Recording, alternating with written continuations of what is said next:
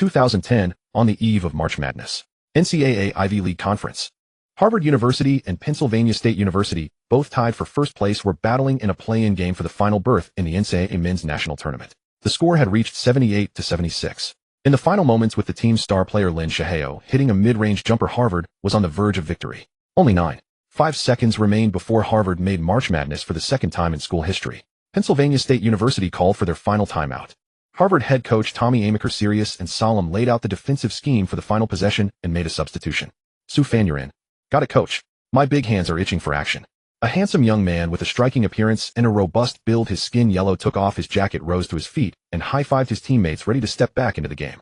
The arena instantly erupted with thunderous cheers. Though not the top star of Harvard's team, Sue Fan enjoyed extremely high popularity in the Ivy League. Because he came from the Dragon Country. As everyone knew, the Ivy League was renowned for its strong academic atmosphere, so there were many international students from the Dragon Country here. Sue Fan was the only one among the many Harvard international students to stand out and join the school team. Lynn Shaheo, Harvard's star player, also had yellow skin, so Sue Fan attracted a lot of attention as soon as he joined the team.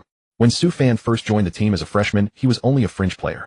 Over the past 2 years, thanks to his outstanding court sense and hard-working attitude, he had gradually secured a starter's position. That's right, Sue Fan was a transmigrator. Unlike many transmigrators, when Sue Fan came to this world 2 years ago, he had not awakened any system. But he did not give up. After all, in his previous life, he had also eaten the rice of basketball. Although his talent was limited, Sue Fan quickly found his own role. He did not aspire to go to basketball powerhouse schools, but instead came to Harvard as an international student. After entering Harvard, Lynn Shaheo, already a junior, had clearly become the top star of the Harvard basketball team. Fortunately, at Harvard, where academics were emphasized, the competition on the basketball team was not too fierce. Sue Fan kept training hard and finally made the team through tryouts, gradually establishing himself as a starter. At 2.08 meters tall by his sophomore year, he had officially become the starting power forward of the Harvard basketball team. This season, although Sue Fan averaged only 8.9 points per game, his defensive and rebounding duties for the team were extremely important. He was the well-deserved interior pillar of Harvard's team. Together with Lynn Shaheo on the perimeter, they were called Harvard's inside-outside twin heroes. In this crucial play-in game on the road to March Madness, during his previous minutes on the court, Sue Fan had already recorded a near triple-double with 10 points, 9 rebounds, and 9 blocks. He broke the Ivy League single-game blocks record. The timeout ended and players from both sides returned to the court as the game resumed. The final battle had arrived. Lynn Shaheo walked over to Sue Fan, put his hand on Sue Fan's shoulder, and said with deep meaning, "Good luck, my brother. I'm this year." Sue Fan smiled calmly and said, "I know. You're already a senior this year. This is the last chance of your college career. Don't worry, I'll give it my all. Go. Leave no regrets." Sue Fan naturally knew Lynn Shaheo's fate in his previous life. Although his 4-year college career had been extremely brilliant, earning countless Ivy League honors, in the end, he never led his team into the NCAA March Madness. Lynn Shaheo ended his college basketball career with regret and later even went undrafted in the NBA draft. This was only natural. It was too difficult for a basketball player from the Ivy League to stand out and enter the NBA. But Lynn Shaheo was lucky. Later, after bouncing among several NBA teams, he seized that fleeting opportunity. He sparked the world-famous Linsanity. Sue Fan also knew that his presence had indeed rewritten some historical tracks of this world. For example, this season, under the leadership of Lynn Shaheo and Sue Fan, Harvard's record had soared, and they had the opportunity to enter the national tournament. Now this opportunity was right in front of them. As long as they stopped Pennsylvania State University's last attack, Harvard could return to March Madness after 64 years. On the final possession, Sue Fan's assignment was naturally the opponent's star player, Frazier. Frazier was a 2.1 meter small forward. Though slightly shorter than Sue Fan, he possessed the speed and explosiveness most common among black players. Penn State inbound the ball from the sideline. Frazier did not receive the pass at the first moment because he was tightly entangled by Sue Fan. Penn State used a quick screen play to get the ball to Frazier. Time was almost gone. Frazier made a quick pivot dribble, trying to shake off Sue Fan's defense. But Sue Fan's eyes were sharp, his footsteps firm, and he would not yield an inch. Frazier, who had already scored 25 points in this game, was naturally extremely confident in his shooting touch. Without fully shaking off Sue Fan, Frazier rose up and forced a shot. His leap was fast, and his release point was extremely high. It could be seen that although he was a few centimeters shorter than Sue Fan, when he jumped, he had already surpassed Sue Fan in height. "Don't underestimate me." Sue Fan roared, dominantly jumped into the air with all his strength to block Frazier's shot. He didn't block it. However, Sue Fan's middle finger barely touched the basketball. Seeing this, Frazier immediately felt something was wrong and shouted to his teammate inside, "Rebound." His defense, though it didn't block the shot, had changed the trajectory of the basketball. It was doomed to veer away. At the instant he landed, he didn't have time to think. With a sudden stop, he sprinted straight to the basket and jumped again. With astonishing willpower, Sue Fan burst out with immense energy in that moment. He actually completed a second jump in an instant. Smack! Sue Fan jumped high, swung his long arm, and snatched the rebound directly in the air. Buzz. The game clock expired. The score was frozen at Harvard 78, Penn State 76. Thanks to Sioux fans' block and rebound in the final possession, Harvard won the play-in game that led to March Madness. At the same time, Sioux fans' stats for the game reached 10 points, 10 rebounds, and 10 blocks. The first blocks triple-double in Ivy League history had been born. Sioux fan had created a record. The spectators on the sidelines instantly boiled over. Even many people broke through the barriers and surged onto the court. Sioux fan and Lin Shaheo hugged tightly, and the other teammates also crowded around celebrating this hard-earned victory. Sioux fan had become the hero of the game.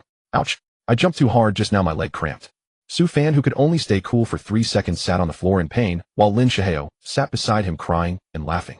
The next day, the news that Harvard had broken into NCAA March Madness after 64 years instantly flooded the headlines and news. Sioux fan, as an international student from the Dragon Country, had scored a triple-double in the game and delivered top-notch defense in the final moments. A famous victory at last. Previously, the fact that Sioux fan had joined the Harvard team had been heard of by a small number of people in the country, but it had never attracted widespread attention. Now most fans finally knew that besides the Yao, Lin, and Sun Dashing, there was actually a fourth player from the Dragon Country fighting overseas. At the same time, at the Basketball Association Center across the ocean, a technician began quickly collecting Sioux fans' college game footage and statistics. In August, the Men's Basketball World Championship was about to begin, and before that the Dragon Country men's national team would play several warm-up games. But now many players, including the Yao, were plagued by injuries and unable to play, causing the first national team training roster to be delayed again and again. Now Sioux fans' sudden emergence gave the national team one more choice. The miracle of Harvard University's basketball team was not meant to endure. In their opening game of the March Madness National Tournament, they suffered a crushing 61-82 defeat at the hands of Kentucky. The season campaign had reached its end. Sioux fan and Lin Shaheo had given everything they had. Unfortunately, the disparity in overall talent and strength between the two teams was simply too immense. Kentucky's roster this season was nothing short of dreamlike, featuring the projected No. 1 overall pick John Wall and future All-Star center DeMarcus Cousins. In addition, they also possessed players such as Bledsoe and Patterson, all of whom would declare for this year's NBA draft. For Harvard, aside from Lin Shaheo and Sioux fan contributing 21 and 12 points respectively, the remaining players delivered rather unremarkable performances. Lin Shaheo's college career had come to an end. After the game, he wept once more. The previous time he had cried was when they had clinched the tournament berth, tears of sheer joy. This time, however, his tears carried more sorrow and helplessness. The conclusion of his college career also marked the end of his youth. 3 days later, Harvard University hosted a banquet for the basketball team to celebrate their first appearance in March Madness in 64 years. At the same time, the banquet also served as a farewell gathering for Lin Shaheo. Having completed his 4 years of college basketball, the 22-year-old Lin Shaheo had officially resolved to enter this year's NBA draft. Although everyone knew that the eventual draft outcome might not be favorable, Lin Shaheo remained unwavering in his conviction to set foot on the path of professional basketball. Sioux fan, once I'm gone, the team is in your hands. I believe you will lead these young men to keep setting new records. As the banquet was drawing to a close, Lin Shaheo spoke these words to Sioux fan with profound meaning. Without a doubt, after Lin Shaheo, Sioux fan was the undisputed core figure of the Harvard basketball team. Barring any unexpected events, Sioux fan would shoulder the weight of leading the entire team for the next 2 years. Then I'm afraid I'll have to disappoint you. Perhaps I'll be leaving as well. As soon as Sioux fan finished speaking, many people, including Lin Shaheo and the coach, were utterly astonished. You're entering the draft too? Perhaps. If the opportunity arises, I will certainly give it a try, but first I'll report to the national team. Not long before Sioux fan had officially received an invitation to attend the training camp of the Dragon Kingdom men's national basketball team. Although he had yet to embark on a professional basketball career as an athlete of the Dragon Kingdom, answering the call to represent his country was an unshirkable duty. Naturally, he also wished to use this opportunity with the national team to gain early exposure to the professional basketball stage and sharpen his skills. At this moment, head coach Tommy Amaker approached Sioux fan, patted him on the back, and said, "Congratulations, Sioux fan. But are you really not planning to complete your studies? You need to think this over carefully. After all, a Harvard diploma might hold more value than a professional career." The coach's implication was not to persuade Sioux fan to finish school, but rather to keep him on the Harvard basketball team. Sioux fan shrugged casually and said with a smile, "Thanks for your concern, but there's an old saying in our country, time waits for no one. We must seize every moment."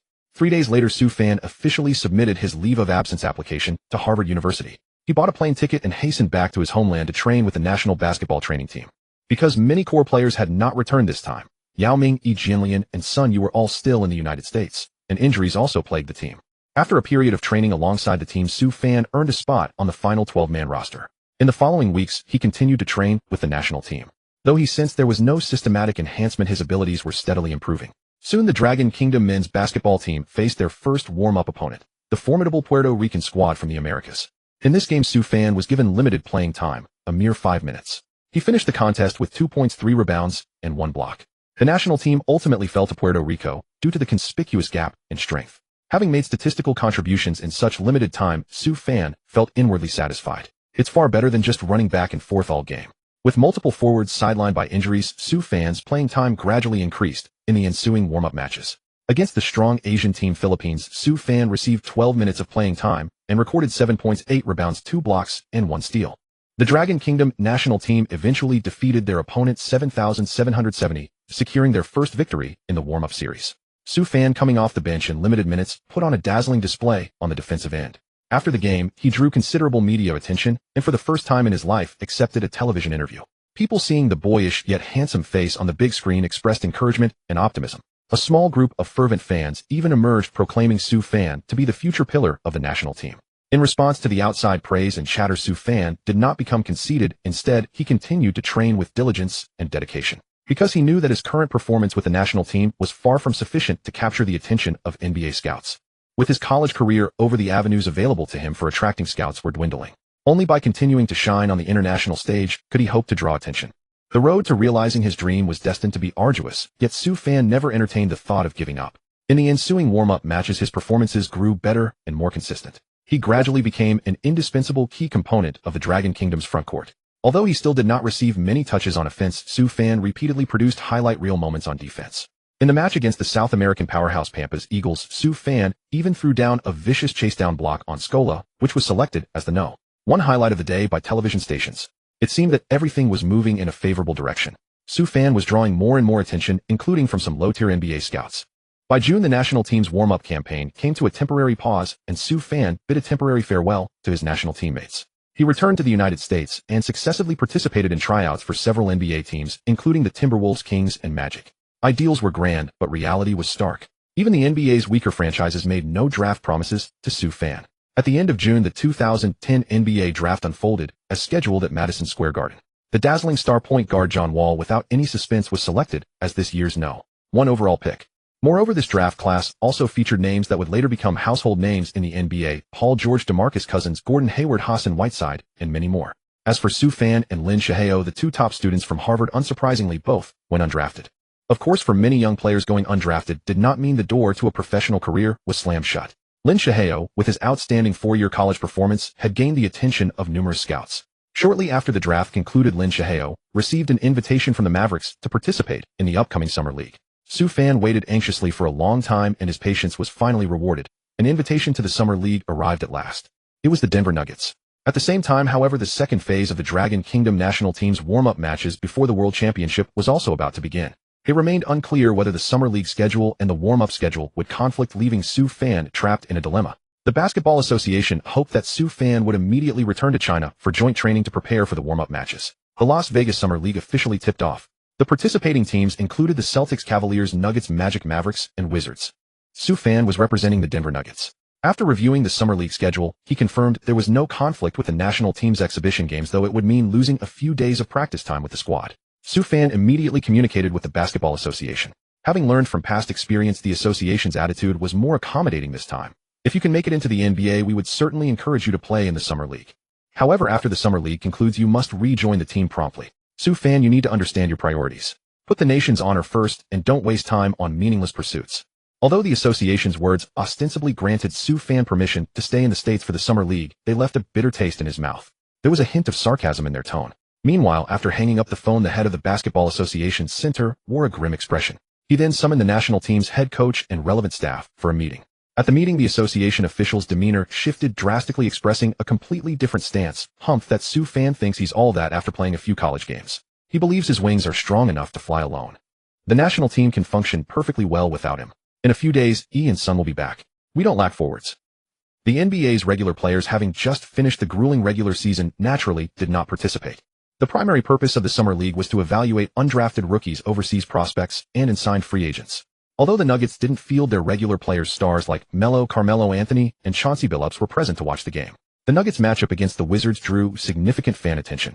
The atmosphere was electric. The appearance of the newly minted number 1 overall pick John Wall caused a stir among the crowd. Su Fan did not start the game. Led by Wall, the Wizards quickly seized the initiative, building a lead that stretched to as many as 15 points. After all, Wall was already at a near NBA level of play, making this tier of competition look effortless. Su Fan finally entered the game near the end of the first quarter. His matchup was Lazar Hayward, a second-round rookie for the Wizards. Seeing a yellow-skinned player from China step onto the court, Hayward displayed a hint of arrogance. Ignoring his teammates' calls, he grabbed the ball and drove directly at Su Fan, attempting to overpower him inside. Su Fan moved his feet, swiftly staying glued to his opponent with his body. That's the nature of the Summer League. Few set plays, plenty of isolation. Everyone is trying to showcase their individual skills. They all hope to catch the eye of the NBA scouts in attendance. Lazar Hayward rose up, relying purely on his physical advantage. But Su Fan swatted the ball away cleanly. Flawless defensive instincts. A collective gasp of surprise rippled through the crowd. Over the next few possessions, Su Fan's tenacious defense shut the Wizards down completely. As the first quarter drew to a close, the Nuggets went on a 10-0 run, cutting the deficit to single digits. Although Su Fan didn't score in the first quarter, he contributed 2 rebounds, 1 block, and 1 steal. Meanwhile, Wall from the Wizards also re-entered the game. He found this level of competition too easy and had not planned to return to the court, but unexpectedly the opponent, under the defense of that yellow-skinned young man, gradually closed the score gap. This was his professional debut, and Wall did not want to lose.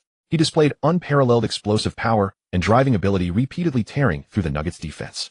It was in this moment that Su Fan realized the immense gap between himself and elite players. Although he knew he might not be able to stop Wall, he still wanted to try. On the final possession of the half, Wall drove to the basket again and executed a Euro step layup. Su Fan swooped in from the side. To everyone's astonishment, he blocked Wall's layup. Whoa, that kid's got game. I really underestimated that yellow-skinned kid. He actually blocked Wall's layup. Hearing the chatter from the spectators, Anthony, who had been utterly bored, immediately turned his gaze to the court. He noticed Su Fan. He looks like he's in decent shape, but I wonder about his skills. Billups beside him added, I've been watching him for a while. His defensive awareness is decent, but his mobility and athleticism are severely lacking. As for his offensive skills, at least for now, I haven't seen any. Anthony smiled and waved his hand, saying, do we even need offense? As long as he can defend, that's enough. Let's keep watching. Su Fan's moment of brilliance was fleeting like a flash in the pan, and he failed to replicate his magic in the second half. After getting blocked, the #1 draft pick Wall became serious, dominating the game and ruthlessly dismantling the Nuggets. In the end, the Nuggets unsurprisingly lost their opening game of the Summer League. Su Fan played 21 minutes, tallying a modest 4.7 rebounds, 3 blocks, and 2 steals. Though his stat line was balanced aside from that 1 block, his performance was ultimately too unremarkable. In America, talented young players are a dime a dozen. Undrafted rookies hoping to catch a scout's eye must dominate the Summer League. Especially with eye-catching statistics. I thought he was a hidden gem, but it seems he's just ordinary. His basketball IQ is decent, but his athleticism is lacking.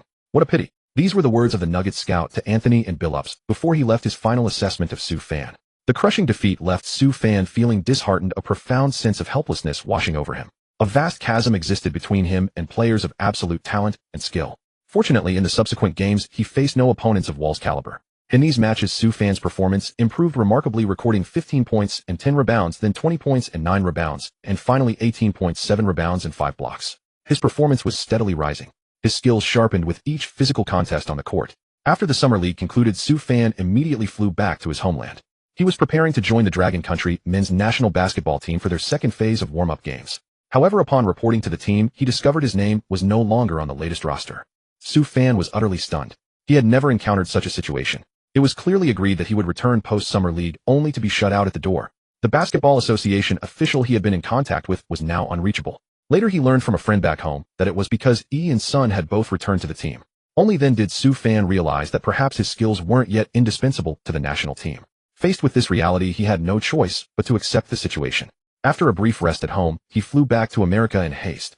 A team had invited him to participate in the Orlando Summer League in August. For him, this might be his final opportunity to make a push for the NBA. The Orlando Summer League was second only to Las Vegas in scale, making its competition even fiercer. For the undrafted young players, this was almost their final chance to enter the NBA. The host Magic even divided the young players into a white team and a blue team. Su Fan was assigned to the Magic's white team. Their first game was against the Mavericks, who had Jeremy Lin on their roster. Before this, Su Fan had specifically contacted an agent team to seize this last opportunity to negotiate contracts with NBA teams. Thanks to his standout performances in the later games of the Las Vegas League, Su Fan earned a starting spot in this match. For the first time since college, Su Fan and Jeremy Lin stood on the court as opponents. Before the game, they embraced and talked at length, both expressing their aspirations and hopes for the future. Although both had gone undrafted, they hadn't lost hope of making it to the NBA. In the first quarter, Jeremy Lin scored 10 points and dished out 2 assists, helping the Mavericks establish an early lead. Su Fan, on the other hand, failed to score in the first quarter, managing only 3 rebounds and 1 steal. After all, as an interior player in a league that emphasized individual performance, getting touches was a difficult task. The guards, upon getting the ball, were all eager to showcase their own skills, unwilling to give up the opportunity to others. In such a situation, Su Fan had to rely on himself, creating scoring chances through putbacks and free throws. By halftime, Su Fan had already racked up 12 points. Jeremy Lin, on the other hand, was in a state of complete frenzy, exploding for 25 points in the first half alone. Clearly, at this level of competition, Jeremy Lin, who already possessed polished skills, could still dominate. At this stage of his career, Lin was at his physical peak, completely free of injuries. During one fast break, the cameras on site almost couldn't keep up with his speed. Among the scouts in attendance, exclamations of awe could be heard. This speed is even more impressive than this year's #1 pick Wall. Both being of Asian descent, how can the gap be so large? You can't compare them. Lin was Harvard starter for all 4 years of college, while Su has only recently emerged. Also, they play different positions. He's incredibly fast, but his finishing and shooting could use some work. Perhaps given time, this kid could carve out a place for himself in the NBA. Clearly, Jeremy Lin's performance in this game had won widespread recognition, proving his worth. In the end, under his leadership, the Mavericks emerged as the ultimate victors. Jeremy Lin finished the game with 38 points, unquestionably earning the title of the game's best player. In comparison, Su Fan's performance seemed rather ordinary. With fewer than 10 shot attempts, he managed to record 15 points, 9 rebounds, and 3 blocks. After the game, Su Fan graciously walked over to the Wizards' side to congratulate Jeremy Lin. Lin, however, seemed preoccupied and busy, apparently discussing a contract signing with his agent and an NBA scout. It looked like a deal was likely to be finalized. Su Fan, meanwhile, had to stay and continue striving, aiming to deliver outstanding performances in the remaining games to seize his final opportunity. Meanwhile, across the ocean, the Dragon Kingdom's national men's basketball team concluded their pre-World Championship warm-up matches with 2 consecutive victories. The brief taste of victory seemed to make them forget Su Fan's very existence. Although Su Fan wasn't yet a household name, he was still one of the few athletes from the Dragon Kingdom playing abroad. A small faction of fans continued to show concern for Su Fan, asking the national team why he hadn't accompanied them on this campaign. But whenever Su Fan's name was brought up, the coaching staff and players would brush it off. They remained tight-lipped about Su Fan. A few days later, the World Championship officially tipped off in Europe. Following the peak of the 2008 Olympics, the star power at this World Championship was somewhat dimmer. Superstars from various nations, including Kobe, LeBron, Yao, Ginobili, and Nowitzki, were all absent. The Dragon Kingdom's team was placed in Group C, widely considered to be one of the weaker groups. Both the team itself and the expectations from the outside world hoped they could replicate or even surpass their historic best finish from the 2008 Olympics. They hoped the Dragon Kingdom team could reach the quarterfinals again or even go further. However, reality dealt them a harsh blow. In their opening game, the Dragon Kingdom team suffered a heavy defeat at the hands of Greece. This Greek team, lacking the Antetokounmpo brothers, wasn't considered a powerhouse in Europe. Yet the Dragon Kingdom team lost completely, offering no resistance whatsoever. Although the Dragon Kingdom team lost their first game, the fans were somewhat forgiving given that their opponent was a European team. Asian teams historically had a very low win rate against European teams, but the subsequent game against Côte d'Ivoire sparked an uproar. They barely managed to scrape out a win against this weak African team, the weakest opponent in their group, only securing victory in the final moments of the fourth quarter. In previous international competitions, the Dragon Kingdom had never struggled so much against Côte d'Ivoire. They had always won by large margins. In this game, the Dragon Kingdom's players seemed to be sleepwalking. Guards couldn't bring the ball past half-court, interior players were exhausted, and all sorts of weaknesses were exposed. If the narrow escape against Côte d'Ivoire had shocked domestic fans, then the third game, a heavy loss to Puerto Rico, was the final straw. Although they had lost to this opponent in warm-up matches, it had never been by such a large margin, especially since E and Sun were back on the roster. There was no excuse for the Dragon Kingdom team to lose to this mediocre American team. The Asian basketball overlords suffered a humiliating Waterloo-like defeat on the European stage. Their dream of reaching the quarterfinals or even going further was shattered in an instant.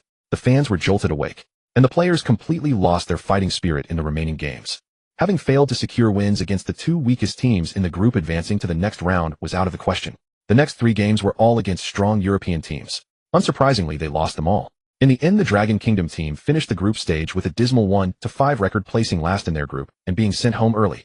This set a new record for their worst performance in World Championship history. The domestic basketball scene was instantly shaken. It was an unacceptable outcome for many fans. Fans were filled with complaints and resentment. For such a shameful record, someone had to be held accountable. As a result, the finger of blame naturally pointed directly at the head coach of the Dragon Nation men's basketball team. Even though Yao missed this tournament due to injury, fans and the media alike felt the team should not have performed so abysmally. Many believed the head coach's on-the-spot decisions and tactical arrangements were at fault.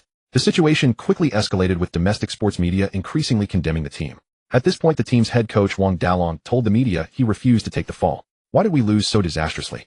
Isn't it because our roster wasn't complete? Remember, we have 4 players overseas. Except for Yao, who is recovering from injury, all should have answered the nation's call. E and Sun did their best this tournament, but we still lacked a reliable rotation on the wing." Amidst the throng of reporters, someone suddenly asked, "Are you referring to Su Fan's absence from the team?" Was his omission from the final roster his own doing, or the team's decision? Coach Wang Dalong waved his hand dismissively. That's not something I can disclose. This interview is over. Clearly his objective had been achieved.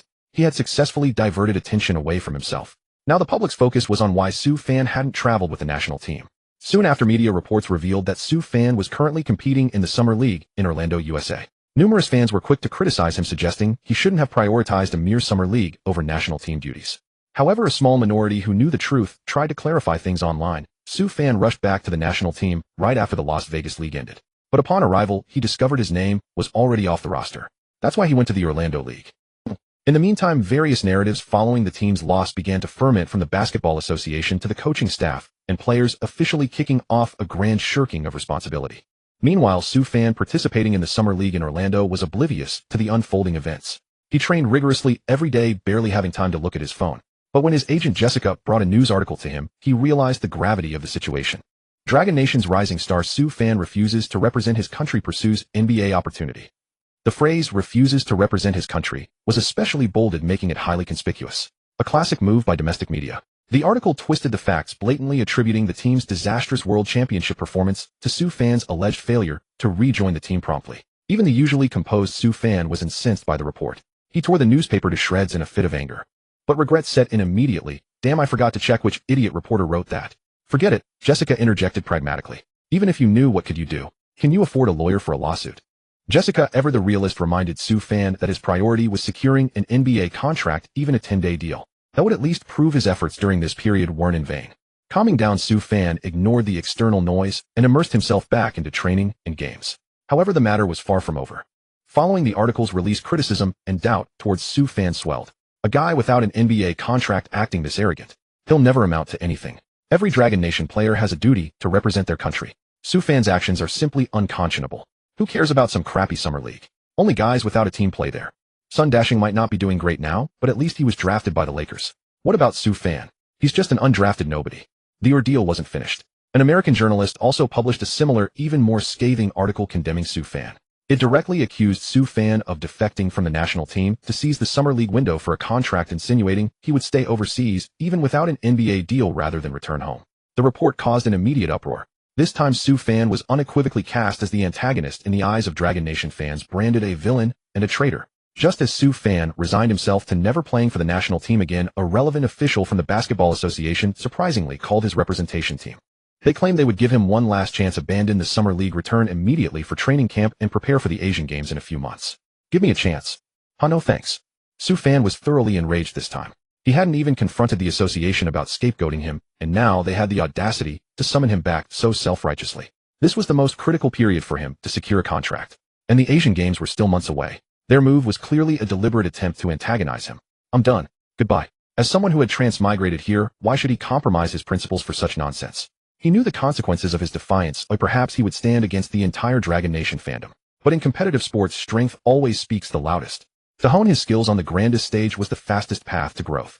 If Jeremy Lin, an undrafted player, could eventually make a name for himself in the NBA, why couldn't he, Su Fan, do the same? From that moment on, Su Fan had completely burned bridges with the national team and the Basketball Association. Seeing his unyielding stance, the association was equally infuriated. They convened an emergency meeting and the next day issued a formal ban titled "Decision" to expel Su Fan from the national men's basketball team. What followed was a deluge of media coverage and propaganda. Such an official designation has the most severe consequences. Within days, nearly every fan across the nation knew about Su Fan's refusal to return from the U.S. Public opinion had completely turned against him. No one was defending him anymore. Su Fan became the target of universal condemnation. In this era where internet forums were just emerging, the controversy spread like wildfire. Su Fan was nearly reviled by everyone. Even his summer league teammates got wind of the news. On the training court, fury blazed within him. He viciously slammed the ball against the backboard. Ding. Detected host's anger level maxed out. Successfully activated the basketball villain system. What the A? Holy crap, this damn system finally shows up. Su Fan couldn't believe the mechanical voice echoing in his mind. Distributing novice gift pack for the host. Congratulations. Host has successfully loaded the Prime Allen Iverson Template. Permanent effect. Iverson. And a permanent peak template. Su Fan exclaimed in shock, feeling invincible.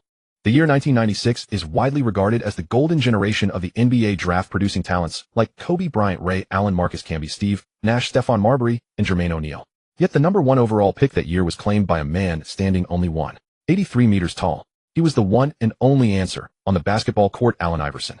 Throughout his entire career, Allen Iverson claimed 4 scoring titles, was selected to 11 All-Star games, and won 3 steals titles. His one-man stand against the OK combination became a legendary tale in the NBA. Every move he made altered the league's landscape and rules, making him the ultimate game-changer. Undoubtedly, his 183-meter stature was a physical limitation. Later generations even speculated that if Iverson had been 10 centimeters taller, the entire NBA landscape might have been rewritten. If I standing at 2.08 meters possessed Iverson's speed, explosiveness, and ball-handling skills, wouldn't I be unstoppable? Suddenly, Su Fan felt a surge of mystical power wash over him, triggering a complete transformation from within. But this system isn't just giving me the Iverson template and calling it a day, is it? The basketball villain system can earn villain points by participating in NBA games. Accumulate points to exchange for various star player skill packs in the shop. So, I must play in official NBA games to earn villain points. Correct. Looks like I need to secure an NBA contract or this system is useless. Su Fan decisively opened the system panel and shop basketball villain system. Host Su Fan, age 20, height 208 centimeters, wingspan 222 centimeters, weight 95 kilograms, current template Allen Iverson, speed 95, agility 92, strength 60, jumping 89, stamina 85, ball handling 99, shooting 83.68, dunking 70, skills ankle breaker, steal. Master villain points 0, shop Curry 3-point pack 1000, Kobe mid-range pack 1000, Leonard's death clamp 1500, Magic Johnson pass pack 2000, O'Neal strength boost 5000, Jordan perfect template. Curry's threes, Magic's passing, O'Neal's strength. This is too overpowered. If I ever had the chance to fuse all these skills together, what a terrifying force I would become. After integrating the Iverson template, Su Fan's speed had reached a terrifying 95, and his ball handling skill hit the maximum value of 99. In the skills section, he had also gained ankle breaker and steal master, both of which perfectly complemented Iverson's attributes. Su Fan possessing the peak Iverson template with a 2.8-meter frame was an extremely rare sight in NBA history. He picked up the basketball again and executed several crisp crossover and behind the back dribbles, his movements fluid and masterful, as if they were second nature. Seeing such a tall player handle the ball so skillfully was astonishing enough. On the training court, under everyone's gaze, Su Fan dribbled and took a powerful stride towards the basket. He effortlessly finished with a windmill dunk. It was easy and graceful. Iverson's leaping ability was already impressive, combined with Su Fan's height, his dynamic traits, and athleticism surpassed most current players. Among players in his position, he was a standout. Austin, the white forward who had been constantly competing with Su Fan on the team, seemed to sense something different about him today and wanted to test him. They faced each other directly. Su Fan used a lightning-quick crossover to blow past Austin. The opponent couldn't react in time. Su Fan drove to the basket and threw down a reverse slam. Wow. Su Fan, you're in great form today. Agent Jessica also noticed that Su Fan seemed different from before. She quickly contacted several scouts to come and watch Su Fan's game. The Nuggets, Suns, and Mavericks were all interested in Su Fan, but had yet to make a decision. The final game of the Orlando Summer League had arrived. Su Fan knew this was his last chance to break into the NBA. Now, with the peak Iverson template, he no longer had to defer ball handling duties. Even playing point guard was now well within his capabilities. At the start of the game, Su Fan, as usual, didn't get many touches. But his athleticism was a different beast now.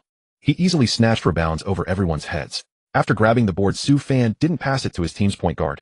Instead, he dribbled the ball himself and charged towards the front court. What is he doing? This yellow-skinned kid has such skills. The spectators on the sidelines buzzed with discussion, and Su Fan's teammates were yelling and waving their hands for the ball. Su Fan, of course, ignored their calls. He turned, nimbly dribbled at high speed, his movements dreamlike and elusive. Su Fan's incredibly skilled ball handling instantly stunned everyone. Previously, Su Fan had never showcased his dribbling skills, mainly relying on putbacks and creating his own shots. The opposing point guard tried to come up for a steal, but Su Fan executed a perfect crossover that sent his defender crashing to the floor. When a big man pulls off such flashy moves on the court, the crowd and the players on the bench erupted in frenzy. Su Fan drove into the paint, strolled through as if no one was there, and easily laid the ball in for 2 points. From that point on, the game became Su Fan's personal showcase. In this final game of the Orlando Summer League, Su Fan played the entire game. He exploded for 45 points, 12 rebounds, and 5 blocks. It was a career high for him in the Summer League. It was explosive, completely explosive. Su Fan's perfect performance finally caught the attention of the scouts on the sidelines. After the game, teams like the Nuggets, Magic, and Mavericks all expressed interest in signing Su Fan to a short-term contract. Even a 10-day contract was a stepping stone to the NBA for Su Fan. After careful consideration, Su Fan and his agent team decided to officially sign the 10-day contract with the Denver Nuggets. After all, the Nuggets were the first team to invite Su Fan to play. In a way, they had shown him kindness by giving him a chance. Meanwhile, Jeremy Lin also received a contract from the Golden State Warriors. Both of them would represent their respective teams in the 2010-11 NBA preseason games. News of Su Fan's contract with the Denver Nuggets quickly spread back to his homeland, igniting a frenzy of heated discussion among the fans. I can't believe that traitor actually signed with an NBA team. He's got some real skills after all. He's just a 10-day temporary hire. He'll probably be cut after the preseason. He didn't show up when the national team needed him most. He thinks he's all that after a few summer league games. With his level, he'd probably average only 2 points per game in the NBA. He should just save himself the embarrassment. Please stop posting news about this traitor. It's annoying to see. Su Fan might as well just go ahead and get American citizenship. He wants to join, but they might not even want him, with his average of just over 10 points in the summer league. The comment section was almost uniformly filled with ridicule. It seemed the fans back home still couldn't accept Su Fan's decision to remain overseas.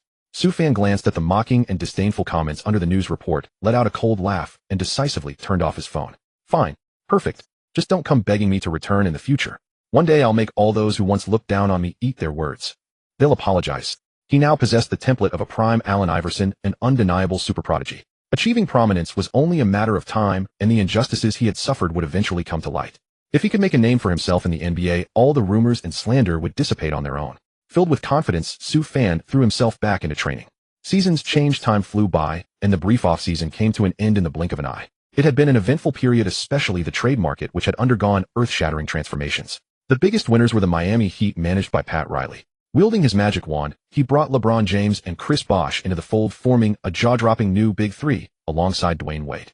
LeBron's decision drastically altered the landscape of the entire NBA and left a profound impact on the psyche of young players across the league. For years, the disparity between the strong West and the weak East had been glaringly apparent. But after the seismic shifts of the 2010 offseason, that dynamic was completely rewritten. Amare Stoudemire joined the New York Knicks. Carlos Boozer signed with the Chicago Bulls, and past his prime Shaquille O'Neal, along with Jermaine O'Neal, both landed with the Boston Celtics. Furthermore, the fates of several players from China also took a turn. Yi Jianlian was traded from the New Jersey Nets to the Washington Wizards, teaming up with the new #1 overall pick John Wall. Meanwhile, Sun Yue, having received no NBA offers, returned to the Beijing Olympians. After a season of recovery, Yao Ming was finally set to make his comeback with the Houston Rockets. This seemed to be the final chapter for players from China in the NBA. It was also widely perceived as the beginning of the decline for Chinese basketball. Su Fan, however, was gearing up to play in the preseason for the Nuggets. The 10-day contract was merely a starting point. Only a standout performance in the preseason could secure a guaranteed NBA contract.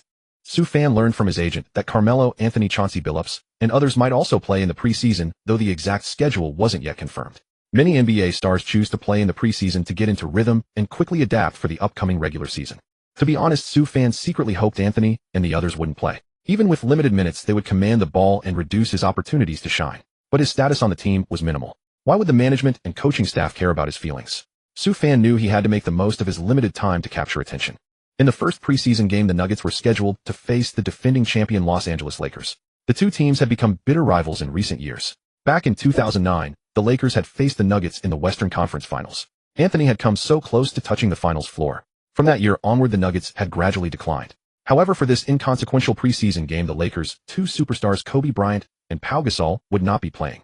The Lakers fielded a lineup led by Ron Artest, Lamar Odom, and Little Shark Andrew Bynum. It was essentially a half-strength starting unit. On the Nuggets side, Anthony would sit out the first game. Apart from him, key players like Billups, J.R. Smith, and Nene were expected to play a few minutes. Having performed well in previous training scrimmages, Su Fan was designated by head coach George Karl as the primary backup for Kenyon Martin. Even for a preseason opener, the courtside seats at Staples Center were packed with celebrities. Besides regulars like Jack Nicholson and Snoop Dogg, the Kardashian-Jenner clan was also present. Although Kim Kardashian was dating Nets power forward Chris Humphries, she remained a constant active presence courtside, seemingly on the lookout for her next target. Beside her, Kendall Jenner looked rather inexperienced, seemingly making her own courtside debut. Jenner had only entered the modeling world the previous year and had already become an idol and goddess to many teenagers. Moreover, since her debut, Jenner had never been linked to any scandals by the paparazzi. Clearly, she was still the innocent Jenner, feeling shy and reserved under the intense gazes of the NBA players. The Kardashian family was notorious in the NBA. Even knowing their promiscuous history, many young players still flocked to them. While Su Fan sat on the bench in quiet meditation, several of his younger teammates couldn't contain their restless excitement, constantly chatting about Kim Kardashian. Clearly, the mature allure radiating from the just over 30 Kim Kardashian held a fatal attraction for the young, hot-blooded players. Man, I envy Humphries. If I ever get the chance to play the Nets, I'm definitely going to destroy him. Give it up. Kim is in her prime. You probably couldn't handle her. Even if it's just once, it'd be worth it. Stop dreaming. You don't even have a real NBA contract. She wouldn't even give you a second look. Hearing his teammates banter, Su Fan couldn't help but chuckle. Of course, that's just how the world works. Once you truly make a name for yourself, these socialites would come uninvited, eagerly throwing themselves at you. The starting lineups for both teams took the court, and the game was about to tip off. Su Fan quickly refocused, shifting his attention to the action, ready and waiting for his number to be called. As the defending champions, the Lakers were clearly superior to the Nuggets in overall strength even without Kobe Bryant and Pau Gasol in the lineup. From the opening tip, the Lakers quickly seized control of the game thanks to the outstanding performances of Lamar Odom, Derek Fisher, and Andrew Bynum. Bolstered by the home crowd's energy, the Lakers' early surge forced the Nuggets to call their first timeout less than 3 minutes into the first quarter. During the timeout, George Karl looked down his bench and said, "Sue Fan, you're in. Don't worry, coach. Watch me." Sue Fan replaced Kenyon Martin. As the young man with yellow skin stepped onto the court, a wave of cheers erupted from the crowd. There were boos too. Sue Fan took it all in stride, calmly performing a few stretching exercises on the sideline. Meanwhile, Kendall, seated not far from the players' bench, suddenly caught sight of this young man from the east. An unmistakable flicker of intrigue shone in her eyes. She could clearly perceive the handsome, vigorous aura radiating from him, a stark contrast to the greasy, typical American players. Kendall herself possessed some Eastern feminine features, her face exquisitely delicate. For some reason, the instant her eyes met Sue Fan's, a blush crept across her cheeks. She quickly averted her gaze, lowering her head. Her older sister Kim Kardashian noticed Kendall's reaction and teased with a smile, "Oh, you like Asian guys? Not a bad eye, I guess. But he's just an undrafted player. He won't have much of a future. He'll probably be cut after the preseason.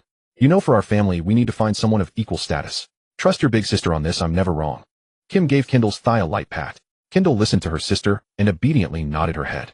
Kim's gaze drifted back to Sue Fan, thinking to herself, this guy, even though he's Asian, is pretty built. He's probably got a decent body. It's a shame he'll never be a great player. The moment Sue Fan stepped onto the court, he felt the intense stares from the Kardashian sisters, and a shiver ran down his spine. He hadn't even shown off his skills yet. Was Kardashian already conquered by his looks? Tisk tisk tsk. The Nuggets lineup on the floor was Ty Lawson, J.R. Smith, Aaron Aflalo, Sue Fan, and Nene. The Lakers countered with Derek Fisher, Shannon Brown, Matt Barnes, Lamar Odom, and Devin Ebanks. Bynum had been subbed out for the moment. Sue Fan's matchup was the champion forward Lamar Odom, who was also a son-in-law of the Kardashian family. He had married Khloe Kardashian last year. The sisters' presence at the game today was likely at Odom's invitation. A naturally gifted player, Odom was somewhat dismissive when he saw his opponent was an Asian guy. His attitude was particularly lax. But when Sue Fan received a pass from Ty Lawson and exploded past Odom with lightning-quick speed, he realized something was wrong. How can a big man be that fast? Am I seeing things? By the time Odom reacted and tried to recover, Sue Fan had already completed a spin move and finished the layup. He had scored his first points of the preseason. His teammates on the bench and the Chinese fans in the arena erupted in applause and cheers. Having been beaten by Sue Fan on the previous possession, Odom felt his pride wounded. On the Lakers' next offensive possession, he put on a show with his dribbling and footwork in the front court. Fancy stuff. The left-handed magician lived up to his name. But Sue Fan's ability to read and anticipate steals had also vastly improved. He saw the gap as Odom switched dribbling hands and swiped the ball cleanly away. The crowd erupted in cheers once again. Who is this kid? He actually stole the ball from Odom. You know, Odom's handles are better than most point guards. With no time to think, Sue Fan sprinted down the court for a fast break and threw down a one-handed power dunk. He had scored 4 straight points since checking in. The lead was cut to single digits. These 2 plays cemented his playing time for the rest of the game. He had fully earned the trust of coach George Karl and played the remainder of the game. After all, the preseason is about developing players and finding hidden gems. The starters on both teams rested after playing less than half the game, leaving the rest of the minutes to the bench players. Sue Fan played 42 minutes, finishing with a game-high 41 points, 10 rebounds, and 4 steals. He perfectly showcased his incredibly refined guard skills despite playing as a big man. The entire Nuggets coaching staff was left in awe. After the game, Odom, who had been completely outplayed in his matchup, walked over to Sue Fan with a defiant tone. "Hey kid, let's see what you've got in the regular season. I was just toying with you tonight." As a champion forward, Odom's stat line of 10 points, 5 assists, and 2 rebounds was indeed underwhelming, forcing him to talk some trash to save face. Sue Fan joked in response. "Hey man, you might not see me in the regular season. I'm only on a 10-day contract. Why don't you have the Lakers sign me?"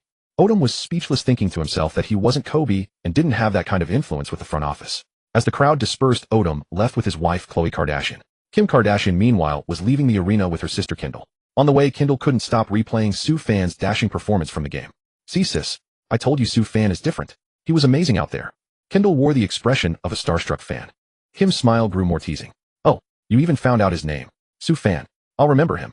Kendall blushed again at her sister's teasing. After getting home, she quietly pulled out her phone and secretly followed Sue Fan on social media. Meanwhile, Sue Fan was still at the arena doing a post-game interview, wondering why he kept sneezing. Scoring 40 points in the first preseason game made Sue Fan's performance arguably the best of the day, sparking considerable discussion in American sports news. He even overshadowed the hype of the new #1 draft pick John Wall, who had only managed 29 points in his preseason debut. However, news of Sue Fan's preseason explosion was rarely reported by the media in his home country, as he was on the verge of being completely blacklisted there. Shortly after the game, Jeremy Lin called Sue Fan to congratulate him. They agreed to meet for dinner where Lin expressed his surprise at Su Fan's performance, admitting he had underestimated him. Lin himself had also played well in his preseason debut for the Warriors, recording a double-double with 21 points and 11 assists. The Warriors had promised him a one-year minimum salary contract after his short-term deal expired. Though it was just over $4,000, it was a real NBA contract. "Congratulations, brother. Your dream came true," Su Fan said. "You're better than me now, right? It's only a matter of time before you get a contract."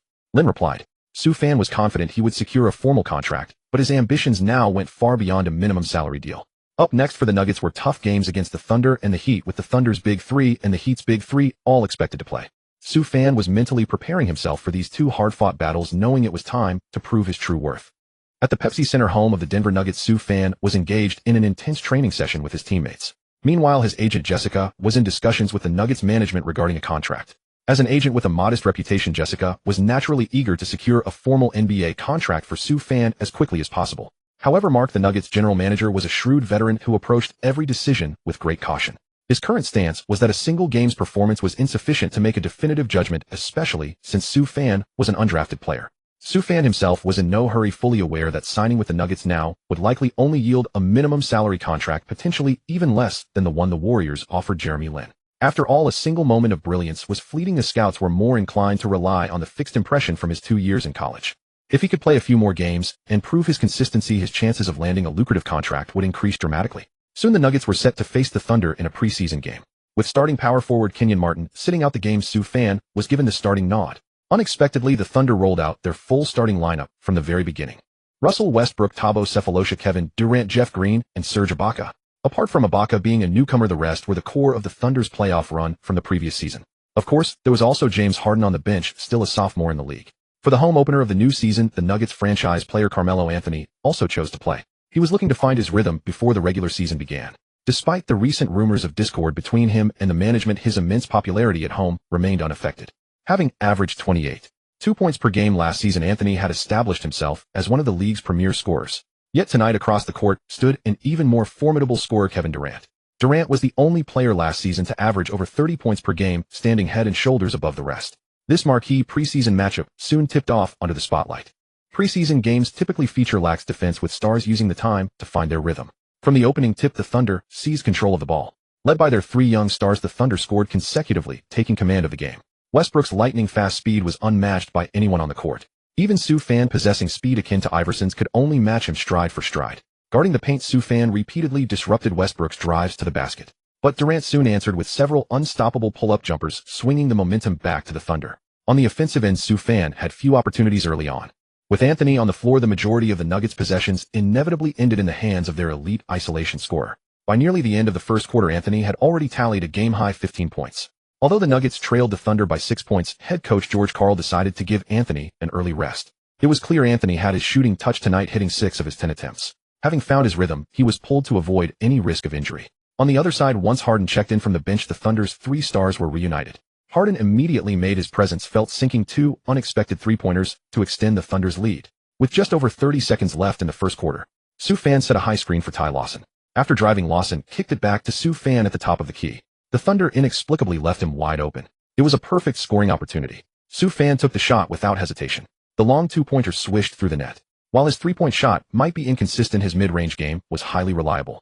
Leaving him open was a colossal mistake. In the previous game, Su Fan had exploded for over 40 points. Had he been a player with any notable reputation, he would have been double-teamed by now. Clearly, the Thunder had not done their homework on Su Fan. They never expected him to possess a mid-range jump shot. Having played for nearly a full quarter, Su Fan finally broke his scoring drought. With Anthony on the court, his opportunities were limited at the start. It was only when Anthony sat out in the later quarters that Su Fan truly seized his moment. In the second quarter, Su Fan went 5-4-7 from the field and a perfect 4-for-4 from the free throw line, scoring 14 points and propelling the Nuggets to take the lead.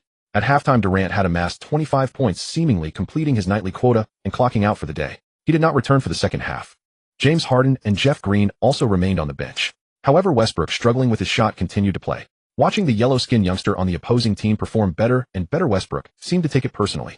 Throughout the first 2 quarters, Su Fan had used his exceptional defensive instincts to thwart Westbrook's drives multiple times. This had been grating on Westbrook. Early in the second half, he finally found his chance. Using an Ibaka screen, he attacked the rim and threw down a monstrous dunk right over Su Fan. It instantly drew gasps from the crowd. While such plays were routine for him, a dunk of that ferocity would make any highlight reel. Sue Fan, the unfortunate poster child for that dunk, showed no anger, merely offering a slight smile towards Westbrook. Westbrook in turn gleefully performed his signature rock the baby celebration. A few possessions later, Westbrook attempted to replicate the feat, driving to the basket and rising for another dunk over Sue Fan. But this time Sue Fan was fully prepared, having adjusted his footwork. He gathered his strength and exploded upwards. His large hands seemed to blot out the sky as he met the ball in midair right at Westbrook's hands. Westbrook's body control was impeccable and his strength formidable. Even under the pressure of Sue Fan's block, he managed to maintain his balance. Their bodies collided in midair. Both players crashed to the floor. The referee, however, called a defensive foul on Sue Fan. Sue Fan knew it was a clean block, but Westbrook was a superstar, and such calls often favor the stars. Besides, he was still an unknown player, so the officials weren't likely to give him the benefit of the doubt. As they both got up, Sue Fan pursed his lips and defiantly shook his head at Westbrook. That simple gesture was enough to ignite the fiery-tempered Westbrook's fury. He charged straight at Sue Fan. Sue Fan had never witnessed such a scene before, yet his composure remained unshaken. Westbrook, however, didn't truly lunge at him. Instead, he initiated a bullfight, pressing his body aggressively against Sue Fan. Sue Fan astutely spread his arms wide, feigning innocence. The other players on the court swiftly pulled Westbrook away. Who does this kid think he is, daring to provoke Westbrook? He's just an undrafted player, why so arrogant? Westbrook's intense competitive nature will be his downfall one day. The spectators at the courtside buzzed with discussion upon witnessing the spectacle. After all, Westbrook was already a superstar of immense fame in the league. It seemed almost absurd that he would nearly come to blows with a nobody in a meaningless preseason game. This was almost inconceivable. In truth, the root cause was that Sue Fan's defense had been making Westbrook extremely uncomfortable throughout the game.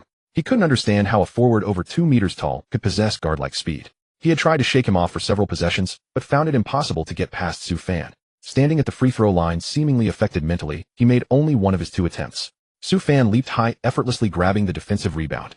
His moment had arrived. The other players on the court were mostly obscure undrafted players and free agents. In other words, they were Sue Fan's potential competitors. So Sue Fan saw no need to pass them the ball. He dribbled the ball up the court himself. His tall frame combined with dazzling ball handling skills created a powerful visual impact. This big man has such great ball handling skills. Are the Nuggets sure they signed him to play inside? His skills rival those of a point guard. I bet many traditional European big men aren't even this skilled. Amidst the crowd's astonished gazes, Sue Fan blew past several Thunder players. He drove into the paint and finished with an easy layup. His performance on both ends of the floor showcased the essence of a superstar. Nuggets head coach George Karl watched from the sidelines, a satisfied expression on his face as he nodded and applauded lightly. Sue Fan's agent Jessica jumped up and cheered loudly. Meanwhile, Westbrook, seeing his spotlight completely stolen by this kid from Dragon Country, felt a surge of unwillingness. He drove to the basket again in a one-man fast break, intending to slam it home. This time Sue Fan came from the side and delivered a clean, emphatic block. Due to the viewing angle, the referee saw the play clearly and had no choice but to refrain from calling a foul on Sue Fan. After blocking Westbrook, Sue Fan wagged his finger at him, mimicking the legendary Dikembe Mutombo. His expression was arrogant and smug.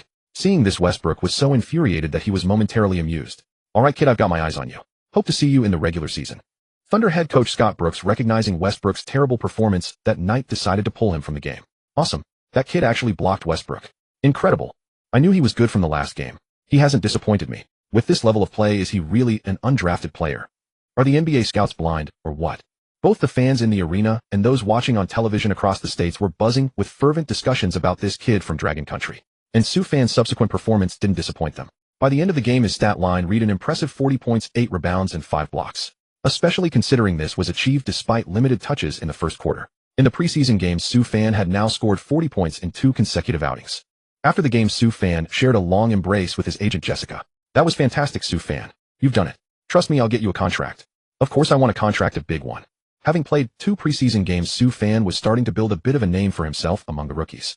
Crucially, his status as an undrafted player forced some scouts who had previously overlooked him to reevaluate their judgment.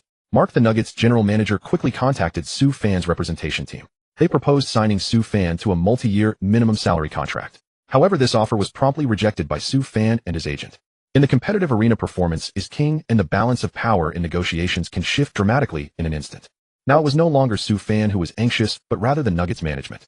On one hand, they feared Sue Fan's breakout was a fluke and were hesitant to offer a larger contract. On the other hand, they worried about losing Sue Fan to other teams once his 10-day contract expired. So they aimed to secure him with a multi-year minimum deal, which they considered the most cost-effective option for the team. Clearly, Sue Fan was not in a position to accept a minimum salary contract, especially a multi-year one with no room for growth. Such a deal would undoubtedly waste his prime years. In the next preseason game, the Nuggets faced the league's most formidable opponent, the Miami Heat. That summer, they had formed an unprecedented super team with LeBron James, Dwayne Wade, and Chris Bosh. In this game, the big three each played less than 20 minutes, yet they had already turned the game into garbage time. In the end, the Heat cruised to a 124-95 victory over the Nuggets. Sue Fan played 32 minutes in this game, though his actual time matched up against the big three was limited. Nevertheless, he still contributed a monstrous stat line of 37 points, 6 rebounds, and 3 steals. After the game, James spoke to the media about Sue Fan's recent performances, stating that he fully deserved an NBA contract and expressed disbelief that Sue Fan had gone undrafted. Sure enough, shortly after the game against the Heat, representatives from the Heat's front office reached out to Sue Fan's agent to discuss a contract. Although their offer was slightly higher than the Nuggets, considering the Heat's current roster, securing meaningful playing time would be extremely difficult for him. On the other hand, the Nuggets, unwilling to let Sue Fan slip away, also re-engaged in contract negotiations with his agent. Finally, after several days of discussions, the two parties officially agreed on a 1-year, $5 million mid-level exception contract. The undrafted Sue Fan had officially secured a $5 million per year deal with the Denver Nuggets. The news exploded across the internet instantly. Gaining the attention of NBA media in such a manner made Sue Fan a rare phenomenon in NBA history. To put it in perspective, the current number 1 overall pick John Wall had an average annual salary of just over $5 million. Furthermore, he had signed a 4-year deal with the Wizards. Sue Fan's annual salary was now among the highest in his entire rookie class. But was that the whole story? In reality, the contract the Nuggets offered Sue Fan contained certain special clauses. It wasn't fully guaranteed.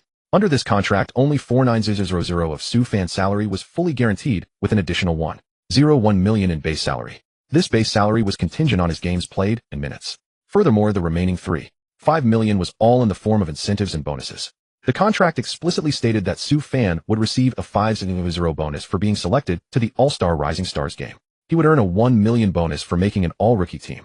If he were to win the Rookie of the Year award, he would receive a $1.5 million bonus. Upon reviewing these stipulations, Sue Fan readily agreed to them all. He was brimming with confidence. Initially, his agent Jessica advised against it, arguing that the contract was too stringent and that a more secure 2-year, $2 million deal would be safer. But Sue Fan resolutely accepted the contract laden with incentive clauses. He was confident that given the opportunity, his current skill set would allow him to succeed and earn every bit of that bonus money. However, with a star-studded roster featuring Carmelo Anthony, Chauncey Billups, and Kenyon Martin, would the Nuggets even give him that chance? Drawing on his past life's memories, Sue Fan vaguely recalled that Anthony's relationship with the Nuggets soured that season, leading to a mid-season trade to the New York Knicks. Following that, the Nuggets entered a rebuilding phase. That would be the true opportunity for Sue Fan to shine. Soon after news of Sue Fan's official signing with the Nuggets reached his homeland, the reaction from the media and fans in Dragon Country was absolutely electrifying. Sue Fan ultimately couldn't resist and opened a domestic sports forum, clicking on the news about himself. The comments below were a veritable carnival of absurdity, enough to make one both laugh and cry. The Nuggets are total suckers, signing this undrafted nobody to a $5 million 1-year deal. Are they insane? I heard he dropped 40 points in consecutive preseason games. Maybe the kid actually has some game. What does preseason even prove? The defense is a joke and real stars don't care about those games. Soon a keen-eyed netizen spotted the catch in the contract.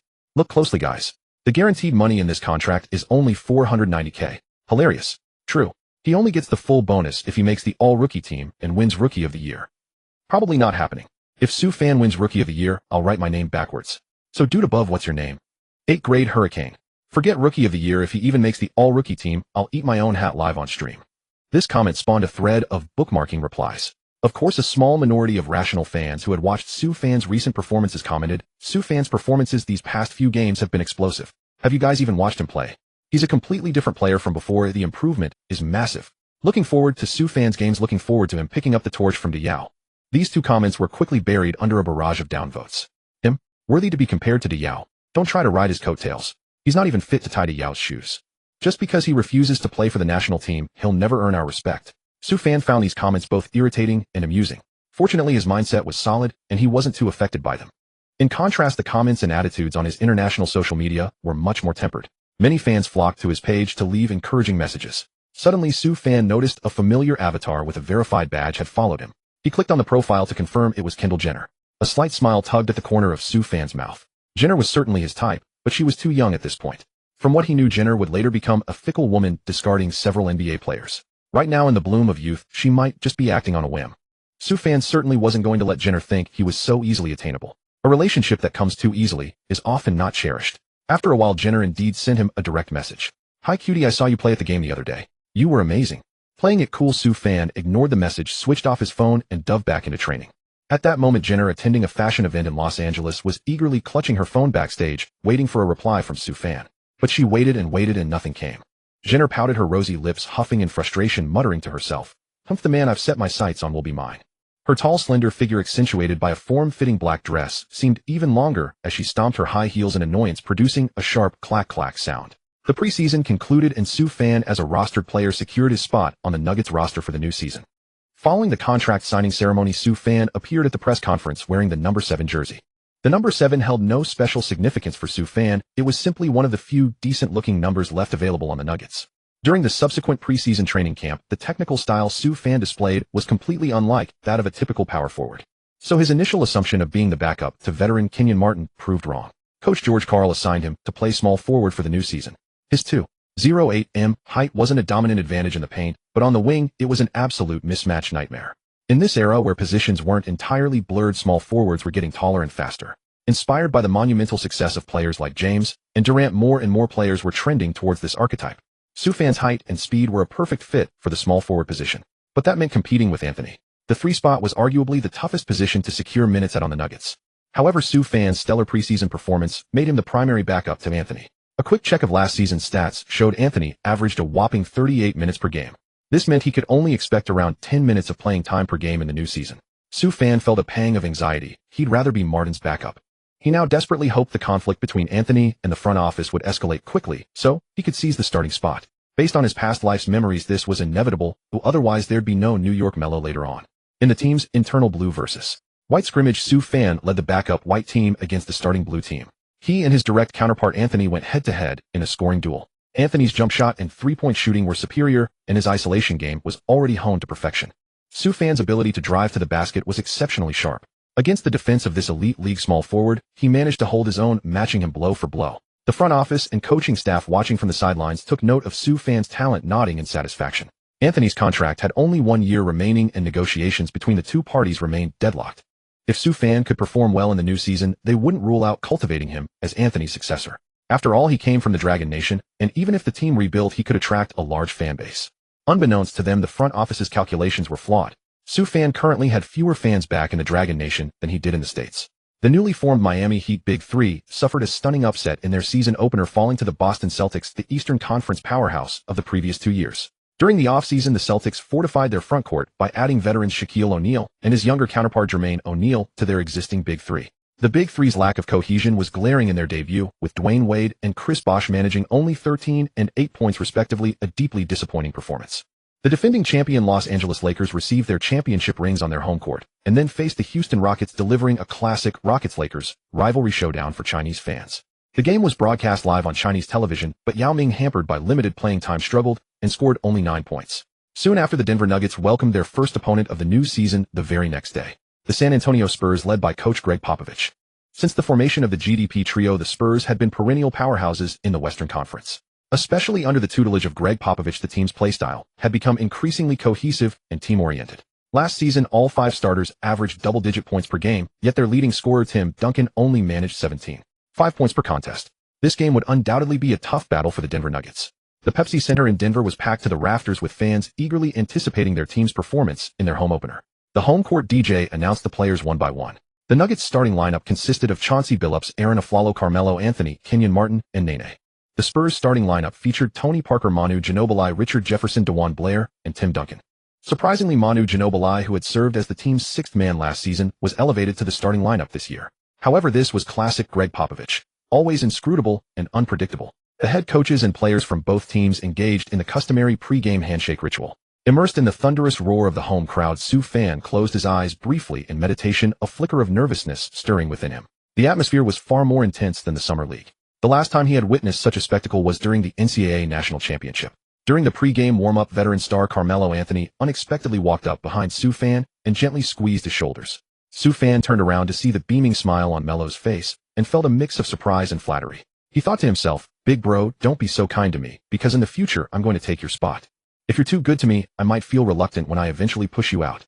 Of course, Sue Fan didn't voice these inner thoughts. He merely offered Melo an awkward smile to diffuse the sudden affectionate atmosphere. The game tipped off amidst the eager anticipation of the crowd. Nene secured the opening tip for the Nuggets. Billups distributed the ball to Anthony on the wing, who after a few probing jab steps rose up for a confident jump shot. He connected, scoring the Nuggets' first points of the season. The younger Nuggets squad, propelled by the stellar outside shooting of Anthony and Billups, quickly seized the early advantage. However, the Spurs fought back tenaciously. They relied on their defense to fuel their offense, remaining methodical before transitioning into attack. The big fundamental, Tim Duncan, scored consistently in the paint, helping the Spurs quickly erase the deficit. Subsequently, the Spurs' relentless defense forced a series of Nuggets turnovers, and they gradually took control of the game through fast breaks and transition offense. With 8 minutes elapsed in the first quarter, the Spurs went on a run, surging to a 22-14 lead over the Nuggets. George Karl quickly called a timeout, preparing to make adjustments.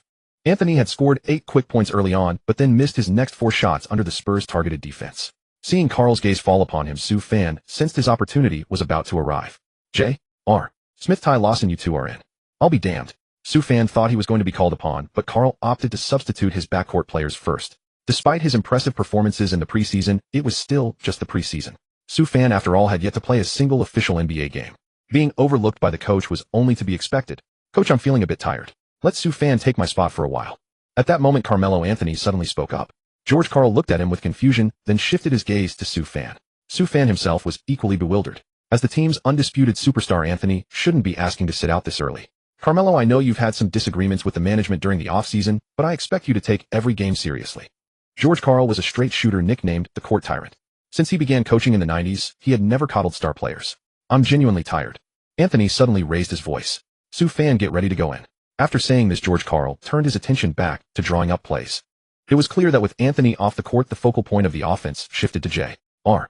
Smith. As the team's sixth man, despite his occasional erratic play, J.R. possessed undeniable scoring firepower. Sue Fan shed his warm-up shirt, revealing his 7 jersey.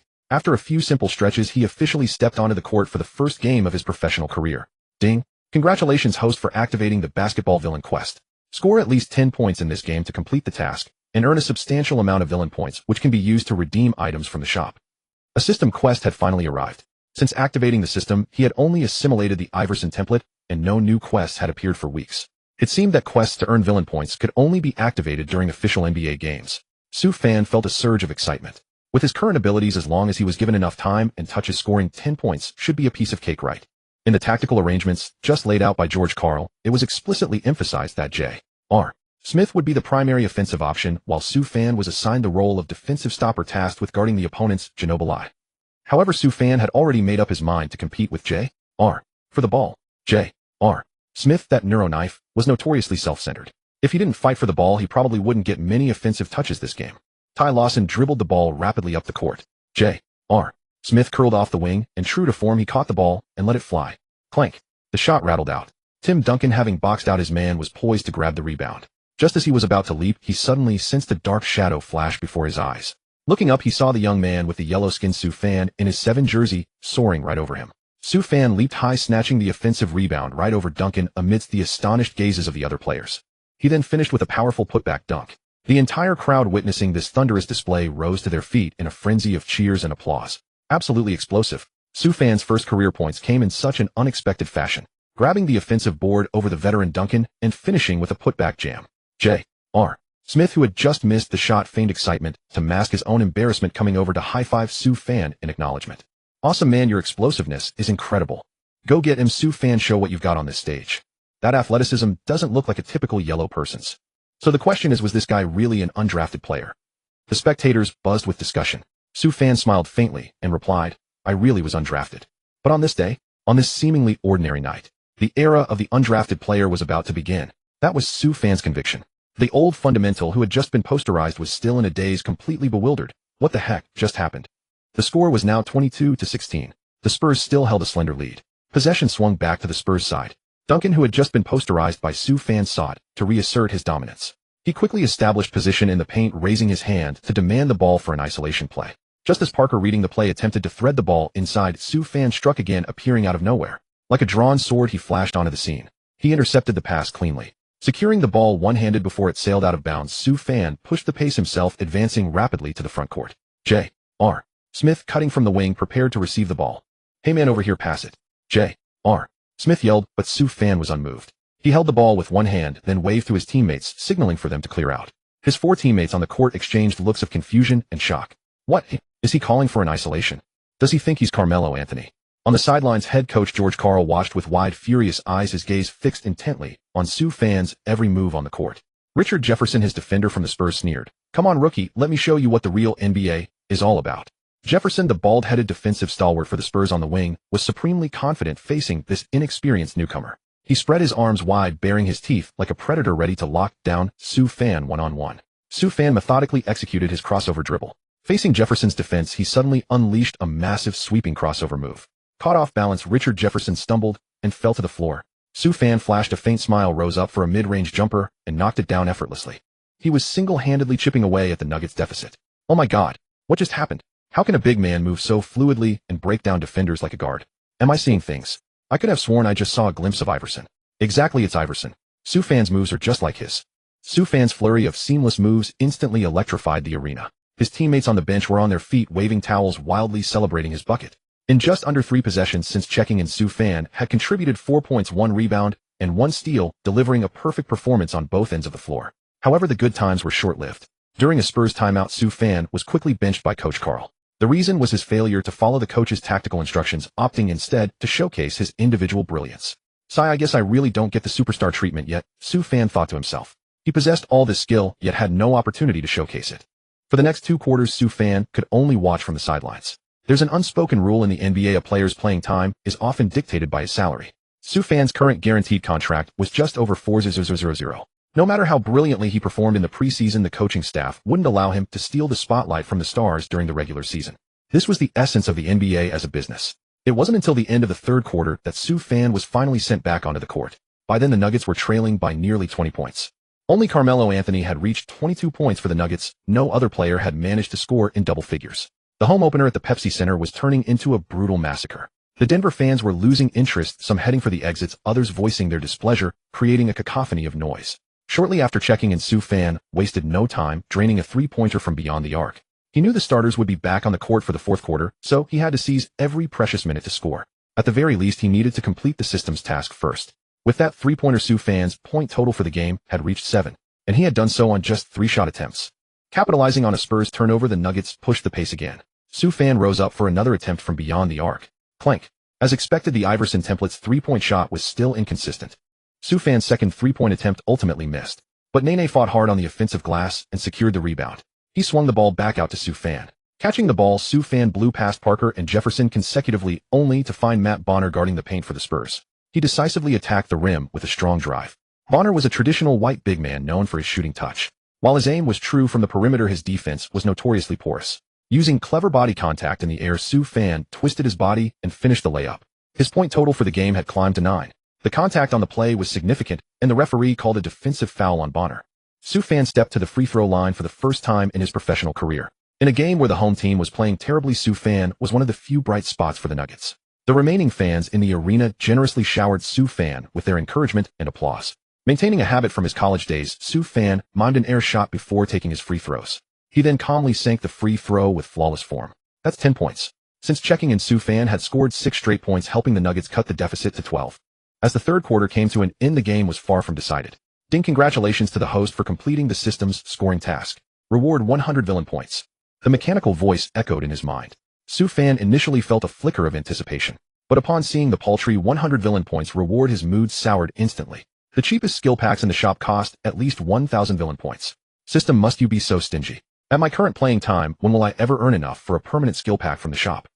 Ding! Due to the host scoring 10 points in less than 5 minutes of play across 3 quarters, efficiently completing the system's task, a temporary hidden reward has been triggered. Do you wish to open it? Oh, there's a hidden reward. Open it now. Su Fan hadn't expected his efficient scoring outburst to trigger a bonus reward. Ding! Congratulations to the host for integrating the Klay Thompson 3-point skill time card. Duration 30 minutes. The Buddha's 3-point skill. He was one of the greatest spot-up 3-point shooters in history with explosive scoring potential. When his Buddha light shone upon the game, even Curry's brilliance could be overshadowed. Su Fan opened the system panel to check his attributes and found that his 3-point rating had been temporarily boosted to 95. If he got the chance to play in the final quarter, he might just be able to lead his team to a comeback.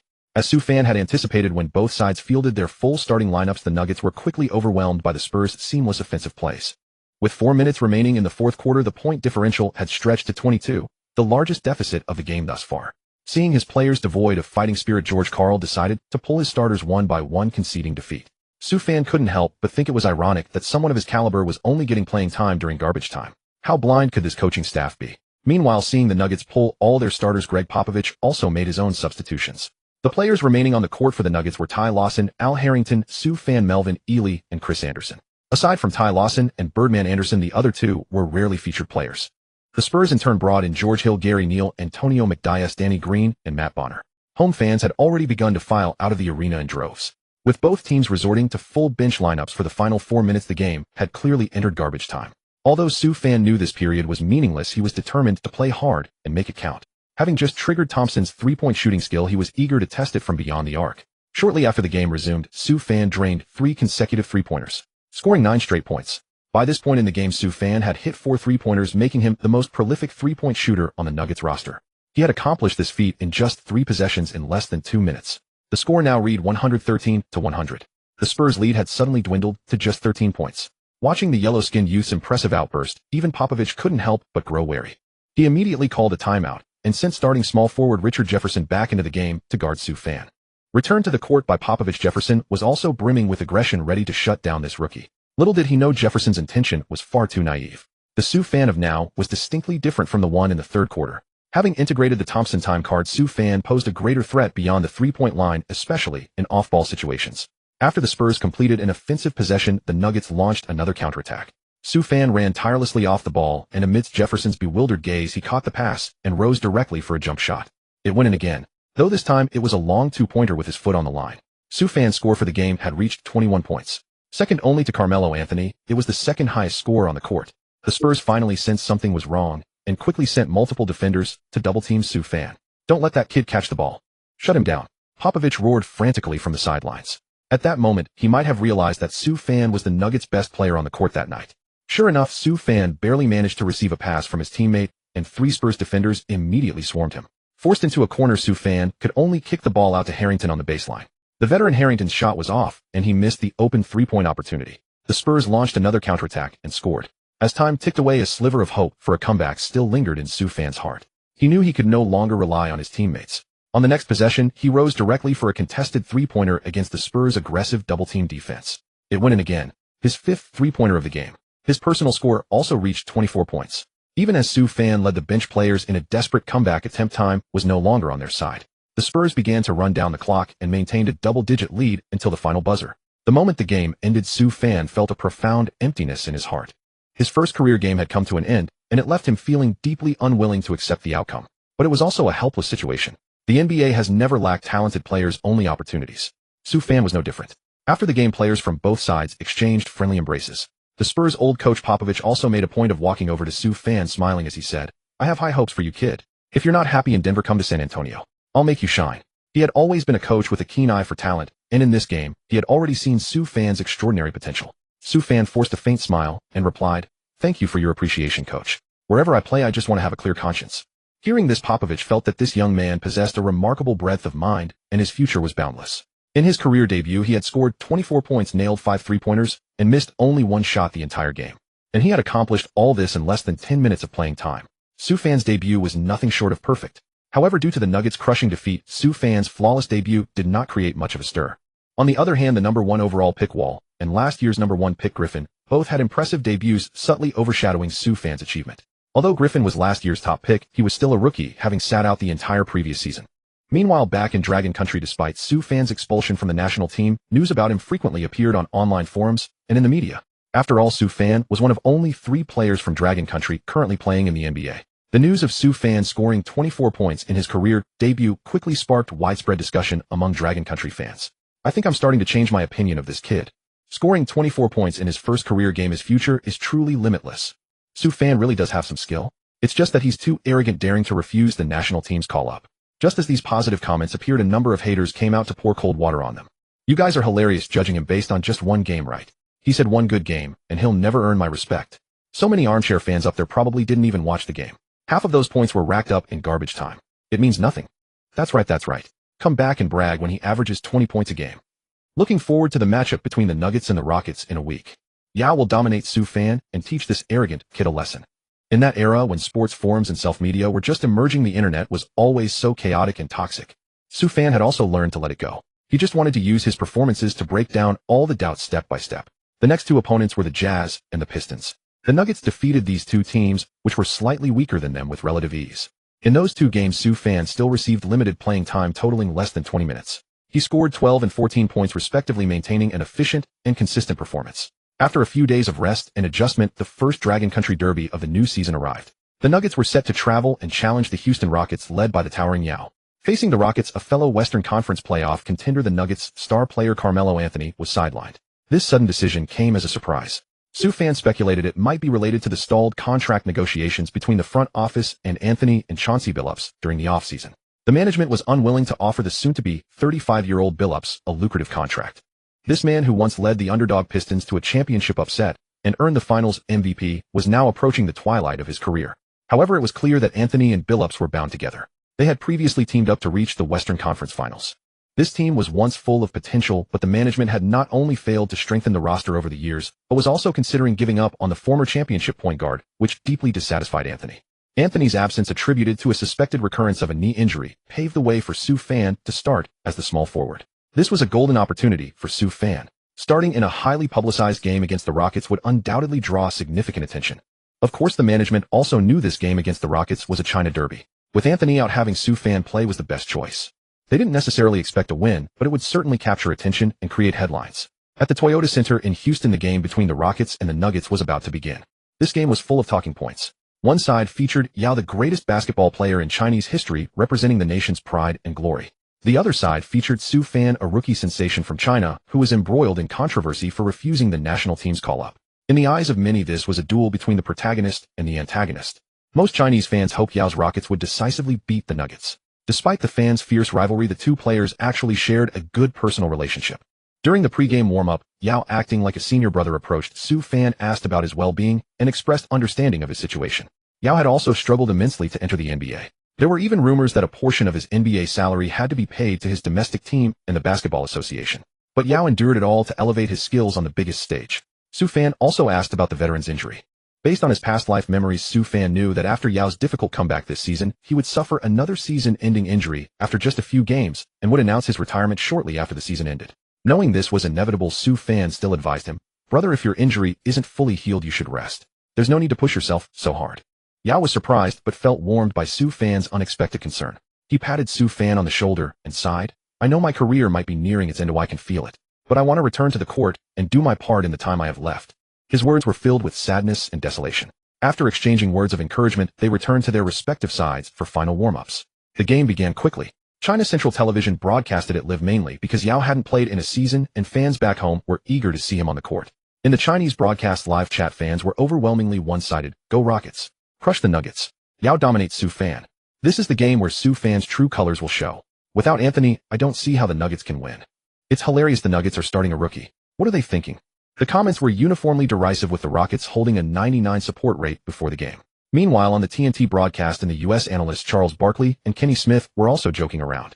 Barkley commented, "If Yao's minutes are still limited tonight, I like the Nuggets' chances." Kenny Smith laughed and said, "The opponent's rookie Su Fan from China is starting today. I wonder how he'll perform. Care to make a bet?" Hearing the mention of a bet, Barkley was reminded of the time he had to kiss a donkey's rear end because of Yao.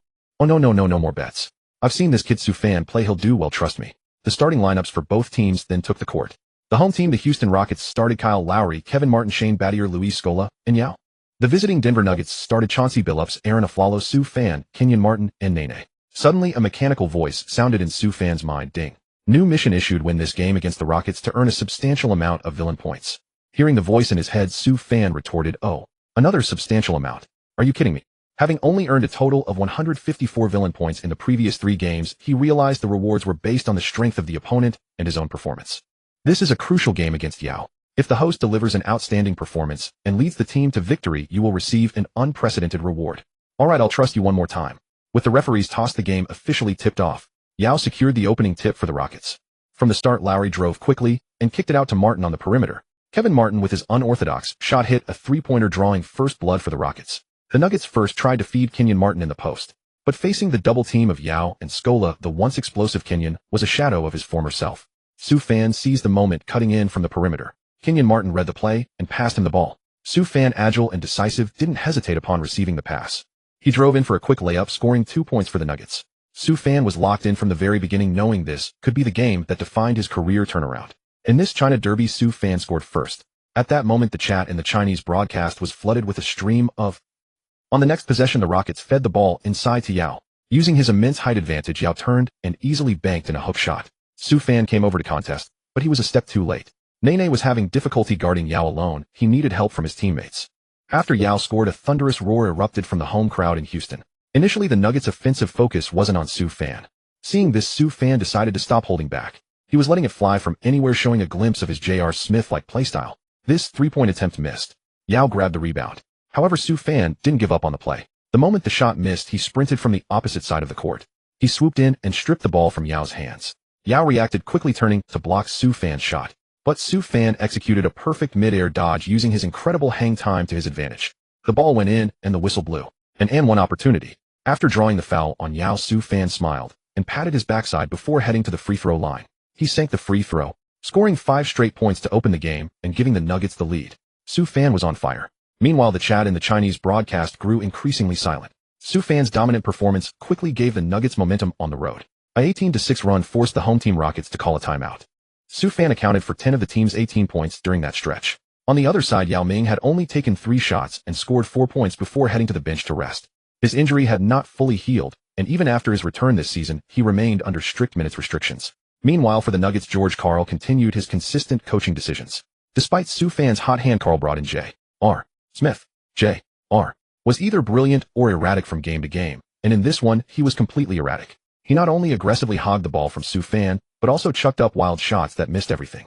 The Nuggets' offensive system instantly fell into disarray. The Rockets seized the opportunity and managed to take the lead by the end of the first quarter. Su Fan finished the first quarter with 13 points on 5 of 7 shooting, the highest total for any player so far in the game. With Yao out of the paint, Su Fan showcased his unstoppable driving ability. Drive, draw the foul, drive again, draw another foul. The speed Su Fan displayed before everyone was utterly unlike that of a 2.8-meter forward. I even think Rockets small point guard Kyle Lowry couldn't outrun him. My God, how can a yellow man possess such explosive speed? It's absolutely incredible. At the commentary desk, Barkley and Kenny Smith were wildly discussing Su Fan's perfect performance today. The fans were also buzzing with discussion, marveling at the abilities displayed by this young man from the Dragon Country. It wasn't until the latter part of the second quarter that Yao finally returned to the court. At this point, thanks to Su Fan's drives, the Nuggets had caught up, and the two teams were once again locked in a stalemate. With Yao back anchoring the Rockets' interior, a new barrier was erected, gradually forcing Su Fan's offensive finishes to shift towards the perimeter. Fortunately, his mid-range shot was also quite accurate. Crossover drive, pull back. Su Fan executed a fluid sequence of moves, shaking off Badier's defense. Another mid-range jumper swished through the net. The Nuggets took a 55-54 lead. Su Fan's point total for the game had reached 20, and the first half wasn't even over yet. Su Fan was putting on an absolutely phenomenal performance. This night was destined to be his breakout showcase. In contrast, Yao's performance was rather unremarkable, managing only 9 points and 5 rebounds in the half. In fact, since his comeback this season, Yao's performance had seen a precipitous decline. In the 3 games he'd played so far this season, he hadn't exceeded 30 minutes of playing time, averaging fewer than 10 points per game. The former All-Star center, plagued by injuries, had fallen to such a state. The final possession before halftime, Yao was back on defense while Su Fan advanced with the ball. The two were about to have their first direct confrontation of the game. Given that they played different positions, the chance of such a matchup was quite slim. The spectators rose to their feet, erupting in cheers. Su Fan calmly executed his between-the-legs dribble. Though Yao's steps were a bit slow, his focus was absolutely unwavering. Su Fan bided his time, and just as the shot clock was about to expire, he rose for a jump shot from beyond the arc. Yao leaped, instantly lunging forward to block. But Su Fan showed no sign of backing down. He continued to ascend in midair. His leap carried him far above Yao's reach. Swish! The basketball traced a beautiful parabola through the air. It nestled cleanly into the net. Buzzer! The red light at the scorer's table flashed, signaling the end of the first half. With Su Fan's buzzer-beating three-pointer, the Nuggets extended their lead to 4 points. In this direct duel against Yao, Su Fan had emerged decisively victorious. 23 points in the half, with a field goal percentage over 70. Incredible efficiency. The entire Toyota Center was stunned into silence. As the second half began, Yao was nowhere to be seen on the sidelines. While on the court, Su Fan asked one of the Rockets players about his whereabouts. It turned out that Yao had felt discomfort in his ankle and had withdrawn from the game prematurely. Shortly after, the Rockets' official announcement confirmed that Yao would not play in the second half. The first duel between Su Fan and Yao had thus come to a definitive conclusion. Su Fan knew this might be the first and last time he would ever face Yao on the court in his career. The iconic figure who represented an era of the Dragon Country men's basketball team was about to slowly draw the curtain. Even though Yao had left, the game was not over. Su Fan's task was to lead his team to victory. With Yao absent from the paint, Su Fan began aggressively attacking the Rockets' basket. However, the rugged Rockets refused to give up, with Martin and Battier catching fire from the perimeter. The Rockets remained locked in a fierce seesaw battle with the Nuggets. Su Fan's outstanding performance in this game had completely earned the trust of his teammates. His teammates began to consistently look for him on offense. Su Fan did not disappoint, using his isolation skills to continuously score for the team. By the end of the third quarter, Su Fan had already scored a career-high 30 points. The Nuggets also held a precarious 75-73 lead over the Rockets. In the final quarter, the home team Rockets left it all on the floor. Kevin Martin continued his long-range barrage. Buetinger, coming off the bench, also contributed with consecutive drives and isolation scores. Su Fan began to face defensive attention, drawing double teams and falling into a scoring drought. In the clutch, the veteran Nene stabilized the situation in the paint. 2 consecutive dunks helped the Nuggets tie the game. The two sides remained deadlocked until the very final moments. Kyle Lowry caught fire from outside, giving the Rockets a 3-point lead. With 30 seconds left, Su Fan sprinted down the court, shook off his defender, caught the ball beyond the arc, and rose for an immediate jump shot. It goes in. Su Fan ties the game for the Nuggets. The Rockets were controlling the clock, looking to execute a game-winning shot. When the ball was delivered to Scola in the post, he began to display his famous dream shake. Su Fan, lurking in an unassuming wing position, suddenly pounced like a leopard, swooping in from the blind side to emphatically swat away Scola's shot attempt. The Nuggets secured the ball. Only 0.7 seconds remained on the game clock. At that moment, everyone assumed the game was headed for overtime. After the timeout, the Rockets players seemed a bit careless, believing that a play couldn't possibly be executed in just 0.7 seconds. But they were gravely mistaken. Without a sound, Su Fan had already slipped down to the basket. Kenyon Martin hurled the inbound pass directly to the rim. Su Fan leaped, secured the pass cleanly in midair, and gently laid the ball into the hoop. A deathly silence fell over the Toyota Center as tens of thousands watched, so quiet you could hear a pin drop. The buzzer sounded. The game was over. The ball went in, the light came on. The final score was 107-105. The Nuggets won by a narrow 2-point margin. A game winner. A perfect game winner. No timeout was needed. In the final moments, a three-pointer, a block, and a flawless alley-oop. Su Fan stepped up like a superhero, saving his team. He was in that unexpected position, executing a perfect inbound pass combined with an alley-oop to seal the victory. This was the first buzzer beater of the regular season. In that moment, Su Fan created a miracle. Oh my God. What a magical night. What a magical player, Su Fan. He hit the game winner against the Rockets and became a hero for the Nuggets.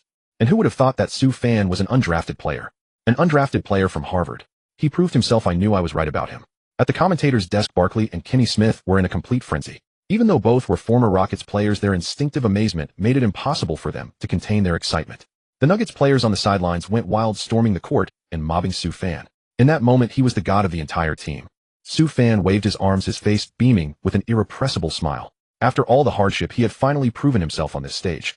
After this game, no one would dare underestimate him again. He shot 12, 4, 16 from the field, scoring a game-high 35 points along with 5 rebounds, 3 assists, and 2 steals. He contributed a stunning buzzer beater in the final moments. For him, it was a perfect night, a perfect script. After the fall of De Yao, China's former pillar Su Fan proved to the world in this manner that he was fully capable of carrying on De Yao's legacy. It was as if the torch had been passed. Back in China, in the live stream studio, the commentators were full of praise for Su Fan's spectacular performance. Regardless, although he faced a lot of doubt before, his performance tonight was flawless. I think it's time to let bygones be bygones and lift the ban on this young man. The comment section was flooded with 666, and apologize, and sorry we spoke too loudly before. That night, countless fans were won over by Su Fan's actions. After this battle, Su Fan became an overnight sensation. And to do it in a matchup against De Yao, a clash of Chinese basketball titans, made people marvel at the wonders of fate. In the post-De Yao era, plagued by injuries, China had unexpectedly produced another prodigious talent. Unfortunately, he faced a ban from the Chinese national team. A lamentable and regrettable situation. The victory allowed many to revel in the joy of the moment, temporarily pushing aside past grievances. After the game, Jennifer, the seasoned and attractive NBA reporter, swayed her hips as she approached Su Fan for an interview. Su, first of all, congratulations on the win. You scored 35 points tonight, a career high. Was this within your expectations? Su Fan scratched his head and said with a smile, yes, when I found out I was starting this game, I knew my opportunity had come. This league is ruthless, but it's also fair. It doesn't bury any talented and capable player. Jennifer continued, as a former Harvard student, why did you insist on pursuing a career in the NBA? I know my talent might not have been outstanding, but through my relentless daily training, I believed that one day I would break through. Your game-winning shot tonight is destined to go down in history. What do you want to say to your teammates and friends? Su Fan pondered for a moment before continuing. There was another Harvard alum who came to the NBA with me, Len. I hope he perseveres and doesn't give up due to temporary setbacks. Keep going, and you will definitely succeed. With that, Su Fan made an encouraging gesture at the camera. At that moment, Jeremy Lin, who had been assigned to the G League by the Golden State Warriors, watched this scene on TV, his heart filled with a myriad of emotions. Unknowingly, he recalled the days he played basketball with Su Fan, and tears welled up in his eyes. He steeled his resolve and threw himself back into training. Ding, congratulations, host, mission complete, lead the Nuggets to victory. Due to your outstanding performance in this game, a career best and the game-winning shot, a critical hit reward has been triggered. Ding, congratulations, host, you have received 1,000 villain points, which can be used to purchase items in the shop. After the game, hearing the series of mechanical sounds in his head, Su Fan finally praised the system for once. This reward was quite generous. Opening the system panel, his villain points had reached 1154. In the shop's 1,000-point exchange section, he saw Curry's 3-point shooting package, Kobe's mid-range shooting package, Nash's passing package, and more. Without hesitation, Su Fan decisively chose to exchange for Curry's 3-point skill package. He needed greater scoring firepower to prove himself. Although he had integrated Iverson's template, his shooting ability was still lacking.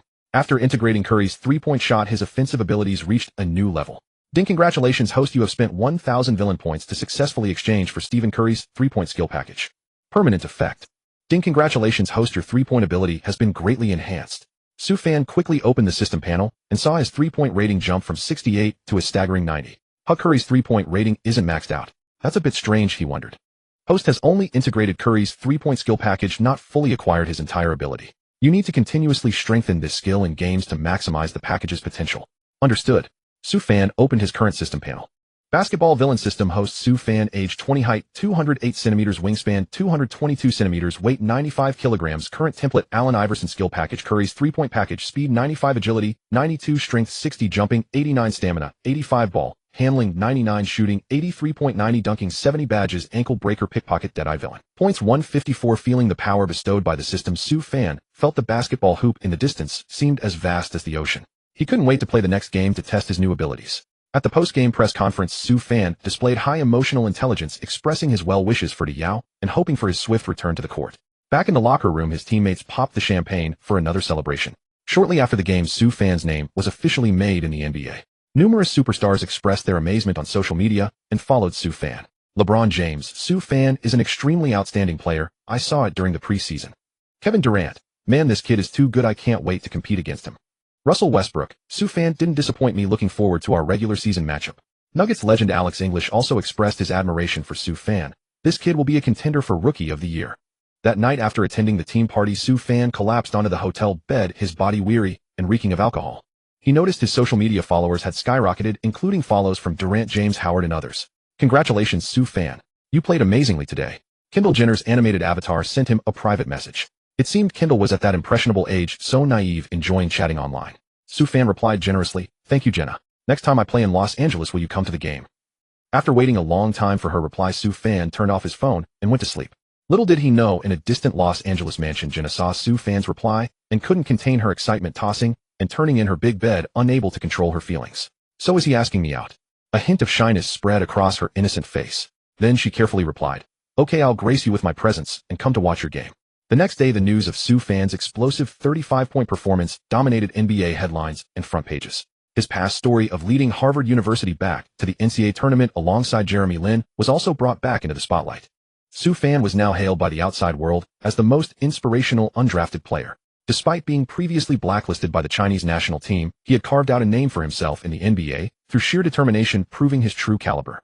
He proved just how foolish the Chinese Basketball Association's decision to ban him had been. They had potentially cast aside the cornerstone of Chinese men's basketball for the next 2 decades. Many of his former detractors began to shift their attitudes, turning their attention back to Su Fan's games. This was especially true days later when the Rockets announced that Yao Ming would miss the rest of the season due to another ankle injury. While fans lamented Yao's misfortune, their gaze also turned towards Su Fan. And Su Fan's incredible run of form showed no signs of stopping. Carmelo Anthony continued to sit out, and during his absence, Su Fan solidified his position as the team's starting small forward. Through his performances, Su Fan earned the respect of the coaching staff and management along with the trust of his teammates. In a game against the Charlotte Bobcats, Su Fan matched up against the Cat Gerald Wallace. Playing 28 minutes, he once again scored a game-high 32 points. With this victory, Su Fan helped the Nuggets secure their 4th consecutive win. Armed with Curry's shooting skill set, Su Fan's 3-point release speed and accuracy had improved dramatically. Particularly as opponents hadn't yet devised special strategies against him, Su Fan launched 10 3-pointers in this game and made 7 of them. A 2.08-meter tall big man possessing not only Iverson-like speed, but also deadly accurate shooting. Su Fan's true prowess was becoming increasingly astonishing to the outside world. Facing the Pacers led by Danny Granger, Su Fan played 30 minutes and made 14 of 20 shots, once again setting a new career high for points in a single game. 36 points, 7 rebounds, and 5 assists. Sue Fan's name was beginning to resonate throughout America and sweep across the entire North American continent. Since becoming the starter, he had never scored below 30 points in a game. Sue Fan was scripting a miracle story of an underdog's rise. Soon the Nuggets faced their toughest opponent in the West, the Los Angeles Lakers. As defending champions, the Lakers had a rocky start to the season with a 3-3 record. However, powered by Kobe Bryant's outstanding performances, they were showing signs of recovery, having won 2 straight games. Playing at home in the Staples Center and awaiting their opponents fresh, the Lakers were confident in securing a 3rd consecutive victory on their home court. Before the game, a reporter asked Kobe for his thoughts on Sue Fan, the rookie, who had been on a tear recently. Kobe coldly and calmly stated, "I rarely pay attention to news online, and I don't know the name of the person you're talking about. If he's got game, let him come perform in front of me." Kobe's words were filled with his signature arrogance and disdain. This was typical of him, as everyone knew his personality had remained unchanged over the years. Soon this highly anticipated clash at the Staples Center was about to tip off. Before the game, the commentators on the broadcast, Barkley and Kenny Smith, were discussing Sue Fan's recent stellar play. Sue Fan is averaging 25.5 points per game this season, leading all rookies. It's insane.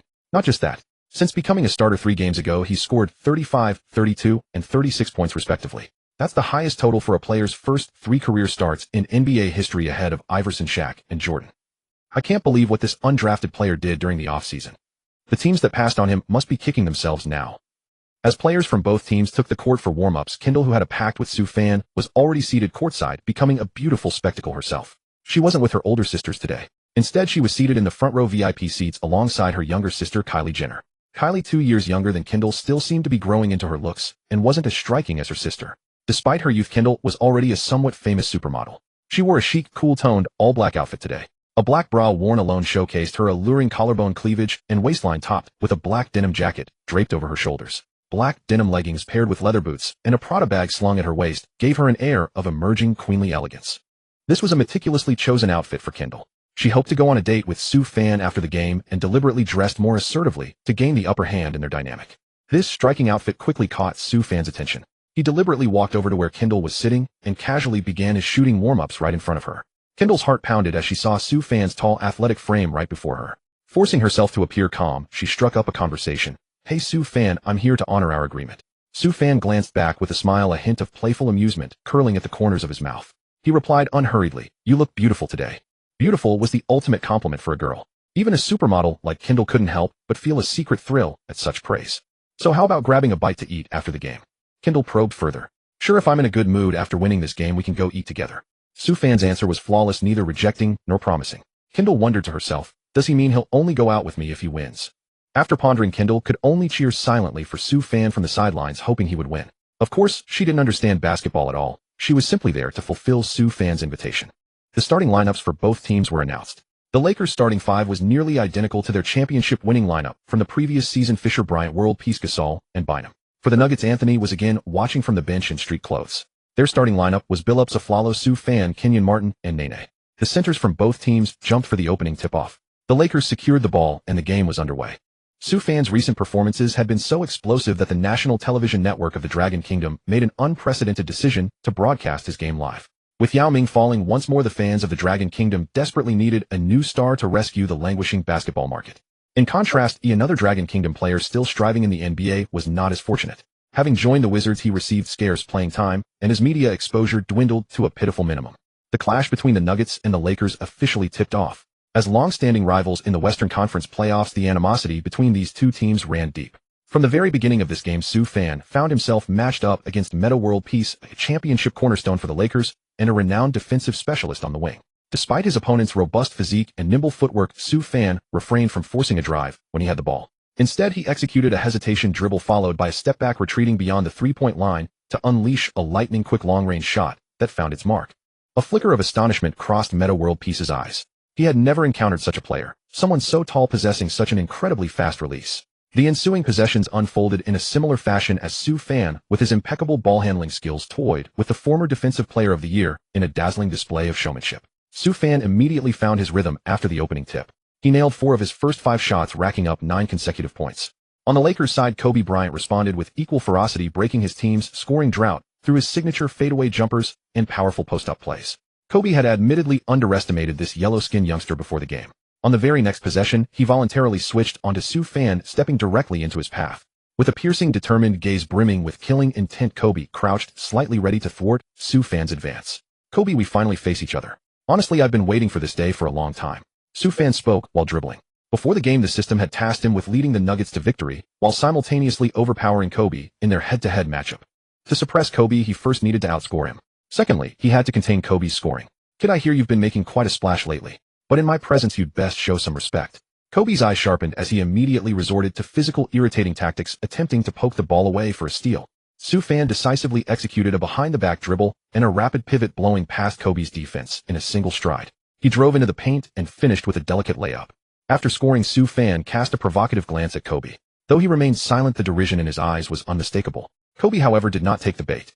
On the contrary, he relished facing opponents with such fighting spirit. "You remind me of an old acquaintance," Kobe remarked, watching Su Fan's flashy dribbling with a strange sense of familiarity. On the next possession, Kobe rose directly over Su Fan's defense, draining a contested mid-range jumper. As the league's premier player, Kobe's ability to score at will was simply unparalleled.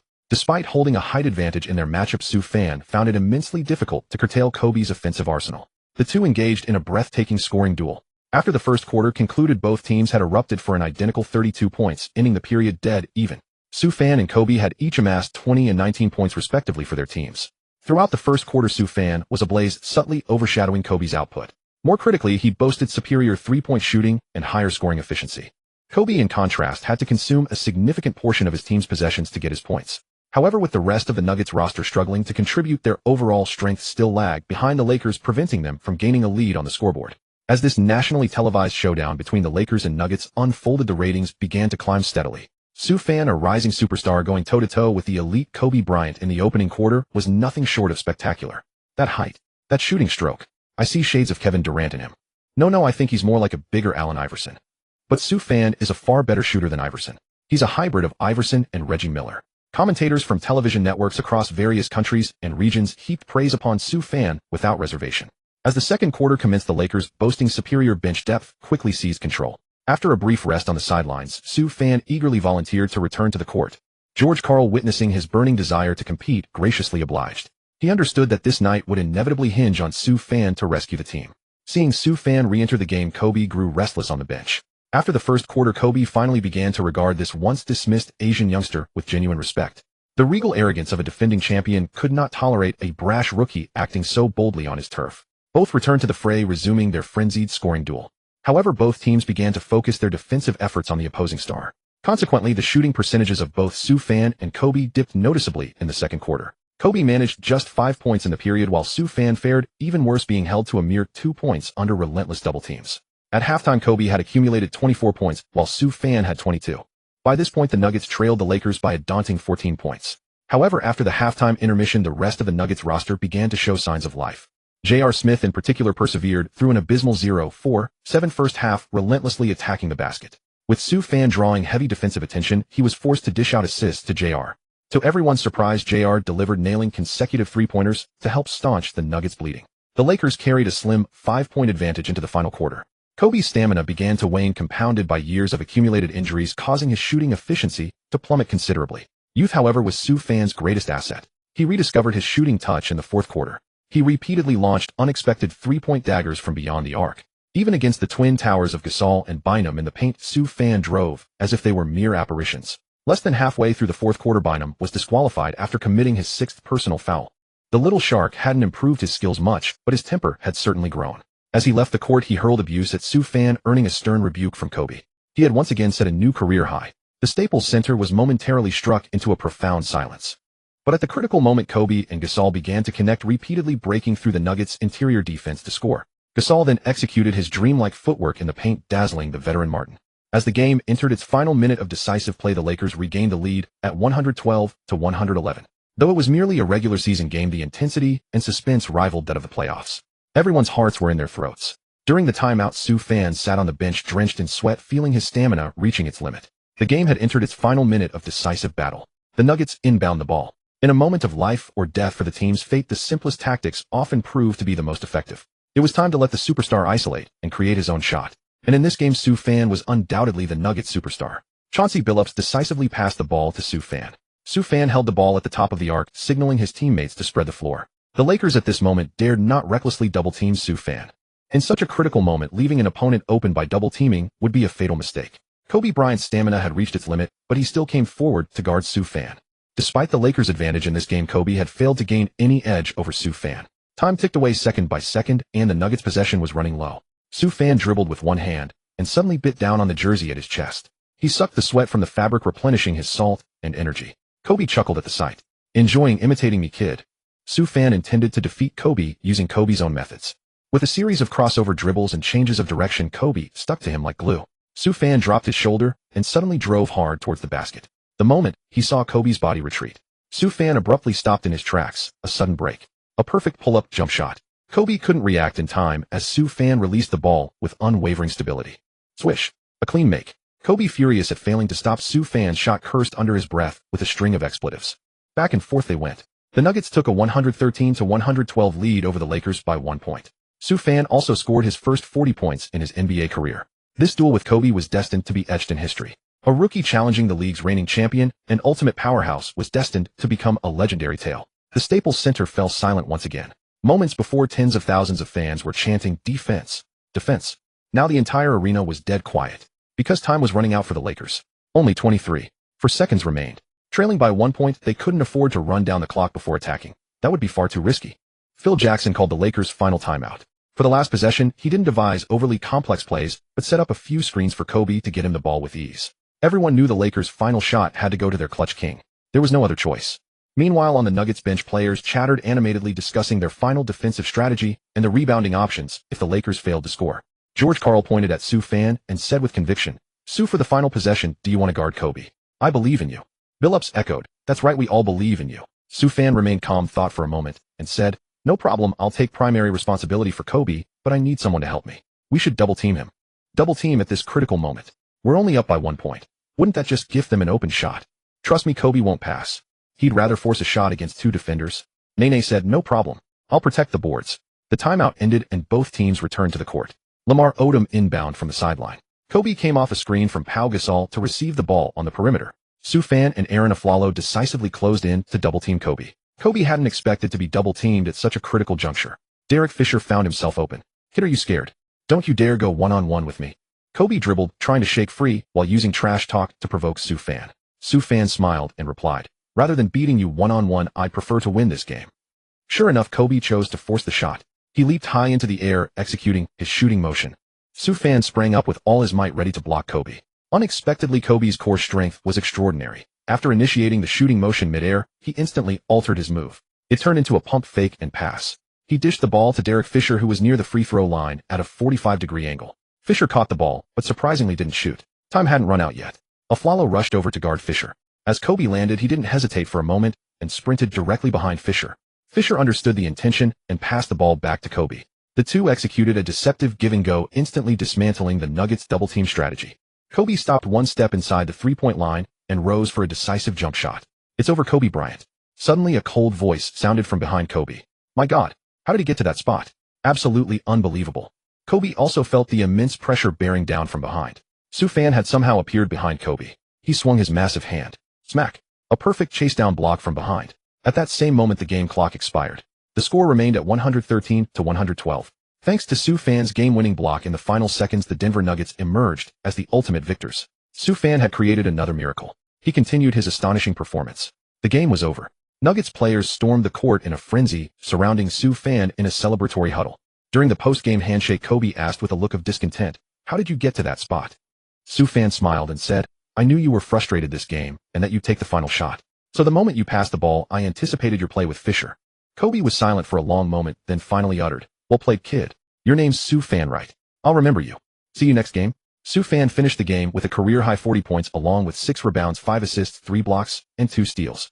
With a flawless and impeccable performance, Sue Fan helped the Nuggets vanquish the mighty defending champion Lakers. Following this game, the term Sue Mania instantly shot to the top of the trending charts on American social media. Everyone was asking, who exactly is this Sue Fan? Even more intriguing were the words Kobe Bryant spoke in his post-game interview. A reporter asked for advice on the future of rookie Sue Fan. Kobe frowned and said irritably, "He just dropped 40 on my head. What the hell advice could I possibly give him?" The reporters burst into laughter in unison. In this game, Kobe had already played a flawless game, erupting for 36 points, 7 rebounds, and 6 assists. On this night, the 32-year-old Kobe once again etched his name into the history books, becoming the youngest player in NBA history to reach 2,600 career points. He was methodically shattering Chamberlain's records for youngest to reach scoring milestones. However, at the Staples Center, what was presumed to be a perfect script was upstaged by the sudden emergence of a rising star Sue Fan. Kobe's milestone had turned into a tragic milestone. Kobe had firmly etched Sue Fan's name into his memory, and after the game, he repeatedly studied his game footage. Ding! Congratulations, host, on completing the mission, leading the team to victory and suppressing Kobe's performance in direct matchups. But letting him score 36 points, can that really be considered suppression? Luckily, we still managed to win in the end, and that's all I care about. Sue Fan reflected on the thrilling contest, his heart still racing with excitement that refused to subside. Ding! Congratulations, host. You have received 2,000 villain points. Whoa, system, you're being this generous this time. Sue Fan found it hard to believe. Host faced a heavyweight opponent this time, so the rewards are naturally bountiful. Please check. Opening the system shop, Sue Fan discovered his villain points had reached 2,245. He could now exchange for Kawhi Leonard's defensive skill pack for 1,500 points or Magic Johnson's passing skill pack for 2,000 points. One was a historic elite defender, the other a historic elite playmaker. After much hesitation, Sue Fan chose to exchange for Magic's passing skill pack. Since he was still in the early stages of his career, he needed to contribute more on the offensive end to help the team. Moreover, even before he had the system, he had built his foundation on defense. His defensive instincts were not lacking, so he felt no urgency to enhance that aspect of his game just yet. In comparison, he now possessed Iverson's template and Curry's shooting package, both of which belonged to historic elite scorers. If he added elite passing skills to that arsenal, it would be like adding wings to a tiger, dramatically elevating his overall game. Ding! Congratulations, host, on successfully exchanging for the Prime Magic Johnson passing skill pack. Permanently active. Ding! Congratulations, host, your passing ability has been greatly enhanced. Basketball villain system, host Sue Fan, age 20, height 208 centimeters, wingspan 222 centimeters, weight 95 kilograms, current template Allen Iverson skill packs, Curry 3-point skill pack, Magic Johnson passing skill pack, speed 95, agility 92, strength 60, jumping 89, stamina 85, ball handling 99, passing 92, shooting 83.90, dunking 70. Badges, ankle breaker, pickpocket, deadeye, dimer, villain points 245. Seeing his passing rating surge to 92, Sue Fan closed the system with satisfaction. Suddenly, a sweet voice sounded from behind him. Sue Fan, congratulations on winning the game. Now can you fulfill your promise? Sue Fan turned around and saw Kendall standing behind him. Hey, don't call me that, it's cringe. Who's your brother? He said while packing his things, preparing to leave the arena. By the way, where's your sister Kylie? Kendall replied with a hint of confusion. Why do you ask? She left during the second half. Ooh, she had something to do. You wouldn't. That's definitely not okay. She's younger than me. Besides, she probably doesn't even feel that way about you. Kendall was already letting her imagination run wild, growing more suspicious by the second. Sue Fan chuckled and said, all right. Stop right there. I was just asking. So, Miss Jenner, where are you taking me for dinner? Kendall was ecstatic that Sue Fan had agreed, jumping and waving her arms in excitement. She clearly hadn't yet developed the aloof, goddess-like persona of her future self. Right now, she was simply a pure and lively young girl. The two walked side by side out of the arena. Sue Fan didn't return to the hotel with his teammates. Instead, he got into Kendall's G-Wagon. Standing next to the towering Sue Fan, Kendall, despite her own statuesque 178 centimeters frame, seemed as delicate and petite as a little white rabbit, looking incredibly cute. Numerous paparazzi were snapping photos of them from behind. Players and fans still lingering around the arena couldn't help but look on with envy at the backs of this perfect couple. Isn't that Kendall Jenner from the Kardashian family? The Victoria's Secret model who's been making waves lately. Wow, I'm so envious of that guy. He's an incredible player, he's handsome, and he's got a stunning girl by his side. What a winner in life. An NBA superstar and a Victoria's Secret model, a match made in heaven. So jealous. Hearing the murmurs and compliments from the crowd behind them, Kendall blushed with a hint of shyness. Sue Fan, on the other hand, remained perfectly composed. He moved a little closer to Kendall, signaled to the driver, and they drove off. The next day, the news of Sue Fan scoring a career-high 40 points against the Lakers once again dominated the headlines and back pages of the entire sports world and the NBA. With great fame comes great scrutiny, and inevitably some tabloid gossip. The scene of Sue Fan leaving with Kendall in her G-Wagon that night had been captured by many paparazzi. Tabloid headlines such as Kardashian's youngest sister hooks up with NBA superstar, and Victoria's Secret model and Chinese basketball star rumored to be dating proliferated endlessly. Sue Fan not only garnered massive attention through his sheer talent and performance. The news of the Kardashian-Jenner family quickly latching onto him also brought Sue Fan under even more intense scrutiny and controversy. In reality, that night Sue Fan and Kendall had merely gone to a high-end Japanese restaurant in Malibu for dinner. After the meal, Kendall was picked up by her older sister Kim Kardashian. Sue Fan didn't try to persuade her to stay. After all, it was only their first official date, and things weren't going to progress too rapidly. Although he was aware that women in North America were open-minded, and that stories of hooking up after just 1 or 2 meetings were common, he wasn't eager to become too closely entangled with the Kardashian family just yet. He knew that once he solidified a relationship with Kendall, he would inevitably have to meet her chaotic sisters and family members. Kendall's affection for him had come on too fast, and the one that remains unattainable is always the one that stirs the most longing. Regarding this relationship, Su Fan felt it was better to let things develop gradually, maintaining a sense of novelty. The brief off-court romance controversy didn't affect Su Fan's focus. He quickly returned his attention to the court. After defeating the Lakers, Su Fan continued to lead the Nuggets forward. Their next opponents were the Pistons, Raptors, Kings, Cavaliers, and Timberwolves, all teams in the league's lower to middle tier. Su Fan led the Nuggets on an impressive 10-game winning streak. During this stretch, Su Fan scored 30 points in 7 consecutive games and 40 points in 4 straight games. His scoring average skyrocketed to 28.9 points per game. This ranked him third in the entire league in scoring, trailing only Durant and James. The nickname Su-mania quickly swept across the entire NBA and even the whole world.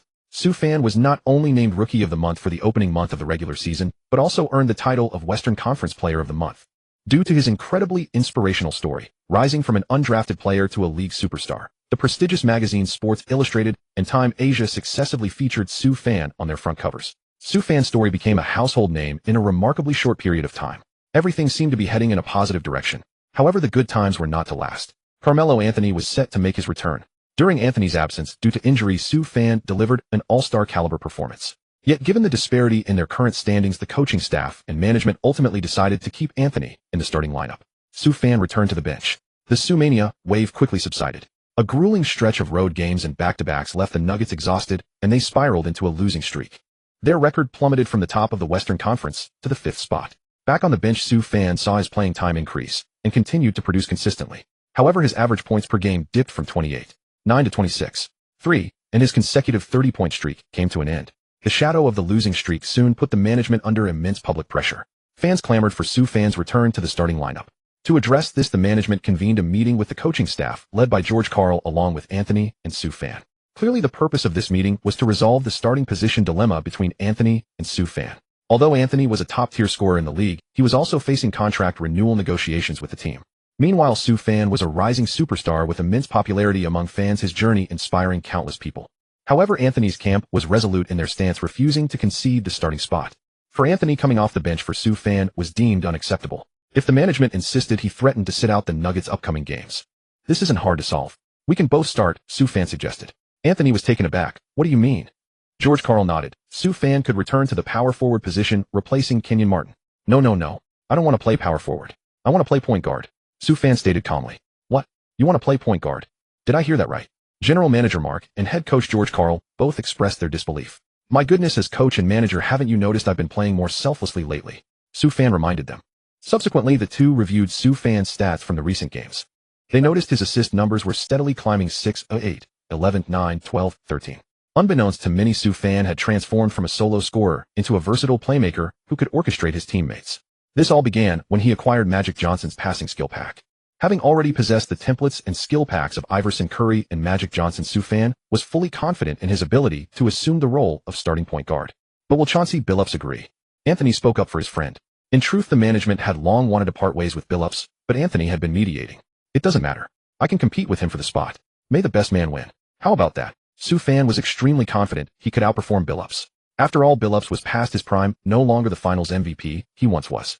After much deliberation, the coaching staff decided to have Su Fan and Billups each lead a team of teammates in a scrimmage to determine the starting spot based on their performances. Su Fan's white team consisted of J.R. Smith, Aaron Aflalo, Kenyon Martin, and Chris Anderson. Billups' blue team featured Ty Lawson, Anthony Graham, and Nene. Early in the game, the veteran duo of Billups and Anthony quickly gained the upper hand. Su Fan didn't force the issue early on, instead constantly activating his dime dropper skill to create scoring opportunities for his teammates. J.R. Smith caught fire and soon surpassed Anthony in scoring. Su Fan's assist count continued to rise. In the second half, the blue team managed to close the gap thanks to Anthony's isolation plays. Su Fan then began using his drives to constantly attack the blue team's interior defense, kicking the ball out to help the white team find their rhythm from beyond the arc. Ultimately, after a fiercely contested battle, Su Fan's white team narrowly defeated Billups and Anthony's blue team 88-80. In this scrimmage orchestrated by Su Fan's assists and playmaking, J.R. Smith scored a game-high 28 points, while Su Fan himself recorded 15 points and 13 assists, perfectly showcasing his organizational skills. For the blue team, Anthony scored 21 points, but Billups, matched up against Su Fan, managed only 9 points and 5 assists. The dust settled. Su Fan ultimately earned the starting position through his sheer ability. After the game, the veteran Billups felt a sense of relief. He knew the era of the young guns had arrived, and it was time for him to step aside. Gracefully, he walked over to Sue Fan, embraced him, and encouraged him to play well in the starting role. Perhaps he already sensed his fate for the season. With contract extension talks stalled, he would likely be traded before the deadline. With the starting lineup readjusted, the Nuggets gradually found their footing. Every player performed admirably in the scrimmage. Soon they would face a formidable opponent in the Christmas Day game, the Oklahoma City Thunders, three young talents Westbrook, Durant, and Harden.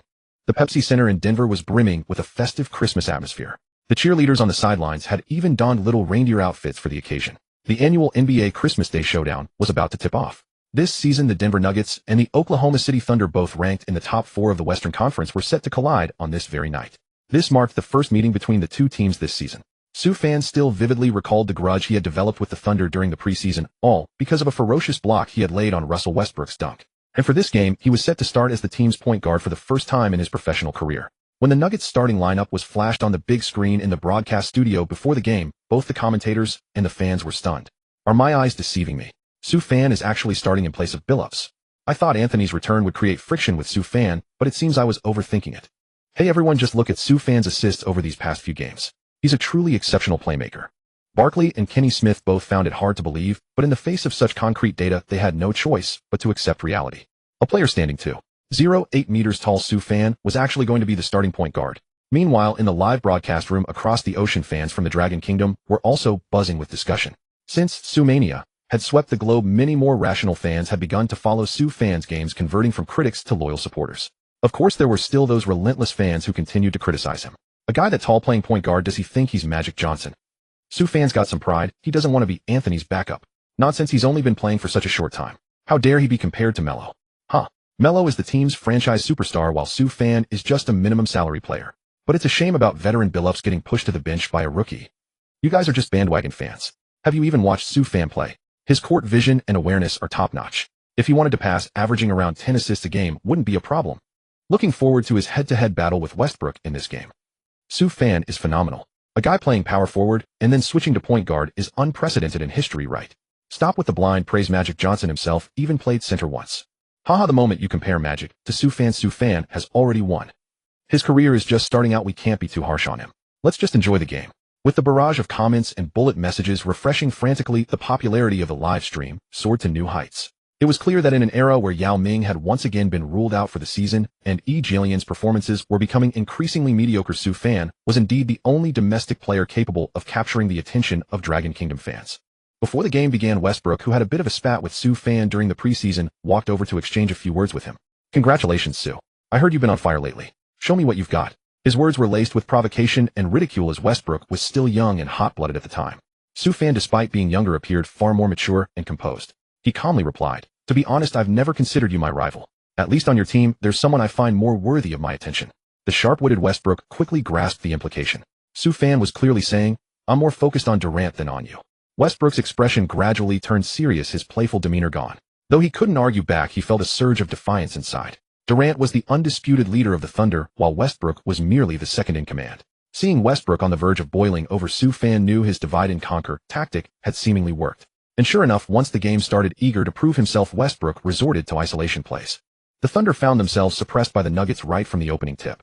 In his first career start as a point guard, Sue Fan didn't rush to showcase his scoring ability, but instead continuously sought out his open teammates. With the Magic Johnson's dime badge in his arsenal, Sue Fan's passes were incredibly crisp and accurate, significantly boosting his teammates' shooting percentages. Anthony also suddenly realized he was playing with much more ease. He no longer needed to force isolation plays, as he could always receive Sue Fan's passes at the right moment while moving off the ball. This was the true charm of a passing maestro. By the end of the first quarter, the statistics for the two starting point guards were poles apart. Sue Fan took only 2 shots in the quarter, scoring 2 points, but he dished out 6 assists to his teammates. He also recorded 2 steals on the defensive end. Westbrook, on the other hand, launched a frantic 12 shots in the quarter, making only 3, scoring 6 points, and recording 0 assists. Utilizing his towering frame, Sue Fan successfully stifled Westbrook's shooting percentage, who stood under 2 meters tall. And when it came to speed, Sue Fan was in no way inferior to Westbrook. The two were practically evenly matched. This was the true terror of Sue Fan's game. After the first quarter, the Nuggets surprisingly led the mighty Thunder by a staggering 18 points. People were increasingly convinced that Sue Fan was perfectly suited for the starting point guard role. The chorus of doubt seemed to be fading away. Westbrook's poor first quarter performance earned him a permanent spot on the bench for the rest of the half, as the Thunder's head coach kept him firmly planted there. The Thunder, however, were not so easily broken. Their scoring machine Kevin Durant along with James Harden coming off the bench began to take over the reins of the Thunder's offense. Before the end of the half, the Thunder mounted a furious comeback, once cutting the deficit to just 2 points. Just as the Nuggets were falling into a scoring drought, Sue Fan, back on the court, shed his unassuming demeanor. He activated his personal scoring mode, hitting 3 out of 4 from beyond the arc trading baskets with Durant. He also managed to contain James Harden's drives and jump shots. By halftime, Sue Fan had already amassed an impressive double-double with 16 points and 10 assists. The Nuggets maintained their lead heading into the break with a 66-55 advantage over the Thunder. For Oklahoma City, Westbrook struggled in the first half, but Durant was on fire, scoring 23 points before the intermission. It looked like Durant was single-handedly trying to carry the Thunder back into the game. Coming out for the second half, the Nuggets made tactical adjustments on the defensive end. Sue Fan volunteered to guard the Thunder's franchise player Kevin Durant. In terms of height and speed among the 10 players on the court, only Sue Fan and Durant were most alike. Whether on offense or defense, Sue Fan was already showcasing the qualities of a team leader. This instilled an unprecedented sense of crisis in the team's star Anthony. The halftime show concluded with a sizzling performance by the cheerleaders, who swayed off the court with their slender figures. The players gradually made their way back onto the floor. In this highly anticipated clash between Western Conference powerhouses, no one expected Sue Fan to deliver such a stunning performance in his very first game as the starting point guard. The haters who were once active in the livestream chat had been silenced by Sue Fan's brilliance. The atmosphere at the Pepsi Center, the Nuggets' home arena, grew increasingly electric, with more and more signs bearing Sue Fan's name being raised. Compared to a superstar's steady leadership, the sudden, overwhelming success of a rookie is far more breathtaking and exhilarating. On offense, he managed both scoring and playmaking, while on defense, he successfully contained Russell Westbrook in his matchup. This was the flawless first-half report card Sue Fan delivered. As the first half drew to a close, the frantic comeback attempt by the Thunder's Big Three was successfully suppressed. However, after the break, Kevin Durant continued his scorching hot shooting. Even with Sue Fan guarding him closely, Durant kept hitting pull-up jumpers. Soon a 10-0 run pulled the Thunder to within a single point. After the halftime break, Carmelo Anthony's shooting touch inexplicably went cold.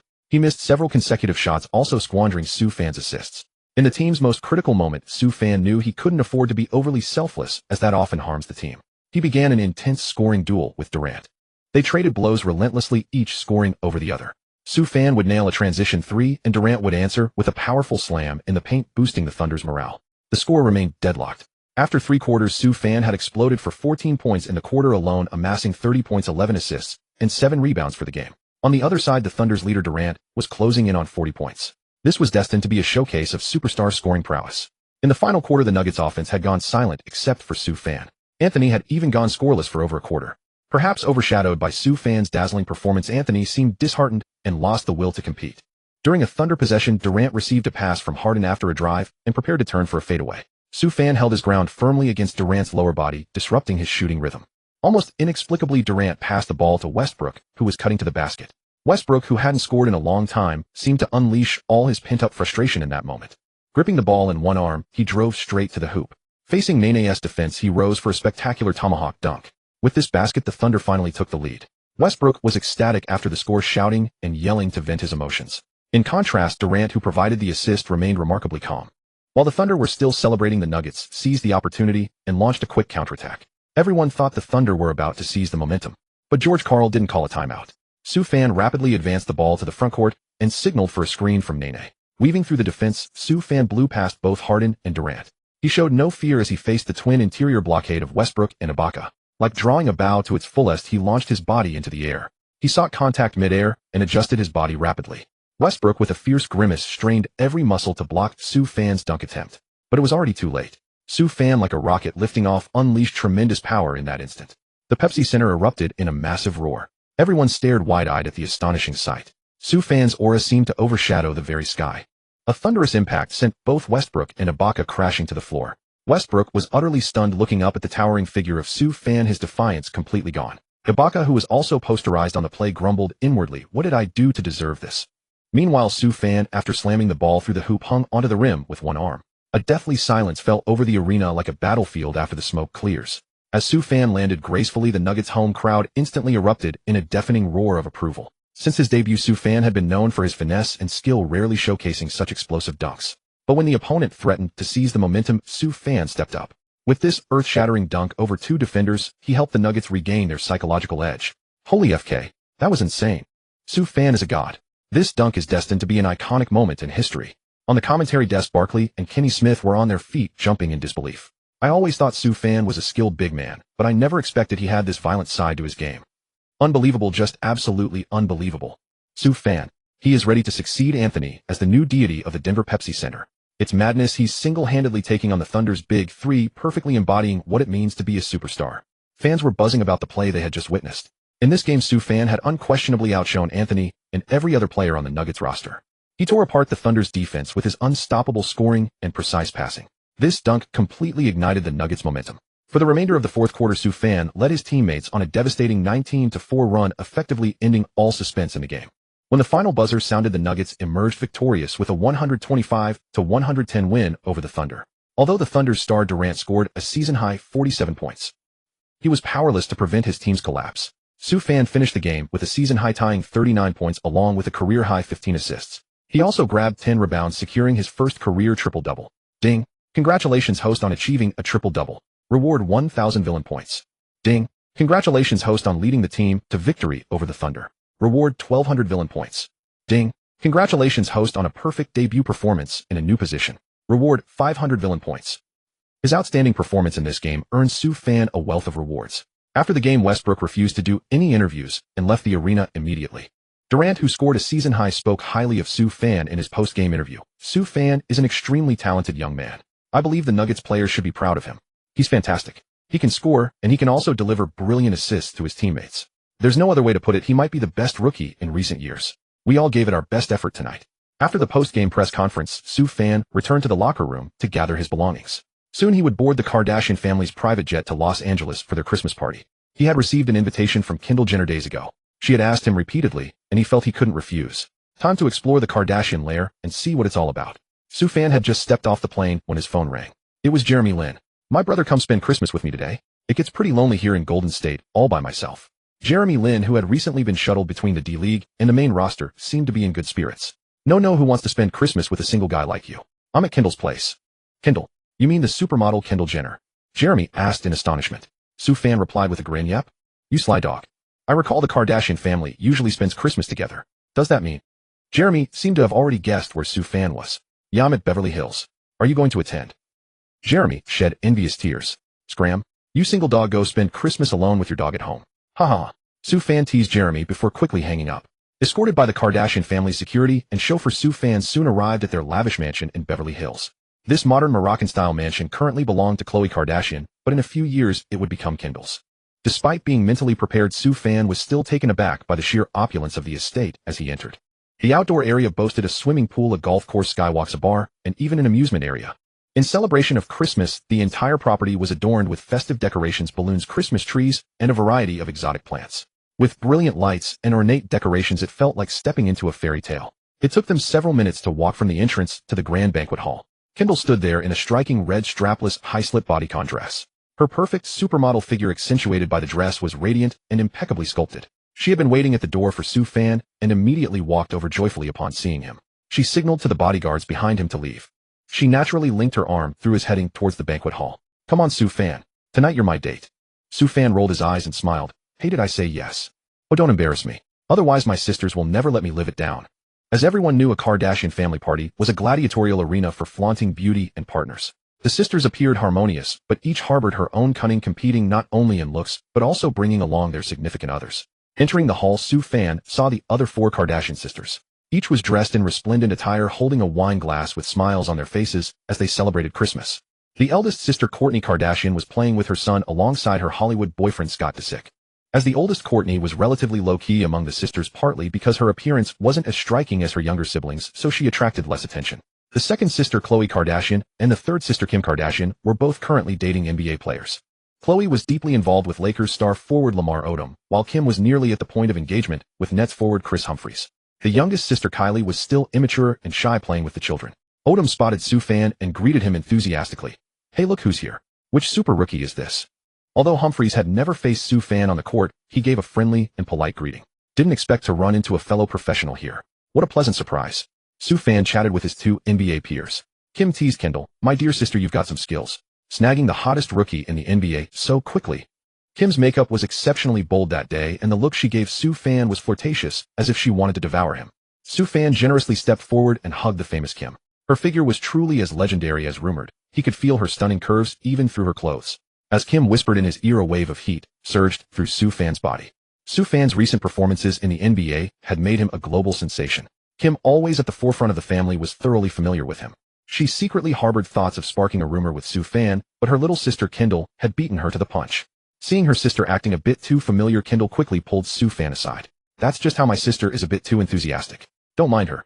Soo Fan calmed his racing heart and smiled. "No worries, I understand."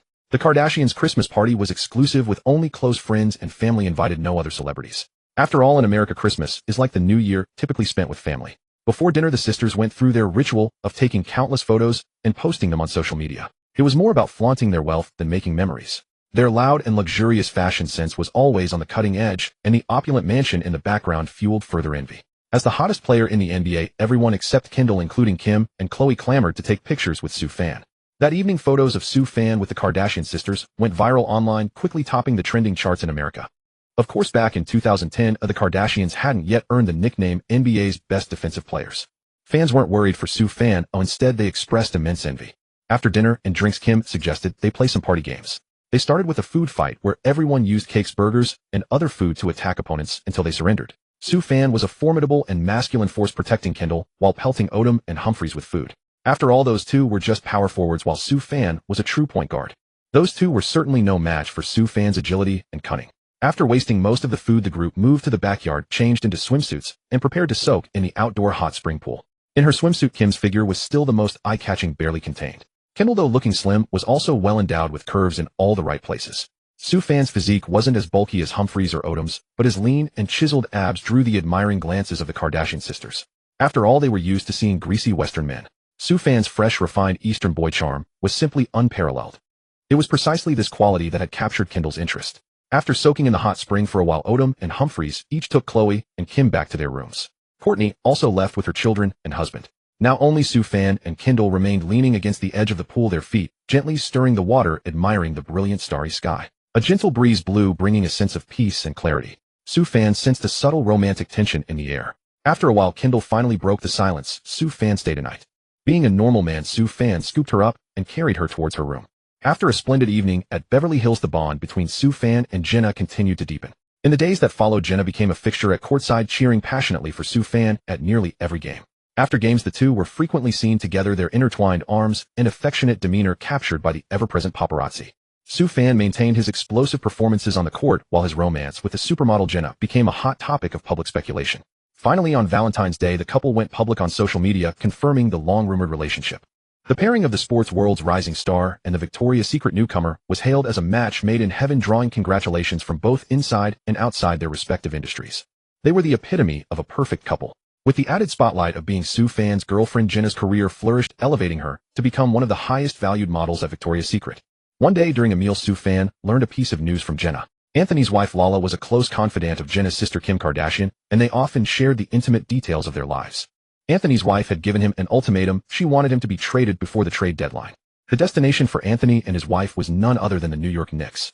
As the nation's most commercially vibrant metropolis, New York offered the best resources, and Lala was eager to settle there. Anthony himself was unhappy in Denver, his star status overshadowed by Soo Fan's meteoric rise. Furthermore, the Nuggets management had already decided against renewing Chauncey Billups' contract. Anthony and Billups were close friends, and Anthony had clashed with management over this decision. Sure enough, days later, just before the trade deadline, the league's most blockbuster trade of the year was announced. Anthony and Billups were packaged and sent to the New York Knicks. Just the previous summer, the Knicks had signed all-star forward Amare Stoudemire to a massive 5-year, $100 million contract. The arrival of Anthony and Billups instantly transformed the Knicks from a lottery team into a championship contender. Meanwhile, the Nuggets were resolute in their decision to undergo a major overhaul. In return, they received only Wilson Chandler, Raymond Felton, and Danilo Gallinari from the Knicks, along with a few draft picks. After completing the major trade, Nuggets general manager Mark boldly declared, "We've finally gotten rid of the team's cancer. Moving forward, we will build the team around Soo Fan." Soo Fan's potential is evident to everyone. He's like a combination of Magic Johnson and Larry Bird. I believe he will lead this team to prominence. Upon hearing the news, Soo Fan felt little joy. His initial contract with the Nuggets had no restrictive clauses, meaning he would become an unrestricted free agent this summer. The GM's public proclamation had effectively put him in a difficult position. By touting Soo Fan's importance and framing the trade as a move to build around him, they were setting the stage to pressure him during contract negotiations. This strategy would allow them to drive down his price, and if he chose not to re-sign, he'd risk being branded as disloyal. This was the opposite of Su Fan's plan. His initial one-year contract was a strategic move to prove himself quickly and then command a maximum salary deal. Deep down, he had no particular fondness for Denver, a city situated on a high plateau. A larger contract and a better living environment would certainly make his career more comfortable.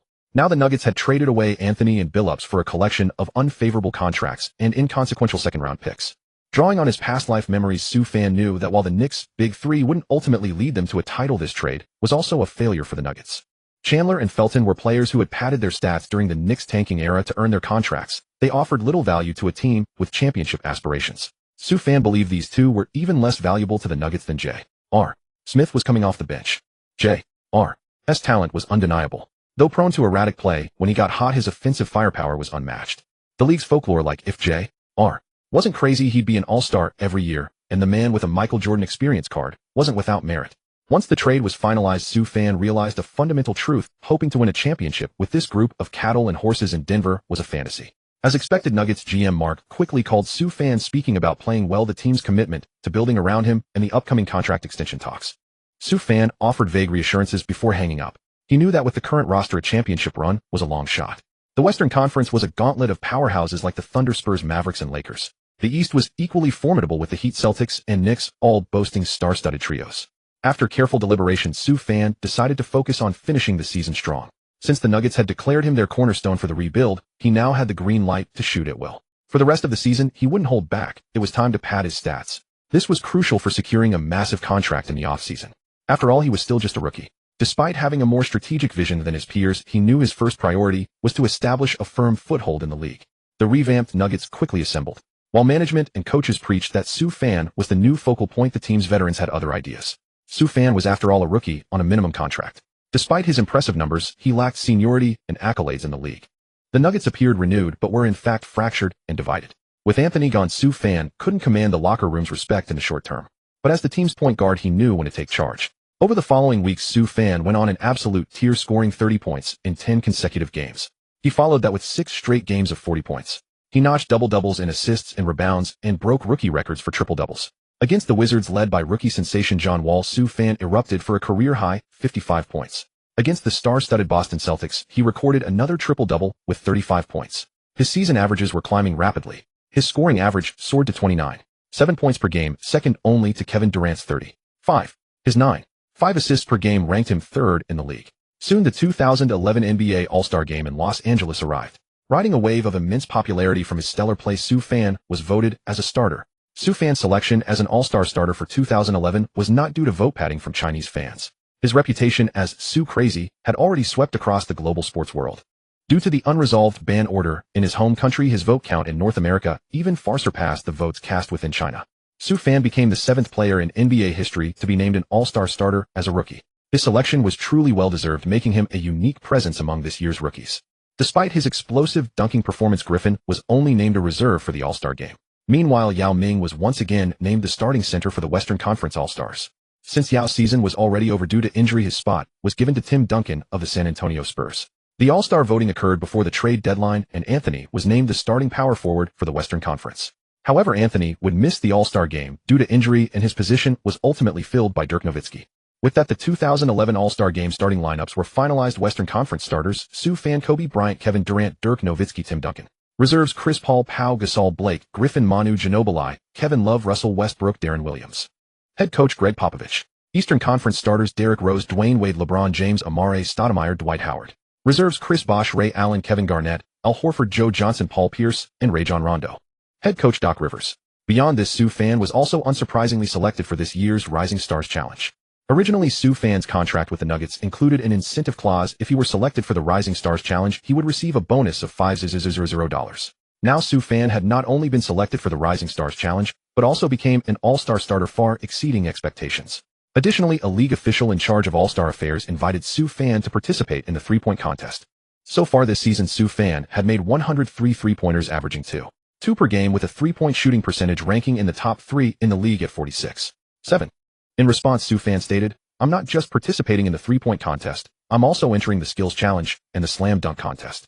The official on the other end of the line was stunned. "Man, are you serious? Do you know who's competing in the dunk contest this year?" Blake Griffin, JaVale McGee, and DeMar DeRozan. Known for his finesse since his debut, Sue Fan was rarely associated with high-flying athletic dunkers. Despite having notable dunks over Westbrook and Ibaka, Sue Fan had dunked less than 10 times this entire season. Griffin, in stark contrast, was the epitome of brute force aesthetics. In his very first NBA year, Griffin made a name for himself through his dunks, averaging about 3 per game. The official on the phone confirmed with Sue Fan once more, "Are you sure you want to enter the dunk contest and skills challenge?" "Of course I'm not just entering, I'm going to win them all." Sue Fan knew the All-Star stage was a prime opportunity for players to showcase their talents. Often lesser-known players gained attention through standout performances in the individual events. Even though Sue Fan had already established his reputation, he still needed to add accolades to his career resume. His career was just beginning, and a slam dunk contest championship was still a championship. Sue Fan clearly remembered that this year's dunk contest would be the most fiercely competitive in recent years. Legendary moments were everywhere: Griffin jumping over a car, McGee dunking 3 balls at once. It was destined to be a dunk contest for the history books. To prepare, Sue Fan spent a small amount of points in the system store to purchase dunk packages from various stars. These packages had little practical use in games, so they were cheap, and Sue Fan had never paid them much attention before. Ding. Host has consumed 200 villain points to obtain the Dominique Wilkins dunk package. Ding. Host has consumed 500 villain points to obtain the Vince Carter dunk package. Ding. Host has consumed 500 villain points to obtain the Zach LaVine dunk package. Ding. Host has consumed 500 villain points to obtain the Aaron Gordon dunk package. Just before the All-Star game, the NBA officially announced the rosters for all the individual events. 3-point contest: James Jones, Paul Pierce, Ray Allen, Sue Fan, Daniel Gibson, Kevin Durant. Slam dunk contest: Blake Griffin, JaVale McGee, Sue Fan, DeMar DeRozan. Skills challenge: Stephen Curry, Russell Westbrook, Derrick Rose, Chris Paul, Sue Fan. The announcement instantly sparked a massive uproar across the internet. Sue Fan's participation in every single event stunned countless fans worldwide. Sue Fan is a true workhorse. He's in all 3 events. Wow, so Sue Fan is the busiest person at the All-Star game.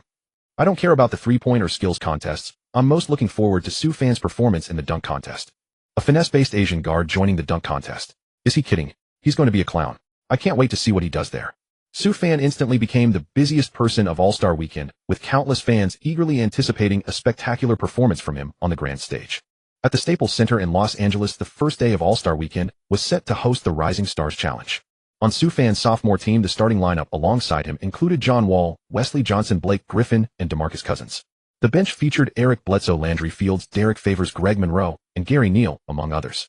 Scanning this roster, the only players capable of competing with Sue Fan for this year's Rookie of the Year award were the number 1 overall pick Wall and last year's top pick Griffin. So far this season, John Wall averaged only 17.4 points and 8.6 assists per game. However, the Wizards' record ranked a dismal 3rd from the bottom in the Eastern Conference. In contrast, last year's top pick Griffin, after sitting out a year, had returned to deliver an all-star caliber performance. He averaged an impressive 22.8 points, 12.6 rebounds, and 3.8 assists per game. The Los Angeles Clippers' record was equally abysmal, with virtually no hope of competing for a playoff spot. Meanwhile, Sue Fan's Denver Nuggets, despite a significant decline after a major trade overhaul, still clung to a position within the playoff race. Sue Fan's personal statistics, however, continued to skyrocket. Ranking in the top 3 in the league in both scoring and assists spoke volumes. No one had anticipated that the 2 consecutive number 1 overall picks would have their thunder completely stolen this season by Sue Fan, an undrafted player. Before the game, Wall and Griffin secretly conspired in the locker room, even resolving not to pass the ball to Sue Fan during the match, aiming to isolate this Chinese kid, who was currently stealing the spotlight. Shortly after the game began, Sue Fan sensed something amiss with his teammates on the court. Wall was hell-bent on showcasing his own skills, resorting to isolation plays and disregarding everyone else on the floor. Sue Fan found this behavior rather childish. In a game resembling an exhibition match, everyone was just having fun, and no one truly cared about the final score or individual stats. The rookie team's head coach, Mike Budenholzer, quickly noticed Wall's antics and was forced to bench him to reflect. This type of game thrived on a harmonious atmosphere, and no one wanted one player's selfishness to ruin the vibe. After Wall went to the bench, Sue Fan, taking over as the point guard, began to put on a passing clinic. He continuously fed Griffin with alley-oop passes, each one perfectly placed and incredibly smooth. Griffin, receiving Sue Fan's passes repeatedly, threw down ferocious dunks, instantly igniting the entire arena. While marveling at Griffin's explosive athleticism, spectators were equally astounded by the sheer flair and creativity of Sue Fan's passing. He single-handedly led this group of rookies, orchestrating a Showtime performance. Griffin initially intended to isolate Sue Fan alongside Wall, but he was ultimately won over by Sue Fan's playmaking. He had never received such comfortable passes during his time with the Clippers. During a timeout on the bench, Griffin had completely changed his opinion of Sue Fan, continuously praising Sue Fan's passing prowess to Wall. "He's incredible, John. We shouldn't be isolating him. He's a fantastic teammate. Look at those passes he gave me. Who else out there could make those throws?" I've never seen such a brilliant passing maestro. Wall looked on with a mix of speechlessness and disdain, thinking to himself, so I'm the one who ends up looking like the fool here. In the second half of the Rising Stars game, led by the dynamic duo of Stephen Curry and James Harden, the sophomore team launched a series of fierce counterattacks. A furious scoring spree. A young Curry was already displaying his otherworldly shooting prowess, pulling up from several steps beyond the three-point line and letting it fly. The key was that after releasing the shot, he'd turn away with his mouth guard dangling, not even bothering to watch. It was hilarious. James Harden was also busy on the court developing his step-back jumper technique. Though not yet as polished as it would become, the foundation was clearly taking shape. Hunting time is here. Seeing the 0-9 duo starting their comeback, Sue Fan decided to drop the pretense himself. He shifted into his personal scoring mode. He broke out the fancy dribbling moves, the butterfly through flowers step, leaving a bewildered Curry lost and confused. Sue Fan drove into the paint and threw down a one-handed power dunk. Facing Harden's infamous Matador defense, Sue Fan drained 3 consecutive three-pointers from beyond the arc. A decisive 16-0 run completely extinguished any suspense in the game. With less than 5 minutes remaining in the second half, the rookie team held a commanding lead over the sophomore team. Following that, players from both teams engaged in a display of dunks and various flashy tricks. Griffin grabbed a rebound and went coast to coast, finishing with a powerful reverse slam. Harden assisted Curry on an alley-oop attempt, which Curry clanked off the rim. A roar of laughter and cheers erupted from the crowd. In the final moments, Sue Fan began his approach from beyond the three-point line, building up speed. Seeing Sue Fan preparing for a dunk, the defenders stepped aside. Dribbling into the paint, Sue Fan launched himself into a breathtaking 360-degree windmill dunk. It was a legendary move made famous by Vince Carter during the 2000 slam dunk contest. Sue Fan had just replicated that iconic moment in this Rising Stars game. And at 2.08 meters tall, his execution seemed even more fluid and graceful than Carter's original. The atmosphere in the arena exploded. Oh wow, I can't wait to see Sue Fan's performance in the dunk contest tomorrow. Sue Fan is truly keeping his talents hidden. He made Carter's classic move look so effortless. Commentators and fans alike were buzzing with excitement, utterly amazed that Sue Fan could casually pull off Carter's signature dunk during the game, leaving jaws dropped across the arena. Man, you just busted out such an insane dunk in this game. What are you going to have left for me tomorrow? Griffin walked over and said with a grin. Sue Fan replied nonchalantly, this was just an appetizer. I've got something even more thrilling planned for tomorrow. Griffin, who was determined to win the dunk contest title, felt a twinge of anxiety. He was now contemplating whether he needed to increase the difficulty of his planned dunks. Ultimately, after the two halves of competition, the rookie team defeated the sophomore team by a commanding score of 152-133. Sue Fan recorded a game-high 37 points along with 18 assists and 10 rebounds. He was the undisputed MVP of the 2011 Rising Stars Challenge. With this performance, Sue Fan also became the first player in NBA Rising Stars Challenge history to record a 30-point triple-double. For Sue Fan, this represented his first career trophy, a significant milestone. I'm truly delighted to win this Rising Stars MVP. It's my first career trophy, but this is just the beginning. When asked about the creative ideas he had prepared for tomorrow's dunk contest, Sue Fan remained tight-lipped, only teasing mysteriously, I can't reveal too much right now, but I promise to dazzle everyone. After the interview concluded, anticipation for the upcoming slam dunk contest reached a fever pitch. The second day of All-Star Weekend featured the highly anticipated individual events. Sue Fan became the busiest man of the day as he was scheduled to compete in the skills challenge, the three-point contest, and the slam dunk contest. This was the 60th NBA All-Star game in history, so there were many performances before the competitions began. Curry, the rising star of the Warriors, was the first to take the floor in the skills challenge. Curry was still incredibly young and looked like a mere child. He showed no signs of nervousness before the countdown began, even dancing with the mascot on the sidelines. Once the competition started, Curry was smooth through the early stages. However, in his most proficient area, the three-point shot, he needed 3 attempts to convert, costing him valuable time. Fortunately, he completed the final long-distance pass in one go, finishing with a time of 34.1 seconds. Westbrook was up second. Westbrook was on fire today. Despite 2 turnovers on passes, he nailed his three-point shot on the first try, a skill he's not particularly known for. He capped off his run with a powerful dunk, finishing in just 30 seconds. The third contestant was Derrick Rose, the star of the Bulls and a strong MVP candidate this season. Rose made no mistakes on the layup and three-point shots, completing both on his first attempts, but he fumbled on both passing stations, costing him time and finishing with a time of just 35.7 seconds. Rose became the first contestant eliminated from the competition. He looked dejected, and Sue Fan approached him, offering a friendly clap and some words of comfort. The fourth contestant was Chris Paul, the star of the Hornets. Despite his youth, Paul seemed off his game today. He made a huge error in his best skill passing and needed 3 attempts to sink his three-pointer. He finished with a time of 42.7 seconds and was eliminated early. After the preliminary round, Westbrook and Curry held the top 2 spots respectively. Sue Fan was the last to take the floor. As he walked out, the announcer enthusiastically detailed his season's performance, and he was met with a thunderous ovation from the Los Angeles crowd, as if he were playing at home. It's worth noting that when Sue Fan first entered the league, he was considered a forward. Now he has become an undeniable point guard delivering flawless performances. Standing at 2.08 meters, he was a unique figure among the contestants, looking like a giant among smaller men. No one of his stature had ever participated in the skills challenge, as conventional wisdom held that big men would only embarrass themselves against the smaller, quicker guards. Su Fan's emergence shattered that stereotype, embodying a basketball philosophy years ahead of its time. As the announcer began the countdown, Su Fan started from the corner. His strides were enormous and his speed astonishing, allowing him to breeze through the first layup. He then navigated the obstacle course with flashy dribbling moves. At the first long-distance pass station, Su Fan struck with precision, nailing it on his first attempt. Then, onto the second bounce pass station. Su Fan judged the force perfectly and completed the pass on his first try as well. The crowd's roar was growing louder because Su Fan had used less than 10 seconds, already far ahead of his competitors. At the three-point station, Su Fan's first shot was cold and missed. He quickly adjusted his aim and calmly sank the next one. After weaving through the remaining obstacles, Su Fan finished his preliminary run with a thunderous one-handed dunk. His time was just 28 seconds. He advanced to the final with the best preliminary score. In the final, he would face his old rival Russell Westbrook. After the preliminaries, Westbrook came over to taunt him. "Kid, I won't go easy on you in the final. I'm going to crush you, haha." Su Fan just rolled his eyes, ignoring him. He had to hurry off to warm up for the three-point contest. James Jones, Paul Pierce, Ray Allen, Su Fan, Gibson, and Durant were the participants. The biggest name in the three-point contest was undoubtedly Durant, the league's scoring champion. However, his three-point percentage this season was under 40, making him not the favorite to win. Pierce and Allen of the Celtics both shot over 40 from beyond the arc this season, with Allen's 44.5 ranking third in the league. He was only behind Bonner of the Spurs and Su Fan. Su Fan led the league with a 45.8 three-point shooting percentage so far this season. He was also hailed as the pre-competition favorite to win the title. The contest began with James Jones of the Heat taking the floor first. Jones seemed to have cold hands, especially on the money balls, making only 1 out of 5. He finished with just 15 points. Yet despite his poor shooting, no one expected him to eventually make it to the final. The rims at the Staples Center seemed to have invisible lids on them tonight. Next up, Gibson and Durant scored a dismal 7 and 6 points respectively, barely avoiding breaking Jordan's record for the lowest score in the contest's history at 5 points. The fourth shooter, Ray Allen, showcased his elite marksmanship, scoring a competition-high 20 points. He was currently in first place. Su Fan was the second to last to shoot. His touch was off today as he only managed a single regular basket from the first rack. He then adjusted his shooting rhythm at the 45-degree and top of the key positions, slowing down his pace slightly. His accuracy improved at these 2 racks.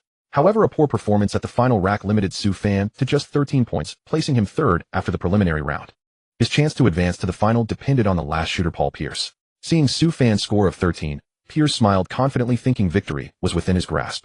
But a few minutes later, Pierce's smile vanished, his expression as pained as his infamous finals performance. He only made 1 money ball, finishing with a disappointing 12 points. In the end, Su Fan edged out Pierce by a single point, securing third place in the preliminaries and advancing to the 2011 three-point contest final. After finishing the three-point contest preliminary round, Su Fan rushed back to compete in the Skills Challenge final against Westbrook for the title. On the second day of the Los Angeles All-Star Weekend, the preliminary rounds of the individual competitions were drawing to a close. Su Fan had successfully advanced to the finals in both the Skills Challenge and the three-point contest. The Skills Challenge final was up first. Russell Westbrook, who finished second in the preliminaries, took the court first. In the preliminary round, Westbrook had only one miscue on the long pass, delivering an otherwise flawless performance. At the host's command, the clock started. He converted the first layup without a hitch. Westbrook weaved through the obstacles with blistering dribbling speed. The long pass found its mark on the first try. Westbrook had learned from his earlier mistake and adjusted his passing angle. For a seasoned point guard, this was an expected adjustment.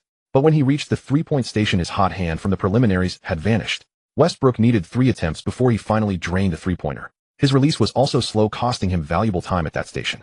Although he made no errors on the ensuing bounce pass and layup, his final time was a disappointing 33 seconds.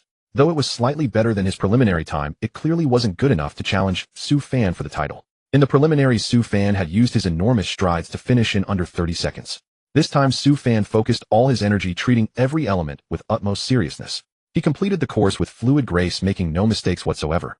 Both passes and the three-pointer were successful on the first attempt. By the time Su Fan cleared the second set of obstacles, before he had even finished the course, the crowd had already erupted in cheers for him, because his time was so far ahead. For the final layup, Su Fan ended the competition with a spinning slam dunk. Showcasing a dunk in the Skills Challenge, Su Fan is amazing. This guy is practically a reincarnation of Magic Johnson. Haha, he's just too good. He possesses Magic's height and Iverson speed. His future is limitless. Amidst the lively chatter of the spectators and fans, Su Fan concluded the Skills Challenge. He clinched the 2011 All-Star Weekend Skills Challenge title with a record-breaking time of 24.8 seconds. This shattered the historical record set by Darren Williams during the 2008 All-Star Game. On this night, Su Fan proved his extraordinary ball handling skills to the entire NBA and the world, silencing all those who had doubted his ability to play point guard. With the Skills Challenge trophy secured, Su Fan had already collected 2 awards this All-Star weekend. During an interview, he stated, "This is far from enough. My ultimate goal is to sweep all the trophies at this All-Star weekend." This statement immediately sparked heated discussion, including among numerous NBA stars. "This young man is too arrogant, but I like his attitude. The main event hasn't even been played yet. Does he mean he's going for the MVP? Is he disregarding the likes of Kobe and LeBron?" Although the All-Star game is a stage for the young, one shouldn't be overly cocky. Let's wait and see what Su Fan does next. After the interview, Su Fan hurried to warm up for the three-point contest final. His shooting in the preliminaries had been off, and he had only narrowly secured his spot in the final. Winning the three-point contest would be a significant challenge for Su Fan. After all, Ray Allen was the most consistent top-tier shooter in the league, and his preliminary score had far surpassed the others.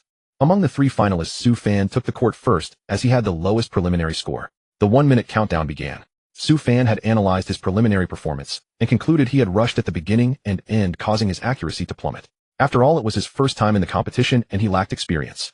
This time he was in no hurry, adjusting to the perfect shooting angle for every ball before releasing it. His pace was noticeably slower. He missed only 1 regular ball at the first rack, scoring 5 points.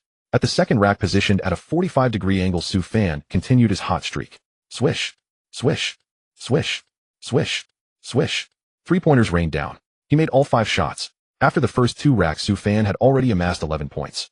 Watching from the sidelines, James Jones and Ray Allen began to feel a sense of unease. No one had anticipated that Su Fan, who had languished with a mere 13 points in the preliminaries, would display such scorching form in the final. The top of the arc was Su Fan's most favored spot. He made all 5 shots again. His score climbed to 17 points. After 3 racks, he had already surpassed his preliminary total. Su Fan is shooting steadily, but he seems to be running low on time. Yes, he needs to speed up. The 2 commentators remarked from the broadcast booth. Su Fan glanced at the shot clock and saw that time was indeed running short. However, he did not alter his shooting rhythm. It was a moment for a crucial decision. He would rather risk not finishing than compromise his accuracy. At the penultimate rack, Su Fan made 4 out of 5 shots, adding another 5 points, and bringing his total to 22. This was the highest score of the competition so far. At the final rack, Su Fan didn't get to attempt his money ball, but he calmly sank the first 4 regular shots. In the end, he posted a formidable score of 26 points in the final. The crowd once again roared with approval, and cameras flashed incessantly upon Su Fan. A score of 26 was an elite-level one that could contend for the title in any year. Now the pressure shifted to the yet-to-compete Jones and Ray Allen. The second competitor was James Jones of the Miami Heat. As a tall shooter standing over 2 meters, Jones's release was also not particularly quick. But today he never managed to find his best form. He especially struggled with the money balls, missing them repeatedly. In the end, Jones could only muster a score of 18 points. He was out of contention for the title. The final competitor, and the one with the top preliminary score, was Ray Allen. His expression upon taking the court was noticeably more strained than it had been in the preliminaries. The psychological burden was heavy, knowing that Su Fan's 26 points was a daunting score to overcome. He had no choice but to grit his teeth and give it his all. As expected, a rattled Ray Allen could only manage 16 points in the final, a performance far below his usual standard. Ray Allen's pace was noticeably hurried in the final, and he finished his last shot with 7 to 8 seconds still on the clock. As he released the final ball, he knew the title was out of reach, a sense of disappointment washing over him. Nevertheless, he graciously walked over to Su Fan to offer his congratulations. At this point, Su Fan had already secured the Rookie MVP, the Skills Challenge title, and the three-point contest title for this All-Star weekend. Meanwhile, the most anticipated event of the All-Star weekend, the high-flying slam dunk contest, was about to begin. Before the highly anticipated slam dunk contest finale, a musical performance graced the court, granting the players a brief respite to rest and regroup. Seizing this moment, Su Fan carried several trophies up to Jenna's private suite in the upper deck. As he stepped inside, Jenna's sweet voice greeted him. "Honey, come here, let me replenish your energy." Looking adorable, Jenna scurried over, holding a cream-topped fruitcake, and playfully fed it to Su Fan. "These trophies are for you." He knew the Kardashian family was hardly strapped for cash. Flashy, superficial gifts held no novelty for Jenna. Yet these trophies of Su Fan's were unique and profoundly commemorative. Jenna, upon hearing his intent to gift them to her, was moved to the brink of tears. She rose on her tiptoes, wrapped her arms around his waist, and planted a lingering kiss upon his lips. The taste of cream cake still lingered in his mouth, but their lips melded together as one. The air was thick with sweetness and affection. They parted after a long while. "Honey, this is the first gift you've ever given me. But these are your first career trophies. Are you sure you want to part with them? Isn't it too precious?" Jenna's eyes sparkled as she blinked, asking, "Haha, what's so precious about them? Just put them on the shelf in your bedroom. Someday when I've won countless more, the display cabinets in your house won't be able to hold them all." Su Fan teased. "Of course, my husband will inevitably become the NBA's greatest player," Jenna asserted with conviction. After a tender moment in the suite, Su Fan returned to the court, ready for the impending slam dunk contest. Following the host's frenzied shouting and hype, DeRozan, McGee, Griffin, and Sue Fan emerged successively from the back. Unsurprisingly, Sue Fan and Griffin received the loudest cheers as both had been heralded as the pre-contest favorites for the championship. After the player introductions, the 5 judges for this year's contest made their way onto the court. They were all legendary retired stars from various teams: Clyde the Glide Drexler, Big Game James Worthy, the White Shadow Brent Barry, the Human Highlight Film Dominique Wilkins, and Dr. J. Julius Irving. During the pre-contest warm-ups, the All-Star sideline reporter interviewed both Sue Fan and Griffin. She asked Sue Fan, "You're not particularly known for your dunks in the regular season. Why are you so confident competing in the slam dunk contest?" Sue Fan pondered for a moment, then replied, "A regular game is a regular game, and a dunk contest is a dunk contest. I believe they don't conflict. In normal games, I always aim to score in the most efficient way, not fixating on dunks. This also protects my body and extends my career." Upon hearing Sue Fan's remarks, Griffin scoffed dismissively. Unbeknownst to him, it was a well-intentioned piece of advice from Sue Fan. Despite his current glory, the more spectacular his dunks were in his early career, the more frequent his injuries would become later on. This marked the beginning of Griffin's tragic career trajectory. The reporter then turned to Griffin. "Congratulations, Blake. You've dunked 214 times this regular season, breaking the NBA rookie record. What are your expectations for this contest?" Griffin nodded confidently and smiled. "I disagree with Sue Fan. I believe dunking can be a standard scoring method. It boosts team morale and intimidates opponents. I love to dunk. I'll keep doing it. As for my goal here, it's simple: the championship." His declaration ignited thunderous cheers from the crowd. Even before the contest began, their exchange crackled with tension. The first to take the floor was the young DeRozan, sporting the Raptors 10 jersey. DeRozan's face was youthful, free from the melancholy of his later years. He gestured to the crowd, whipping up their excitement. He positioned himself at the baseline corner. The 1-minute 50-second clock started. His Raptors teammate stood behind the basket and tossed the ball over the backboard. DeRozan took off. A between-the-legs reverse dunk. A move of considerable difficulty. The courtside cheerleaders leapt to their feet. Unfortunately, the dunk missed. It was clear DeRozan had prepared, but his body wasn't in peak condition today. After 5 or 6 attempts, he finally converted the dunk. The excessive tries, however, cost him points, with the judges earning only a 44. That's how the contest works. A clean, successful attempt always leaves the best impression. Despite the high difficulty of DeRozan's dunk, his score remained modest. The second competitor was the young Wizards center JaVale McGee. McGee was ready to get creative for his first dunk. With the host's hype, an extra basketball hoop was wheeled onto the court. The commentators chuckled in unison. Is he going to dunk on 2 hoops? Barkley and Reggie Miller speculated. Since Dwight Howard's participation, players had become increasingly focused on gimmicks, using props to create spectacles. Genuine difficulty often took a back seat. While dunking 2 balls had been done before, dunking on 2 baskets simultaneously had never been attempted in NBA history. Sure enough, with the 2 hoops positioned side by side, McGee took off with a ball in each hand. He tossed the right ball off the first backboard, then slammed the left ball through the left hoop. Then midair, he caught the ricocheting ball and dunked it through the right hoop. A brilliant concept, but it didn't connect. He tried repeatedly, but time was running out. Despite the misses, the creativity earned him the crowd's enthusiastic applause and encouragement. On his final attempt, McGee stuck with his original plan. Flawlessly executed, he finally slammed it home. Although he had used many attempts, the sheer ingenuity earned him a perfect score of 50 from all 5 judges. It was a nod to his immense creative effort. A perfect score in the first round of the preliminaries. Now the pressure shifted squarely onto the shoulders of Sue Fan and Griffin, who were yet to perform. In the preliminary round of the slam dunk contest, the third contestant to take the stage was the Clippers' rising star Griffin. This season, Griffin had amassed countless fans with his unparalleled explosive dunks during games. Held at the Staples Center, this all-star game felt like a home game for Griffin, as the Clippers still shared the arena with the Lakers. Griffin's first dunk didn't involve any flashy props or elaborate coordination. Holding the ball in one hand, he took off from 1 step inside the free throw line. A 360-degree spinning abdomen extending tomahawk jam. Although he missed the first attempt, it drew a collective gasp of awe from the crowd. Watching from the sidelines, Sue Fan could only offer a helpless smile. In his view, Griffin's dunk was actually quite low in difficulty. It was just a standard 360-degree dunk, not even incorporating a windmill. Yet the home crowd showed him such adoration, as if they were determined to see him crowned champion tonight. Griffin needed 3 attempts to finally complete the move. Despite its low difficulty, buoyed by the electrifying atmosphere, the judges awarded him a high score of 49 points. At that moment, the camera focused on Sue Fan. He smiled and waved to the audience. He knew that tonight in the Los Angeles arena, everyone from the host to the commentators seemed to want Griffin to win. That was evident from the previous dunk. Despite its low difficulty, the atmosphere was incredibly lively. The judges felt compelled to give high scores. With McGee already securing a perfect 50, Sue Fan knew he had to unleash something spectacular on his opening dunk to stand out. Sue Fan took the ball and strolled casually to the backcourt. The audience and commentators didn't react much to this. In their experience, a run-up from the backcourt usually signaled a free throw line dunk, a move that had become quite common in the contest. Legends like Dr. J. Jordan and Pippen had all performed it. People couldn't imagine what new innovation could be brought to the free throw line takeoff. Su Fan dribbled the ball during his run-up rather than carrying it, mirroring Michael Jordan's iconic approach. Sure enough, he leaped from the free throw line. But he wasn't content with a simple free throw line jam. Instead, he executed a massive windmill motion while soaring through the air. His arms swung in a full circle, slammed it home. A free throw line windmill dunk. Su Fan had just pulled out Zach LaVine's signature move from the 2016 contest. In 2011, this was an utterly unprecedented feat. The crowd and commentators were stunned for a moment, then rose to their feet in unison. An eruption of sustained cheers followed. Former dunk champion Dwight Howard, a special guest at the commentary desk, was beaming with joy, exclaiming into the camera, "The contest is over. That's the greatest dunk I've ever seen." Barkley added, "Oh my God, that's insane, a free throw line windmill. How did he do that?" Reggie Miller was utterly speechless with shock. Courtside celebrities like Durant, Harden, and Westbrook were all flashing perfect 10 scores. Some fans in the stands even held up a 100 score. The entire arena went berserk. Su Fan's dunk had completely ignited the Staples Center. Pandemonium. The whole arena was in an uproar. Judges like Wilkins, Dr. J, and Drexler were shaking their heads laughing. They weren't shaking their heads in disapproval, but rather signaling to the cameras, "We could never pull off a move like that." Griffin, who had been watching intently, was utterly dumbfounded by Su Fan's dunk. He never imagined that he, the presumed star of the contest, would be completely upstaged by this Asian kid. Su Fan received the second perfect 50 of the contest. It was beyond doubt. At this moment, Griffin was panicking, internally contemplating whether he should unleash his secret weapon early.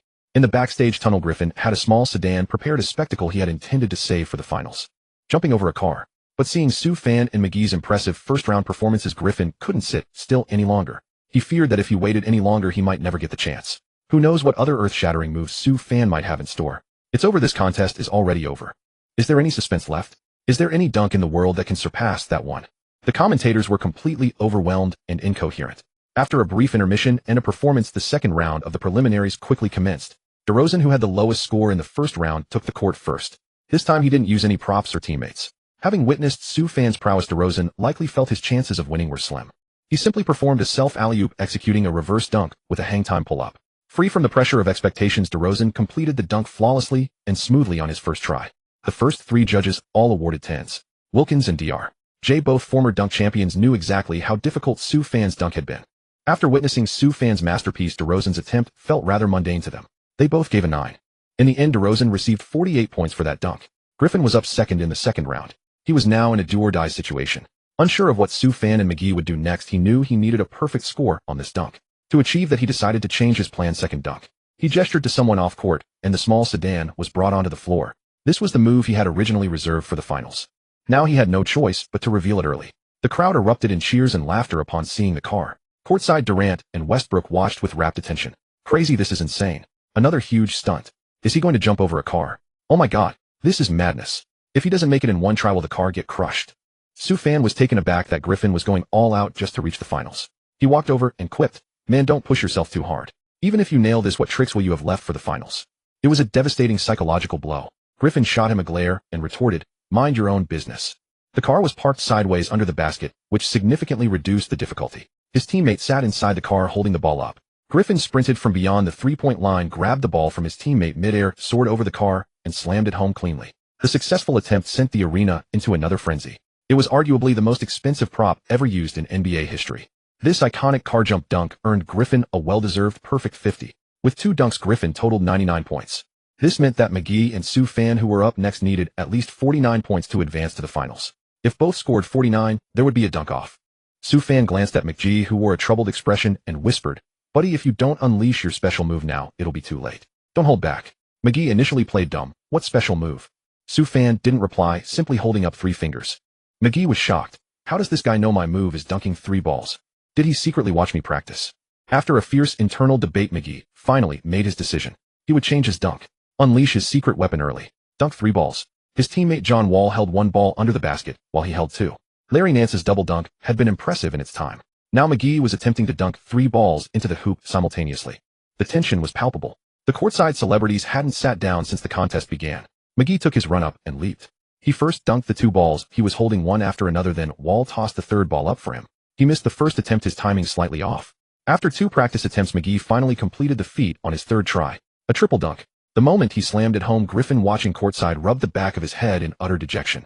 McGee's dunk unsurprisingly earned a perfect 50. This secured his spot in the finals. Now Griffin could only hope for Su Fan to mess up his next dunk. Under the watchful eyes of the crowd, Su Fan once again walked back to the backcourt. Oh my god, here he goes again. Is Su Fan becoming the spokesperson for the free throw line? Could it be a between-the-legs dunk from the free throw line this time? Before Su Fan even jumped, a sharp fan had already guessed it. But no one dared to believe it, as no one in the world had ever accomplished such a feat. It would be the pinnacle of human dunking history. Su Fan used his familiar dribbling run-up, took off from the free throw line again, and performed a between-the-legs switch mid-air. He made it on the first attempt. The arena erupted. Durant, Westbrook, and the other courtside stars were so shocked they fell to the floor. Shaquille O'Neal was frantically recording with his phone. Judge Dominique Wilkins jumped up so high he nearly overturned the judge's table. A score of 50. A perfect score. There was absolutely no doubt. The preliminary round of the slam dunk contest concluded. Su Fan and McGee advanced to the finals with perfect scores on all four of their dunks. Griffin, the pre-contest favorite who had unleashed the car jump, was eliminated. Before the contest even ended, NBA players and fans were already buzzing on social media. Su Fan's two dunks would be championship-worthy in any era. McGee's double hoop and triple ball dunks also showcased unparalleled creativity and difficulty. This contest was a true clash of titans. Fans eagerly anticipated whether the two finalists would continue to scale the heights of dunking history in the finals. The atmosphere at Staples Center grew increasingly electric, for this year's slam dunk contest had delivered an overwhelming spectacle. Even in the preliminary round alone, Su Fan, McGee, Griffin, and others had put on a breathtaking showdown. Even Griffin's spectacular leap over a car stunt wasn't enough to escape elimination. This was solely because Su Fan and McGee's two dunks in the preliminaries were simply too flawless. They were nothing short of perfection. With the atmosphere whipped into a frenzy by the on-site hosts and commentators, the final round of the slam dunk contest was about to commence. The rules for the final round of this era's slam dunk contest were unique. The champion was not decided by the on-site judges, but by the audience and fans. Once the finals officially began, fans could support a player by sending text messages. Ultimately, the officials would announce the support rates for both players after the contest concluded. The player with the higher support rate would be crowned champion. This meant that the impression made during the preliminaries carried significant weight. Naturally, fans wouldn't base their judgment solely on the two dunks from the finals. This made McGee feel even more uneasy. Although he had also scored perfect marks on his two dunks in the preliminaries, he knew his dunks in terms of difficulty still lagged considerably behind Su Fan's. He had relied purely on creativity to win over the judges, whereas Su Fan had conquered everyone with sheer unparalleled difficulty. The triple ball dunk idea he had planned to save for the finals had to be used early in the preliminaries.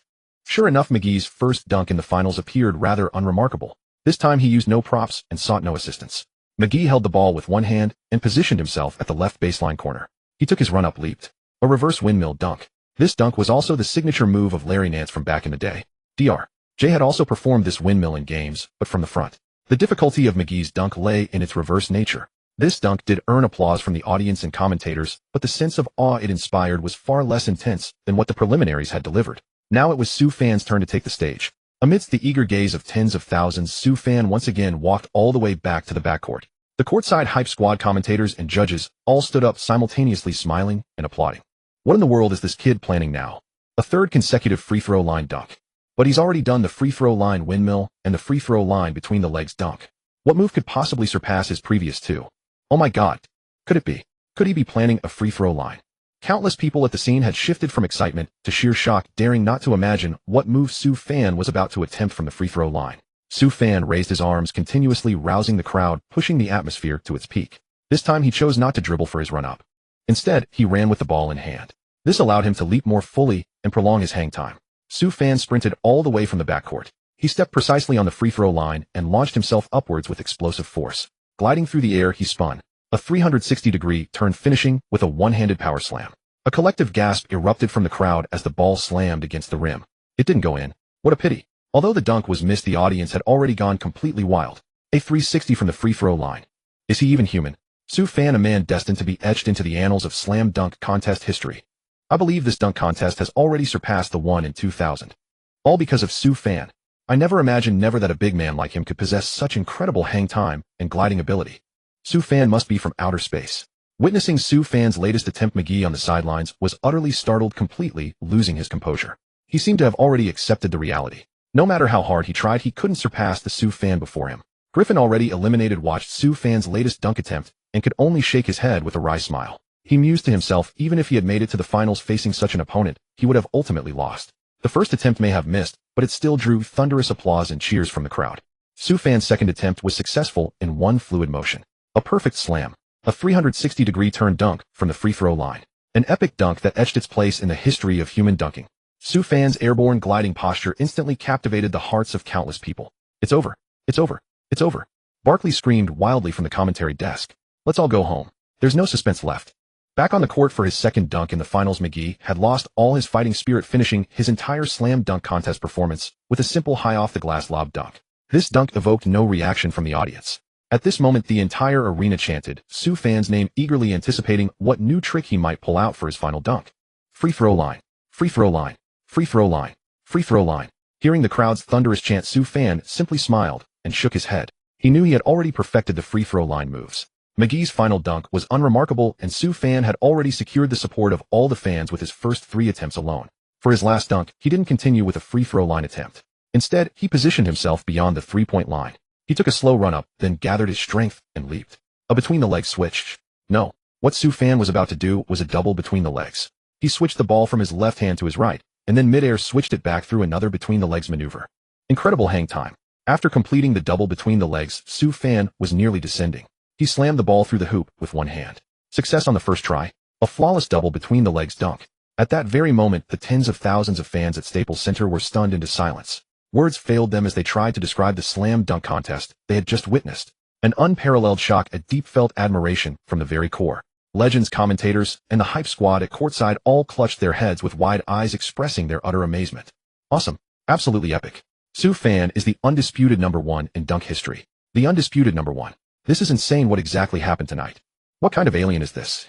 The sheer impact of this double between the legs dunk even far surpassed the shock from Sue Fan's previous 3 free throw line slams. Only a hang time that defied the limits of human comprehension could make this move possible. In the entire history of basketball, no one had ever accomplished it. After the contest, Sue Fan clinched the 2011 Slam Dunk Contest Championship with an overwhelming 99 support rate, leaving no room for doubt. Some fans even grumbled, "Why isn't it 100? I bet that one didn't even watch the game." Sue Fan merely smiled and brushed it off. That's just how this league is, and no matter how well you perform, there will always be detractors. Since the All-Star weekend began, Sue Fan had secured the Rising Stars MVP on the first day and swept all 3 individual event championships on the second day. Undoubtedly, Sue Fan was the biggest winner of this weekend. Fans were even more eager to see him go head-to-head with the league's superstars in the main event. The final day of the All-Star weekend was the highly anticipated main event. Before the game in the Eastern Conference All-Stars locker room, the stars were all discussing one person. That person was Sue Fan, who had stolen the spotlight during the previous 2 days of competition. LeBron James remarked, "He's fantastic. I've watched many of his games. His court vision is exceptional. I just didn't expect his dunks and 3-point shooting to be so explosive." Dwayne Wade added, "I heard he only signed a 1-year deal with the Nuggets. We happen to need a top-notch point guard. How about?" A peculiar smile crossed James's face, but he remained silent. Dwight Howard, who had been a special guest at yesterday's slam dunk contest, was thrilled after witnessing Sue Fan's world-stunning dunks. He exclaimed, "I'm going to have a dunk contest with that kid Sue Fan on the court today." As the group chatted and laughed, Kevin Garnett interjected with a hint of sarcasm, "I'd rather watch Sue Fan shoot threes." Hearing this, Ray Allen's face darkened, and he said nothing. He had just lost to Sue Fan in the 3-point contest, and Garnett's comment clearly put him in an awkward position. Although both were veteran stalwarts of the Boston Celtics, a rift seemed to be forming between them at that moment. Meanwhile, Derrick Rose, the Eastern Conference's starting point guard who would be directly matched up against Sue Fan, silently packed his gear without a word. He was naturally a man of few words, and the festive atmosphere of the All-Star game didn't quite suit him. When the league's elite spend time discussing a rookie in the locker room, it's a testament to the recognition he's earned. That was Sue Fan standing. Through sheer talent, he had not only won over countless fans, but also earned the respect of numerous NBA stars. At the same time, in the Western Conference All-Stars locker room, Sue Fan was also the center of attention, with stars vying to chat with him. After all, Sue Fan was the hottest topic lately. He had first created the legendary Sue Mania during the regular season, and now he had stolen the show at the All-Star game for 2 straight days. Russell Westbrook and Blake Griffin, who had previously been at odds with Sue Fan, had now buried the hatchet after witnessing his spectacular performance yesterday. The group chatted and laughed about their game plan.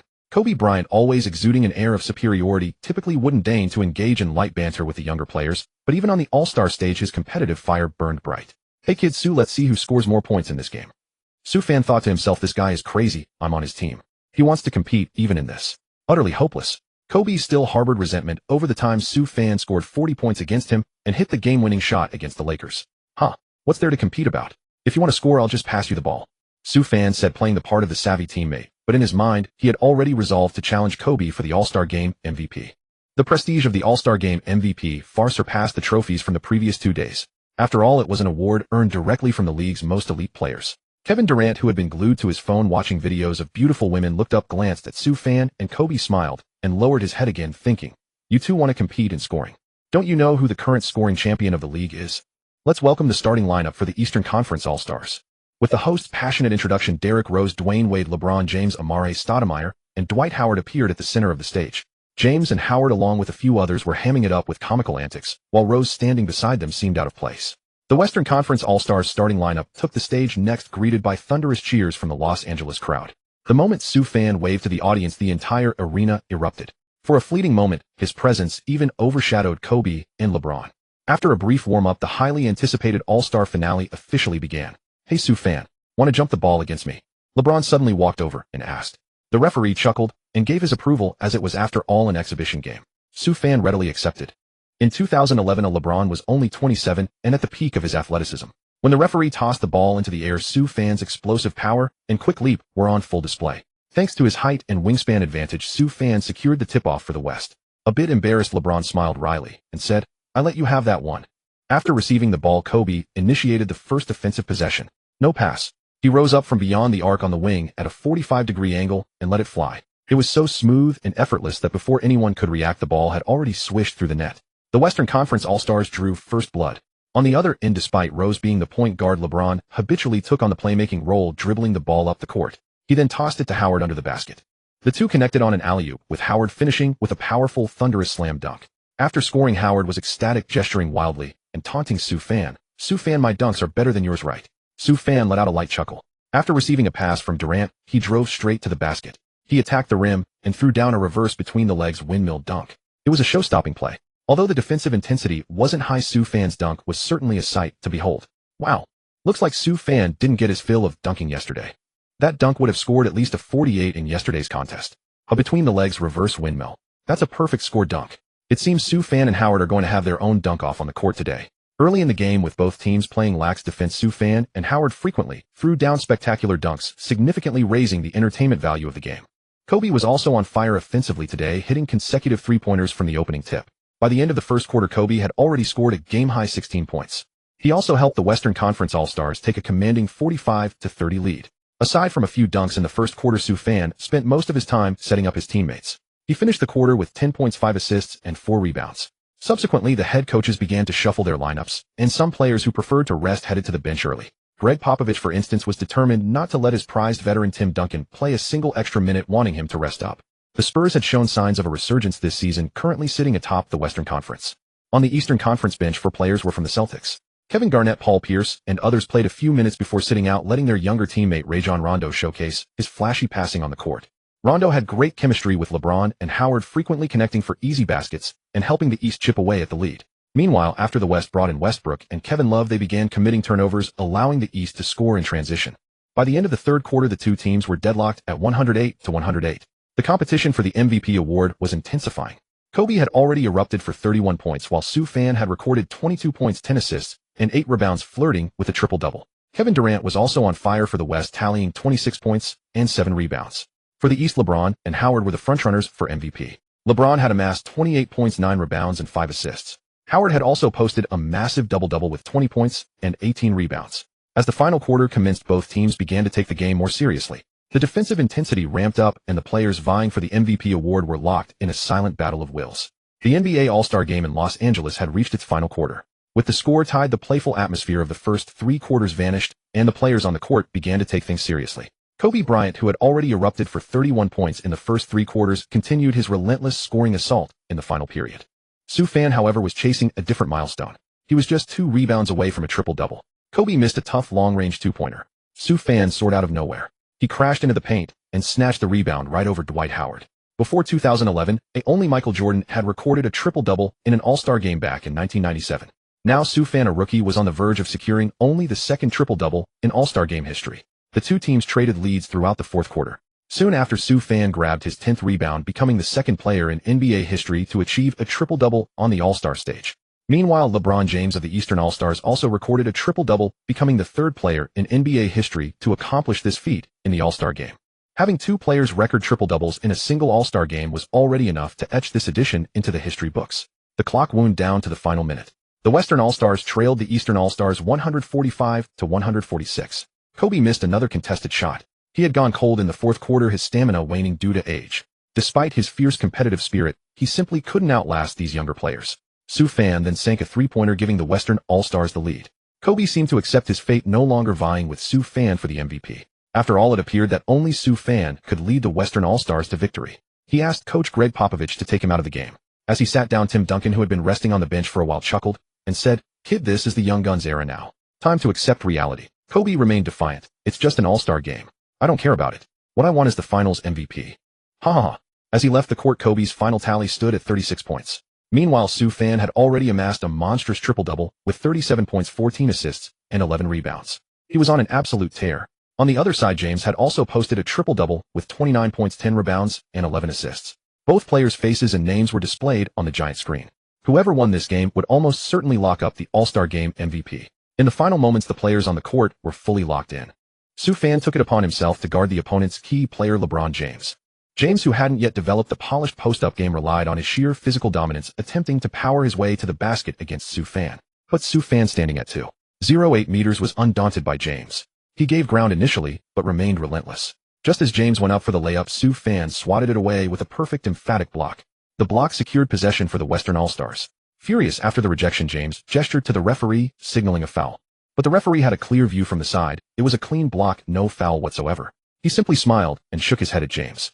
James reconsidered, realizing this was the All-Star stage. Being overly contentious might make him look petty. He just shook his head and hustled back on defense. But before he could even cross half-court, Su Fan drilled another deep three-pointer from way downtown. 150 to 146. The game had completely lost its suspense. Su Fan's scoring total had also reached the 40-point mark. There were less than 10 seconds remaining on the game clock. Seeing no hope for a comeback, the Eastern All-Stars gave up, letting the clock run out. After all, it was just the All-Star game. No one wanted to play an extra overtime. James even threw down a flashy reverse dunk, with no one defending him in the final seconds. The game was over. In the end, thanks to the dominant performances of Su Fan and Kobe, the Western All-Stars narrowly defeated the Eastern All-Stars by 2 points. The post-game MVP ceremony began. Su Fan was the undisputed winner. He received the All-Star MVP trophy from David Stern. Ding! Congratulations, host. You have completed the All-Star Grand Slam achievement, earning 1,000 villain points. Ding! Congratulations, host. You have achieved a triple-double in the All-Star game, earning 500 villain points. Ding! Congratulations, host. You have gained the upper hand in your matchup against LeBron James, earning 800 villain points. This All-Star game saw Su Fan create unprecedented history. Numerous records were shattered, marking a pinnacle achievement never before seen in NBA All-Star history. He became the first player in NBA history to win the Rookie Game MVP, the Skills Challenge, the Three-Point Contest, the Slam Dunk Contest, and the All-Star Game MVP, all in 1 year. He recorded the first 40-point triple-double in All-Star Game history. And the player achieving all this was just a rookie who had entered the league less than a year ago. Su Fan treated basketball fans worldwide to a spectacular visual feast during the All-Star Game. His name resounded throughout the basketball world. He had become the hottest super rookie. After the game, the media's praise for Su Fan reached an unprecedented level. Sports Illustrated, the Su Mania wave continues.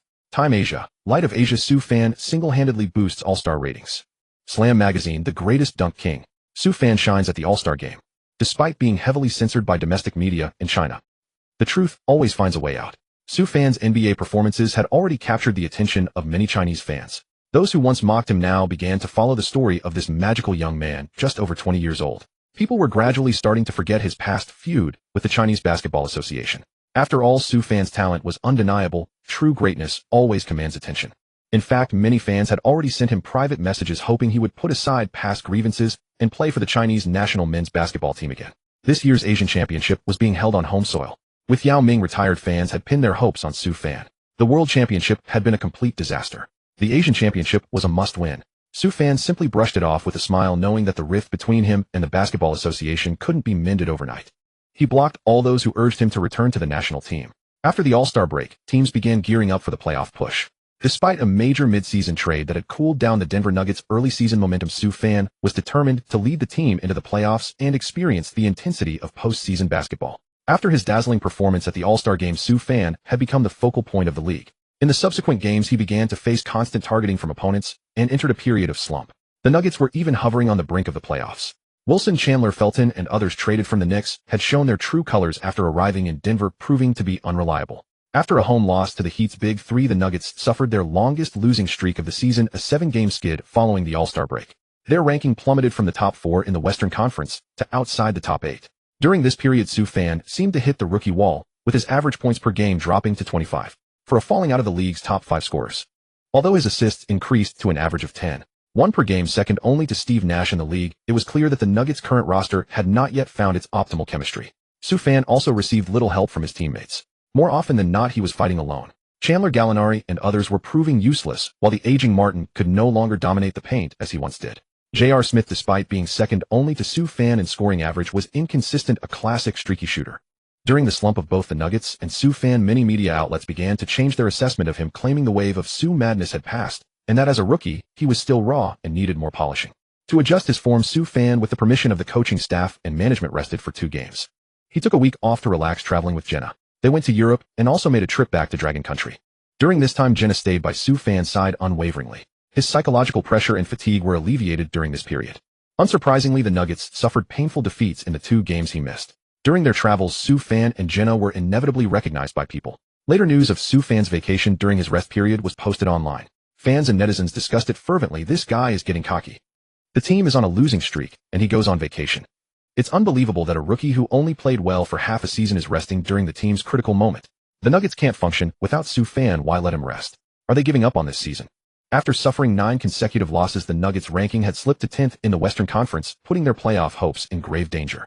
During his rest, Sufjan stayed away from social media for an entire week, ignoring the online gossip and refraining from any basketball-related news. By truly emptying his mind and connecting with nature, he finally found genuine release from his stress. He felt his state of mind had elevated. Ignoring the outside noise, Sufjan returned and immediately threw himself back into training and games. Ding! Congratulations, host, for spending 1,500 villain points to exchange for the Kawhi Leonard defense skill pack. Ding!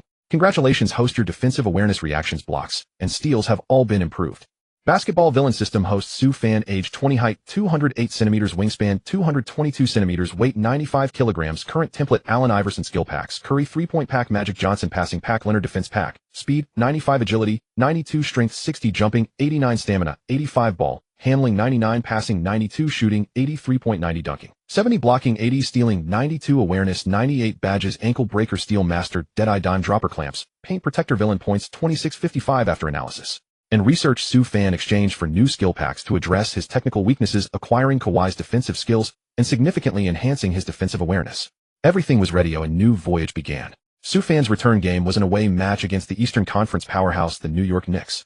Facing the Knicks, led by his former senior Anthony, Sufjan showed no mercy. In this game, Sufjan seemed reborn.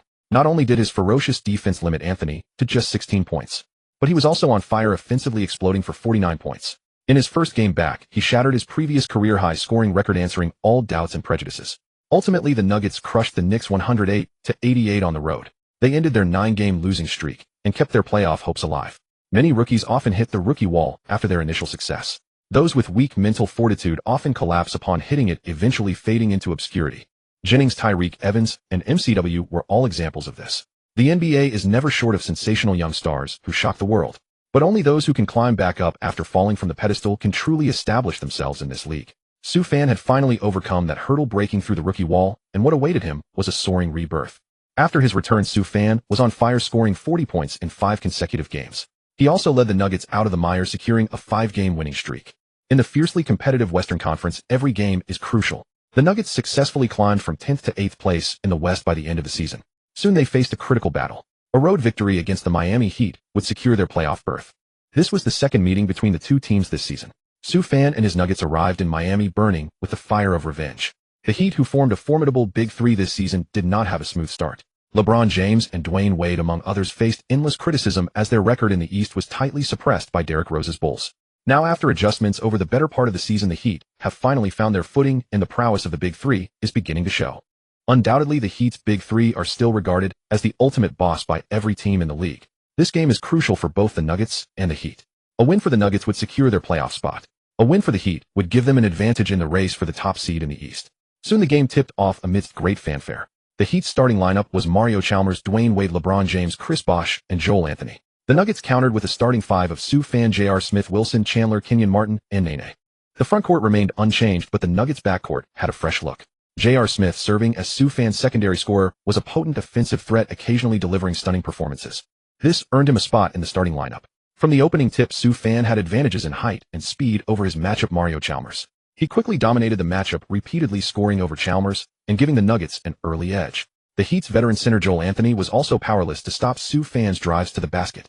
Scoring 18 points in the first quarter alone, Sue Fan helped the Nuggets take a 30-22 lead over the Heat. But the Heat's strength wasn't just their big three. What was even more terrifying was the array of highly consistent shooters sitting on their bench. James Jones, Mike Miller, Mike Bibby. As the rotations came, the Heat relied on their deep bench to gradually chip away at the lead. The relentless drives by James and Wade opened up shooting lanes for the Heat's perimeter players. The Heat stepped up their game in the third quarter, while the Nuggets, except for a still solid Sue Fan, had gone completely cold. The fundamental reason was the disparity in defensive intensity. Basketball is ultimately not a one-man sport, and no matter how brilliantly Sue Fan performed, he couldn't overcome the synchronized effort of 5 opponents. The Heat carried a 12-point lead into the final quarter. Although losing this game wouldn't mathematically eliminate the Nuggets from playoff contention, Sue Fan was unwilling to accept defeat. They had already lost to the Heat once this season. Another loss would mean a season sweep. His fierce competitive spirit drove Sue Fan to give his all. A step beyond the three-point line, Sue Fan caught the defense off guard and launched a shot from well beyond the arc. Swish. To the amazement of the crowd, the three-pointer dropped. In today's league, perhaps only Stephen Curry of the Warriors would dare to attempt such a shot. And Sue Fan's confidence and composure in the moment were clearly superior to the still raw Curry.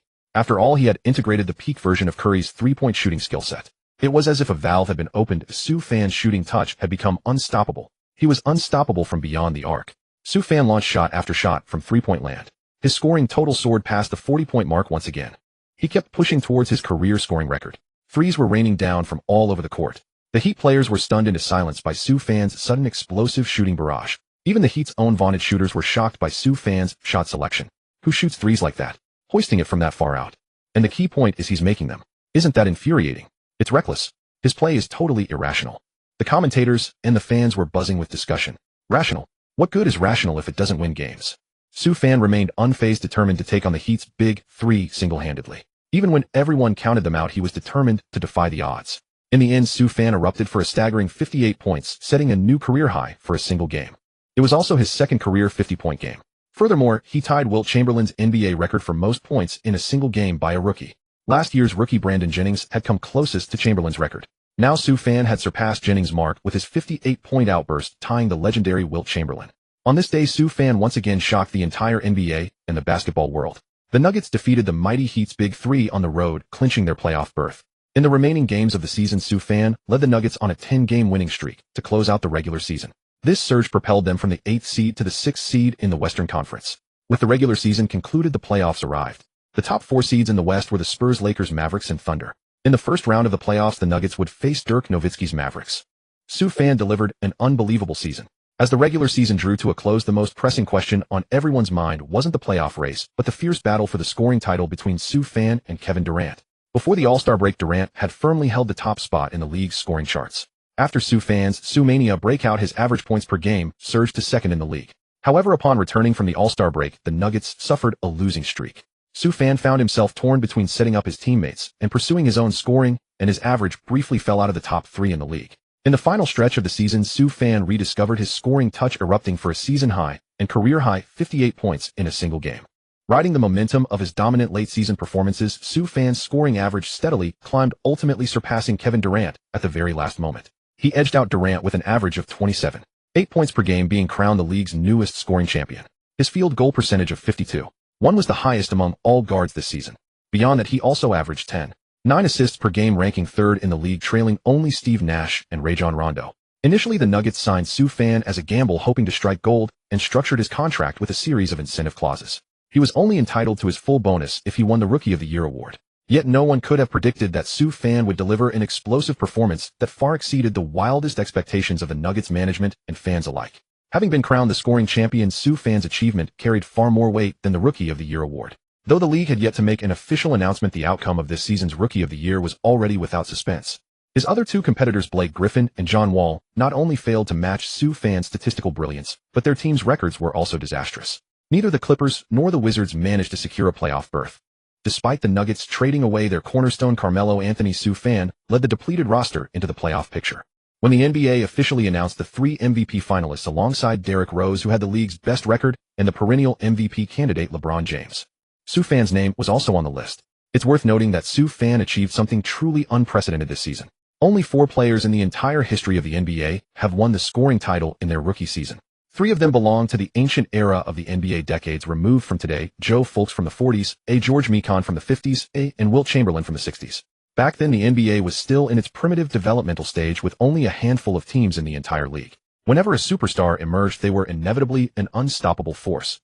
This underscores just how remarkable Sue Fan's scoring title is. The most recent comparable feat was by Rockets legend Elvin Hayes in the 70s, who averaged 28.4 points per game in his rookie season. Over 40 years have passed since 2011, when the news of Sue Fan becoming the scoring champion and an MVP finalist spread back home. It sent shockwaves through the entire Longwood basketball community. Many insiders from the Basketball Association began to deeply regret their decision to expel Sue Fan from the national team, because Yao Ming had once led the national team back to the Olympic quarterfinals. And now in his very first season, Sue Fan had achieved something that Yao had never accomplished in his entire career. Sue Fan is not just a shining pearl in the history of Longwood basketball, but also a rapidly rising superstar in the global basketball world. The Basketball Association knew what this meant.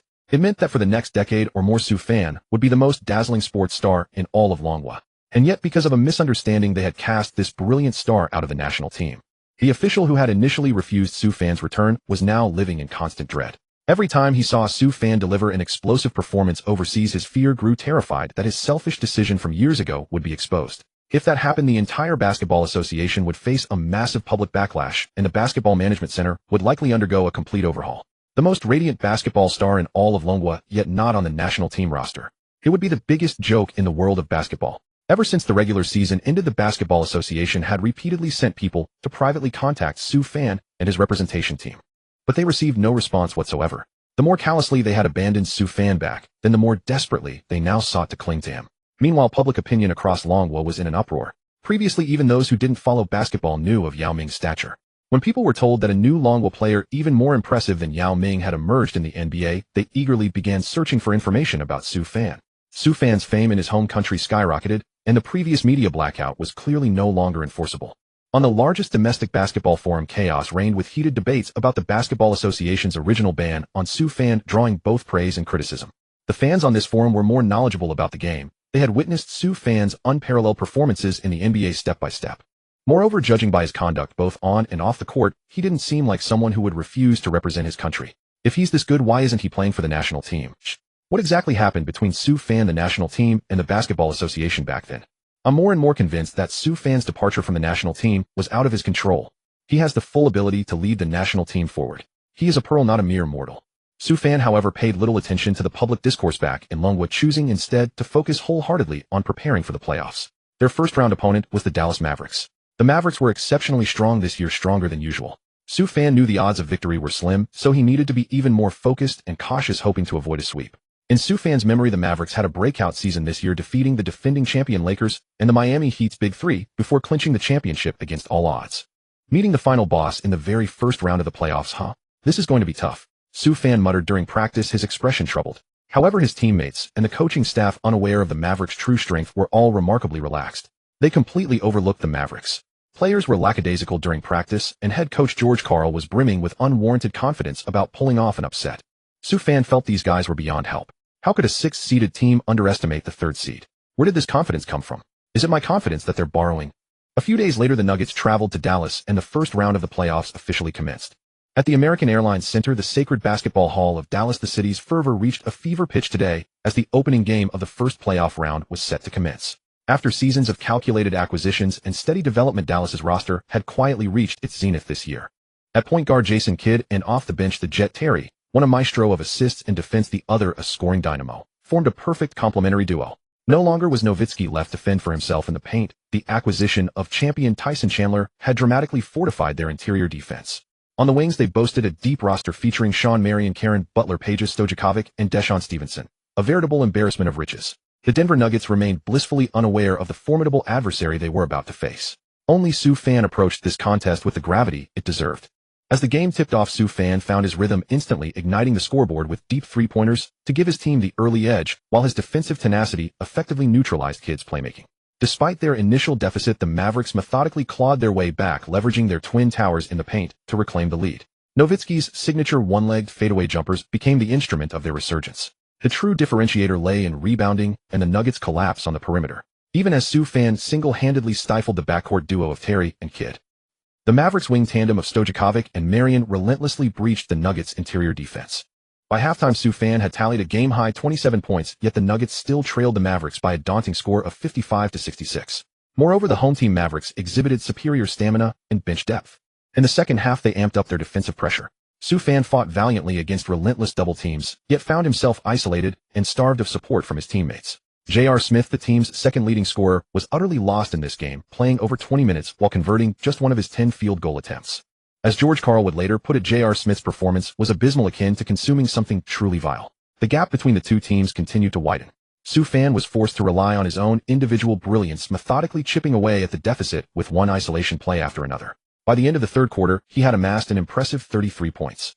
Yet the Nuggets still found themselves trailing by a staggering 18 points. As the final quarter commenced, Su Fan descended into a state of pure frenzy. He attacked the rim and pulled up from deep, scoring in relentless succession. Kidd, in a desperate attempt to curb Su Fan's onslaught, resorted to committing foul after foul. Despite neutralizing the opponent's primary playmaker, Su Fan still couldn't lead his team to victory in this game. With 3 minutes remaining, the outcome was already beyond doubt. The Mavericks, through exceptional teamwork and fluid, seamless offense, extended the lead to 25 points. Su Fan exploded for 45 points in the contest. That set a new record for the highest scoring debut by an NBA rookie in the playoffs. However, this game became a bittersweet milestone for Su Fan as the Nuggets suffered a heavy defeat. The series now stood at 0-1. The Mavericks drew first blood, seizing the early advantage. The Nuggets, who had arrived in Dallas brimming with confidence, were dealt a staggering blow, utterly stunned. In Game 2, the Nuggets regrouped, determined to avenge their loss. Led by Su Fan, they maintained a slender lead throughout the contest. His teammates didn't squander his passes, showing significant improvement over their previous outing. Su Fan recorded a double-double of 20 points and 10 assists before the third quarter even ended. However, their precarious lead didn't hold until the final buzzer. In the latter half of the fourth quarter, the German torpedo caught fire. He consistently rose over defenders, knocking down mid-range jumpers. Single-handedly, he tore apart the Nuggets' interior defense. Ultimately, he steered the Mavericks to a comeback victory in the dying moments. The final score was 109-105. Su Fan's late three-pointer was too little too late to save his team. The Nuggets were once again vanquished by the Mavericks in Game 2 of the playoffs. For the game, Su Fan amassed 28 points along with 13 assists and 10 rebounds. This made him the fastest player in NBA history to record a triple-double in the playoffs. Su Fan continued to forge his own miracles and set his own astonishing records. Yet his team remained mired in a quagmire, struggling to move forward. Facing the formidable Mavericks, the rest of the Nuggets roster and coaching staff finally grasped the chasm in class between the two sides. Back on their home court before Game 3 tipped off, Su Fan was presented with the Rookie of the Year trophy. It was an absolute certainty. Su Fan was unanimously voted the 2011 Rookie of the Year. He also earned a spot on the All-Rookie First Team. With this, Su Fan had fulfilled every incentive clause in his original contract with the Nuggets. Of course, by now those bonus checks were but a drop in the bucket for him. With the upcoming offseason looming, Su Fan was poised to be the most sought-after superstar in free agency. A deluge of endorsement deals and commercials awaited him, heralding the rise of a vast commercial empire. Combined with the immense publicity from his powerful alliance with Jenner, Su Fan was undoubtedly set to be the hottest star of the offseason. For now, however, such thoughts were far from his mind. His sole focus was on the playoff battles ahead. Having lost 2 straight, the Nuggets were cornered with their backs against the wall. This game was a do-or-die scenario. Defeat would effectively spell the end of their series hopes. Su Fan quickly shifted into scoring mode, and his teammates, as if awakening from a daze, delivered a commendable performance. In the end, the Nuggets triumphed over the Mavericks 99-87 on their home floor, narrowing the series deficit to 1-2. They carried that momentum into Game 4, securing another victory to even the series. Just as everyone believed the Nuggets were trending in the right direction, a sudden earth-shattering piece of news altered the series' trajectory and rattled the team's morale. In May 2011, NBA labor negotiations officially broke down. The league was set to enter a lockout following the season's conclusion.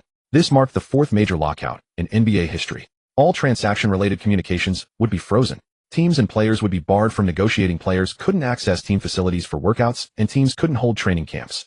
This news impacted the Nuggets far more severely than the Mavericks. A significant portion of their core rotation, including Su Fan, J.R. Smith, and Wilson Chandler, was slated to become free agents in the summer.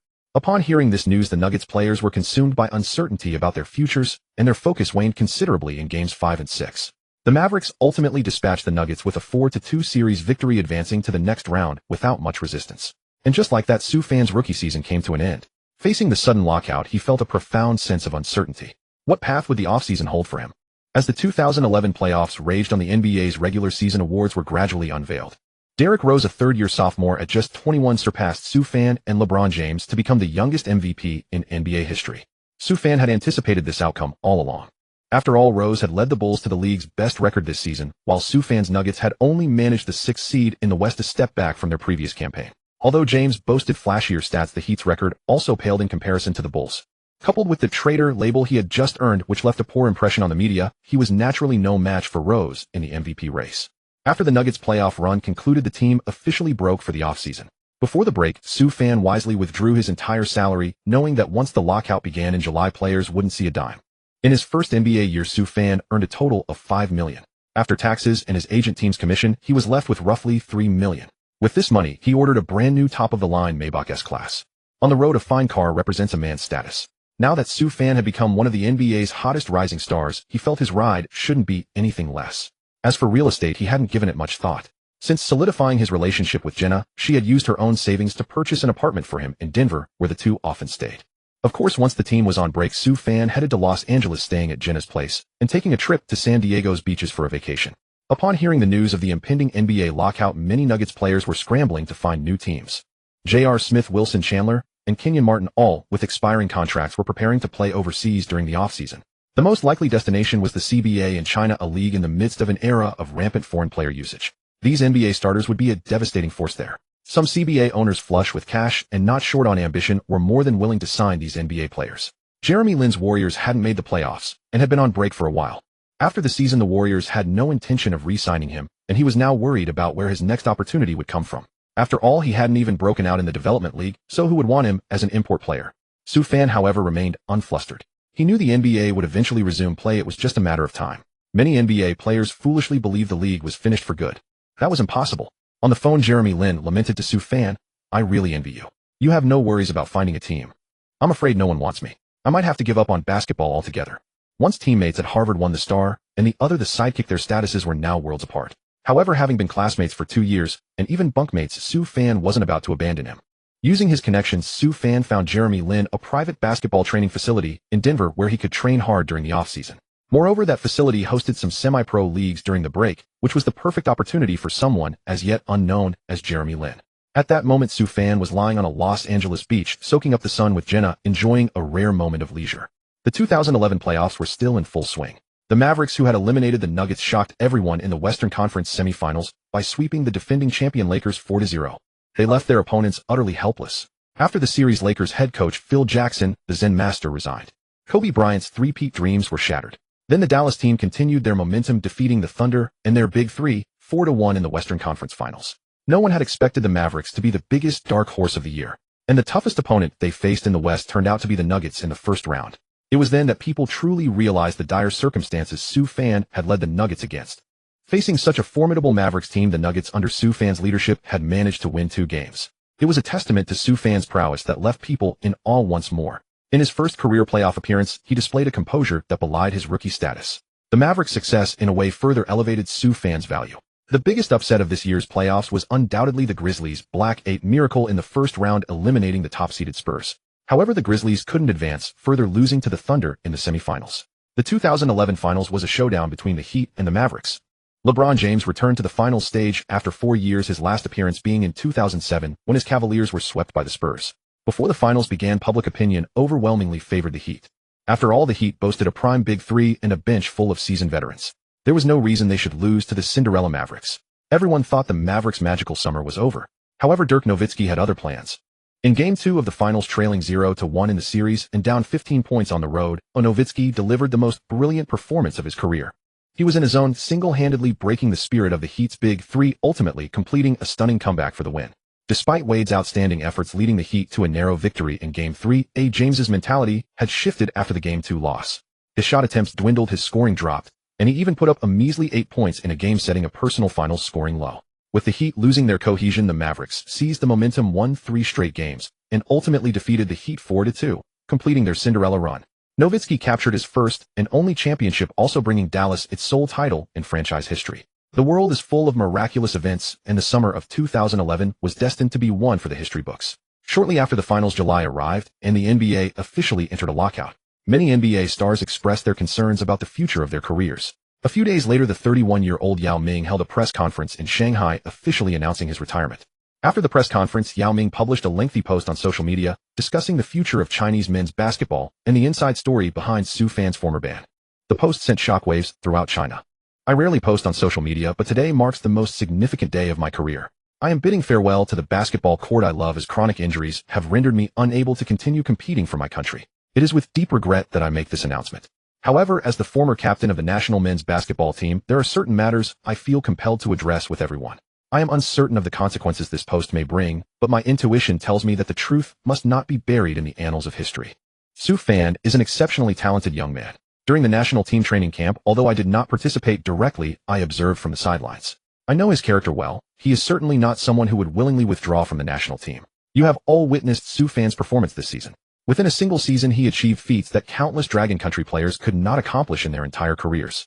He is the future hope of our national men's basketball team. I firmly believe that Su Fan's future achievements will not only make him the greatest star in Dragon Country basketball history, but also the most radiant luminary in world basketball. During the national team training camp, I specifically reviewed the Orlando Summer League that Su Fan participated in. Its schedule did not conflict with the national team's exhibition games at the time. Su Fan had privately assured me that he would return to the team immediately after the Summer League concluded. However, upon his return to the country and arrival at the arena, he discovered that his place on the team was no longer available. By now, I believe everyone understands. It was not that Su Fan refused to represent his country, rather he was expelled from the national team. I do not know what transpired behind closed doors, nor do I know who made the final decision. I simply believe that the truth must come to light. As athletes, we all have the right to hone our skills on higher stages and elevate ourselves, thereby raising the overall standard of the national team.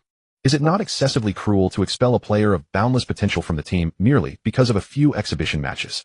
There are certain things I cannot openly discuss, but I sincerely hope that the relevant authorities will conduct a thorough investigation into the inner workings behind the selection of the national team roster that year and restore Su Fan's reputation. An article of several hundred words. De Yao, who had always been reticent in public, used his final influence on the day of his retirement to expose the truth behind Su Fan's absence. He risked potential repercussions to clear Su Fan's name. As the greatest player in the history of Dragon Country basketball, De Yao's influence is beyond doubt.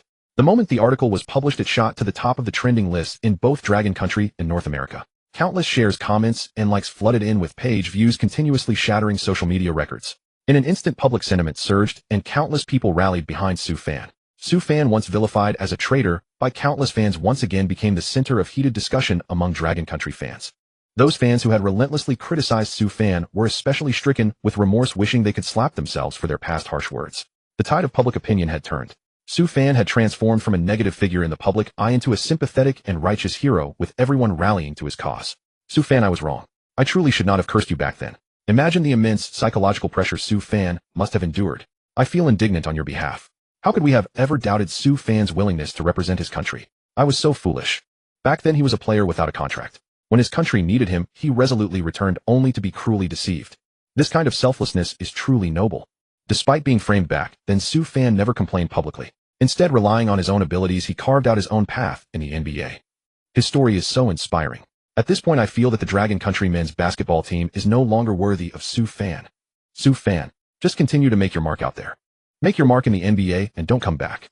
Wishing Su Fan all the best. May he excel in the NBA, become its greatest player, and silence those critics. What exactly happened back then? Who was responsible for kicking Su Fan out of the national team? The relevant authorities need to investigate this thoroughly. Yes, please launch a comprehensive investigation into this matter and restore integrity to Dragon Country basketball. To bury such talent is why the national team's performance keeps declining. As public outcry intensified, the focus of the incident pointed directly at the Dragon Country Basketball Association and the national team's coaching staff. Wang Dalong, the head coach who led the national team to its worst ever record at the World Championships, sensing the imminent danger, hastily tendered his resignation. However, the matter was far from over. A few days later, news that the national team's head coach Wang Dalong had been taken away by the relevant authorities for investigation immediately shot to the top of the trending charts. The entire basketball world was shaken. It turned out the head coach had not only manipulated the situation regarding Su Fan, but had also been involved in other illicit activities. No wonder the national team's performance kept deteriorating. It's because of people like him corrupting the sport's integrity. Punish them severely. Don't let anyone off the hook. Restore a clean environment to Dragon Country basketball. Of course, the matter did not end there. Shortly after, the Basketball Association official responsible for liaising with Su Fan was also taken away for investigation. The shockwaves from this news far surpassed that of the head coach being investigated. This was a high-ranking figure being brought down. One thing led to another, and a true storm was unleashed within the Dragon Country Basketball Association. The entire Dragon Country basketball scene was facing a genuine reshuffling. All of this was due to the immense impact of the Su Fan incident. At this point, Su Fan's name was completely cleared. However, he was far from mentally prepared for the online petitions urging him to return to the national team. He was currently in Los Angeles, spending his days in leisure and delight, with Jenna blissfully unconcerned with distant affairs. He enjoyed a sense of carefree detachment, feeling untouchable by any fallout. With a rare offseason and no training obligations, why not simply enjoy life? As the NBA lockout left the future uncertain, more and more players were opting to play in overseas leagues. Darren Jr. Chandler Brooks. And rumors were rife that Kobe would sign with a CBA team. Sue Fan was not anxious, but others were. His agent Jessica bombarded him with phone calls daily asking about his plans. After all, Sue Fan's professional career was just beginning, and he had yet to secure a max contract. Jessica's agency, which had just started gaining traction, was now facing the brink of collapse. Sue Fan merely replied over the phone, "Don't worry, the NBA will definitely resume within this year. I won't be playing in any other league. At most, I'll play some street ball to stay in shape." In truth, Sue Fan had already considered his options. The mecca of street ball, Rucker Park, seemed like a suitable destination. In the heart of Manhattan, New York, a dilapidated park was teeming with a restless crowd. At its center lay a basketball court surrounded by rappers in flamboyant attire and players donning jerseys of every conceivable color. The rhythmic pulse of hip-hop music was punctuated by sharp, piercing whistles. This was the essence of street ball, wild, unbridled, and raucous. This asphalt court, painted in faded red and green, was none other than the hallowed ground of street ball, Rucker Park. Its bare, rimless hoops stood as stark, iconic symbols of the game's raw essence. Today, the street ball legend Larry Williams, known as the Bone Collector, was putting on a show. After a dazzling display of between-the-legs dribbling, he suddenly halted and executed a vicious crossover. The young defender opposite him was sent crashing to the ground, his ankles broken. The Ankle Collector lived up to his name. The white kid on the floor wore a grimace of pain and humiliation. Larry Williams shot him a taunting glance before burying a three-pointer right in his face. Swish! The crowd erupted, surging onto the court in a frenzy of celebration. Suddenly, an old man with graying hair and beard let out a contemptuous snort from the crowd. Beating up on kids is nothing to brag about. All eyes snapped to the source of the voice. The elderly man, his face etched with wrinkles, and wearing a pair of reading glasses, leaned on a cane, his white hair and beard starkly contrasting with the vibrant scene around him. He looked utterly out of place in this arena of youth and vigor. "Hey, old-timer, you should be home in your armchair watching soap operas, not here." A muscular black player stepped forward to taunt him. His words met with a chorus of laughter. "Old man, go home. This isn't your scene. You might get hit by a ball and break something. Don't come crying to us." Ha ha ha ha. Jeers and laughter echoed around him. Ignoring the taunts, the white-haired elder shuffled unsteadily towards the Bone Collector. Pointing his cane at him, he declared, "Young man, I could destroy you on this court." The crowd erupted in laughter. "That's hilarious. Is he insane? Is he trying to pull a scam? Hey, Grandpa, go home before you end up in a wheelchair. He's the ankle breaker." As the beat dropped, the crowd began to groove, the energy reaching a fever pitch. A frail-looking old man challenging the Bone Collector. It was madness, sheer lunacy, the most absurd thing they'd ever witnessed. The cacophony of insults and boos swelled, mixing with the thumping music and excited screams, making Rucker Park feel electric. The Bone Collector, Larry Williams, looked down his nose at the comical old man with a mocking gaze, remaining silent and dismissive. "What's the matter? Scared? Afraid this old man will embarrass you?" the elder continued to provoke. "Come on, old-timer, we're playing serious ball here, not fooling around." "Huh? Scared, are you? Just admit it and stop with the excuses," the old man retorted, turning to leave. But the crowd was having none of it. "Larry, play him. Teach this clueless old geezer a lesson. You take it easy on him, though. Don't want to send him to the hospital." Ha ha ha. Crush this old man. Urged on by the crowd, the Bone Collector finally agreed to the challenge.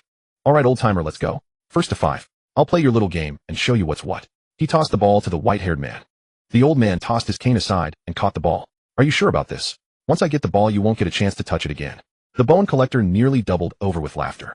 "Let's see if you talk as well as you play." The old man crouched low, dribbling with surprising competence. The sidelines continued to jeer. Then in an instant, the old man straightened up, his entire aura shifting, as if he'd grown 2 meters tall. With no flashy moves, he took a slow, deliberate step back, creating space beyond the three-point line. As the Bone Collector rushed out to defend, the old man had already released the shot. Whoosh! The ball traced a beautiful arc and swished cleanly through the net. It went in. This old guy is for real. The spectators began to question their own sanity. A frail, elderly man with a hunched back had just executed a step-back three-pointer with effortless grace. It was uncanny. It was simply unbelievable. The Bone Collector, still in disbelief, shook his head with a smile. "Lucky shot, you old fool. Come on, let's go." "Are you sure you don't want to check the ball?" the old man reminded him. The Bone Collector shook his head. The game had started. Changing rules now would be poor form. That was the code of American one-on-one. Besides, he was the god of this court, the revered Bone Collector. Why would he change the rules? That would be an admission of weakness. The white-haired man had transformed completely, shedding his frail demeanor. His steps were agile, his dribbling fluid and mesmerizing. A series of lightning-fast between-the-legs moves left the Bone Collector off balance and stumbling. The spectators were stunned into silence, their eyes wide as they watched their reigning deity being toyed with by an old man's dribbling wizardry. "Hey, young man, I'm going right," the old man said, pointing to his right as he dribbled. Frustrated and humiliated, the Bone Collector lunged forward with all his might to steal the ball. With a lightning-quick crossover, the old man left the Bone Collector grasping at air, completely beaten off the dribble. He drove to the basket and laid it in with ease. 2-0. The crowd was stunned into incoherence. That movement, that speed. That's not a 60 or 70-year-old man. This is unreal. Looks like the bone collector is in trouble. But wait. That silhouette. It looks so familiar. The crowd buzzed with speculation, but the game continued. In what felt like the blink of an eye, the score was 4-0. The old man had blown past the bone collector with the same move 3 times. His speed was breathtaking. The bone collector's initial contempt had morphed into shock, then fear, and finally rage. On the final point, abandoning all pretense of godhood, he lunged wildly at the old man. Neil Boy. With a simple, devastating crossover, the old man sent the bone collector crashing to the ground. Clutching his ankle, he howled in agony. But the old man was already at the rim, taking off. He threw down a vicious one-handed dunk. 5-0. A complete and utter domination. A total undisputed annihilation. The legendary bone collector hadn't even touched the ball. The entire park erupted. The crowd stormed the court, mobbing the old man, hoisting him up as the new god of this hallowed ground. All memories of their earlier mockery were forgotten, replaced by awe. In the world of streetball, only one thing mattered: skill. Suddenly, a booming voice cut through the chaos from a distance. "Hey, Sioux fans, stop playing with them." The spectators at Rucker Park turned their gaze toward the source of the voice. Kevin Durant, the star player of the Thunder, clad in casual athletic wear and surrounded by an entourage, strode into the court. Kevin. Oh my God, it's actually Kevin Durant. This is insane. The NBA is on lockout, and the players have nowhere to play. So what if it's Kevin? He still has to follow the rules here. Amidst the murmurs, they suddenly recalled what Durant had just said. What did he just say? That old man is Sioux Fan. It's Sioux Fan, this year's NBA Rookie of the Year. My God. At that moment, Sioux Fan, who had been disguised as a white-haired old man, dropped all pretense. He shed his disguise and revealed his true identity to the crowd. Wow. It really is Sioux Fan. Sioux Fan, you're amazing, absolutely incredible. No wonder Bone Collector got schooled so badly. So it was Sioux Fan all along. This is a total mismatch, a complete domination. With Durant's arrival and Sioux Fan's reveal, the atmosphere at Rucker Park reached an unprecedented fever pitch. As this year's Rookie of the Year and the league's scoring champion, Sioux Fan's reputation had already swept across the entire North American continent. His flashy playing style was renowned on every street court. Durant, the cornerstone of the Thunder, had also matured into a league superstar with immense popularity. The arrival of these two megastars instantly elevated the prestige of Rucker Park. The atmosphere was electric. Larry Williams, aka the Bone Collector, who had just been schooled by Sioux Fan, got up from the ground and walked over to greet the two. Bone, revered as the god of streetball at this park, suddenly seemed like a starstruck fan in the presence of two NBA legends. Sioux Fan, I watch your games all the time. Losing to you, I have no complaints. I really thought I got beaten by some old man. If that were the case, I'd have to retire from this court, haha. Larry Williams wasn't upset about the defeat. Instead, he felt it was an honor to lose to Sioux Fan. The two exchanged smiles, burying any animosity. Subsequently, Sioux Fan and Durant each picked a few players and led their respective teams in a friendly match. Sioux Fan teamed up with the Bone Collector, while Durant partnered with the Professor, Grayson Boucher. Two NBA superstars and two streetball icons joined forces to put on a spectacular show at Rucker Park. The Professor's and the Bone Collector's dribbling and solo moves were as dazzling and breathtaking as ever. Meanwhile, Sioux Fan and Durant engaged in a scoring duel for the ages. In the first quarter, Sioux Fan went 10-4, 12 from the field, including a perfect 6-4, 6 from beyond the arc, erupting for 26 points. Durant also poured in 24 points in the first quarter. Both players, with similar heights, possessed blinding speed and pinpoint shooting accuracy. On this streetball court, they were simply on another level. Their frantic scoring exchange drove the crowd's excitement to a historic peak. With time halfway through, Sioux Fan had already scored a game-high 47 points. Durant, on the other hand, had also put up an impressive 38 points in the first half. As the league's premier scorers, the duo displayed an incredibly versatile offensive arsenal at Rucker Park. Against the defense of other streetball players, scoring was as effortless as reaching into a bag, as if navigating an empty court. After the second half commenced, Sioux Fan continued his scorching form, opening the period with a breathtaking windmill dunk over a defender. Durant, however, answered right back with a three-pointer from beyond the arc. Sioux Fan's shooting hand was red-hot, with threes raining down like a downpour, and his shooting range extended further and further from the basket. By the end of the third quarter, Sioux Fan had erupted for 62 points, accounting for nearly 90 of his team's total output. On the other side, Durant, though firmly suppressed by Sioux Fan's brilliance, still managed a team-high 57 points. The two teams entered the final quarter's decisive moments. Sioux Fan and Durant, rivals vying for the NBA scoring title, were putting on a scoring spectacle at the hallowed grounds of street basketball. The duo completely took over the offensive end of the court. Facing Sioux Fan's defense, Durant wielded his scoring scythe from beyond the arc with a pull-up jumper. The long night was approaching. It's in. That shot was just unreasonable. Shooting like that over the defense. Only Durant could pull that off. His height, his release speed. It simply defies all logic. After Durant swished a crucial three-pointer right, and Sioux Fan's face, the crowd erupted. On the ensuing possession, facing Durant's defense, Sioux Fan merely smiled. Executing a classic Immortals finger point move, he tossed the ball into the air. Durant was left spinning in circles. The ball, after a magical spin, seemed to possess a will of its own, returning directly to Su Fan's hands. This signature street ball move was used to bewilder the opponent. Having shaken off Durant's defense, Su Fan calmly rose for a jump shot, releasing the ball with absolutely no pressure. The basketball arced like a shooting star across the night sky of Rucker Park, swishing cleanly through the net. In stark contrast to Durant's forced attempts, Su Fan's three-pointer was more graceful, executed with effortless control. He had completely fooled Durant before taking his shot. The atmosphere among the spectators had reached a fever pitch. Su Fan's immortal's finger point had ignited the entire Rucker Park basketball court. When the final buzzer sounded, Su Fan not only led his team to victory, but also amassed an incredible 88 points, shattering Rucker Park's single-game scoring record that had stood for nearly 20 years. In comparison, although Durant's performance was also explosive, he was ultimately overshadowed by Su Fan, settling for a mere 66 points. This game truly made these arrogant streetball players realize the immense chasm in skill between the professional and amateur levels. Bone Collector and the Professor, revered as gods in the streetball world, were completely eclipsed in the presence of NBA superstars like Su Fan and Durant. After the game, Su Fan, along with his agent, joined Durant and his agent for dinner. During the meal, they discussed their plans for the rest of the offseason. Su Fan asked, "Kevin, what's the next move? We can't just keep dominating weaker competition on this court forever, can we?" After today's game, everyone at Rucker Park had certainly witnessed the prowess of Su Fan and Durant, and it was unlikely anyone would dare challenge them again. A thought struck Durant, and he excitedly told Su Fan, "What about the Drew League? Why don't we go there? I heard Kobe, Harden, LeBron, and others are planning to play there to stay in shape."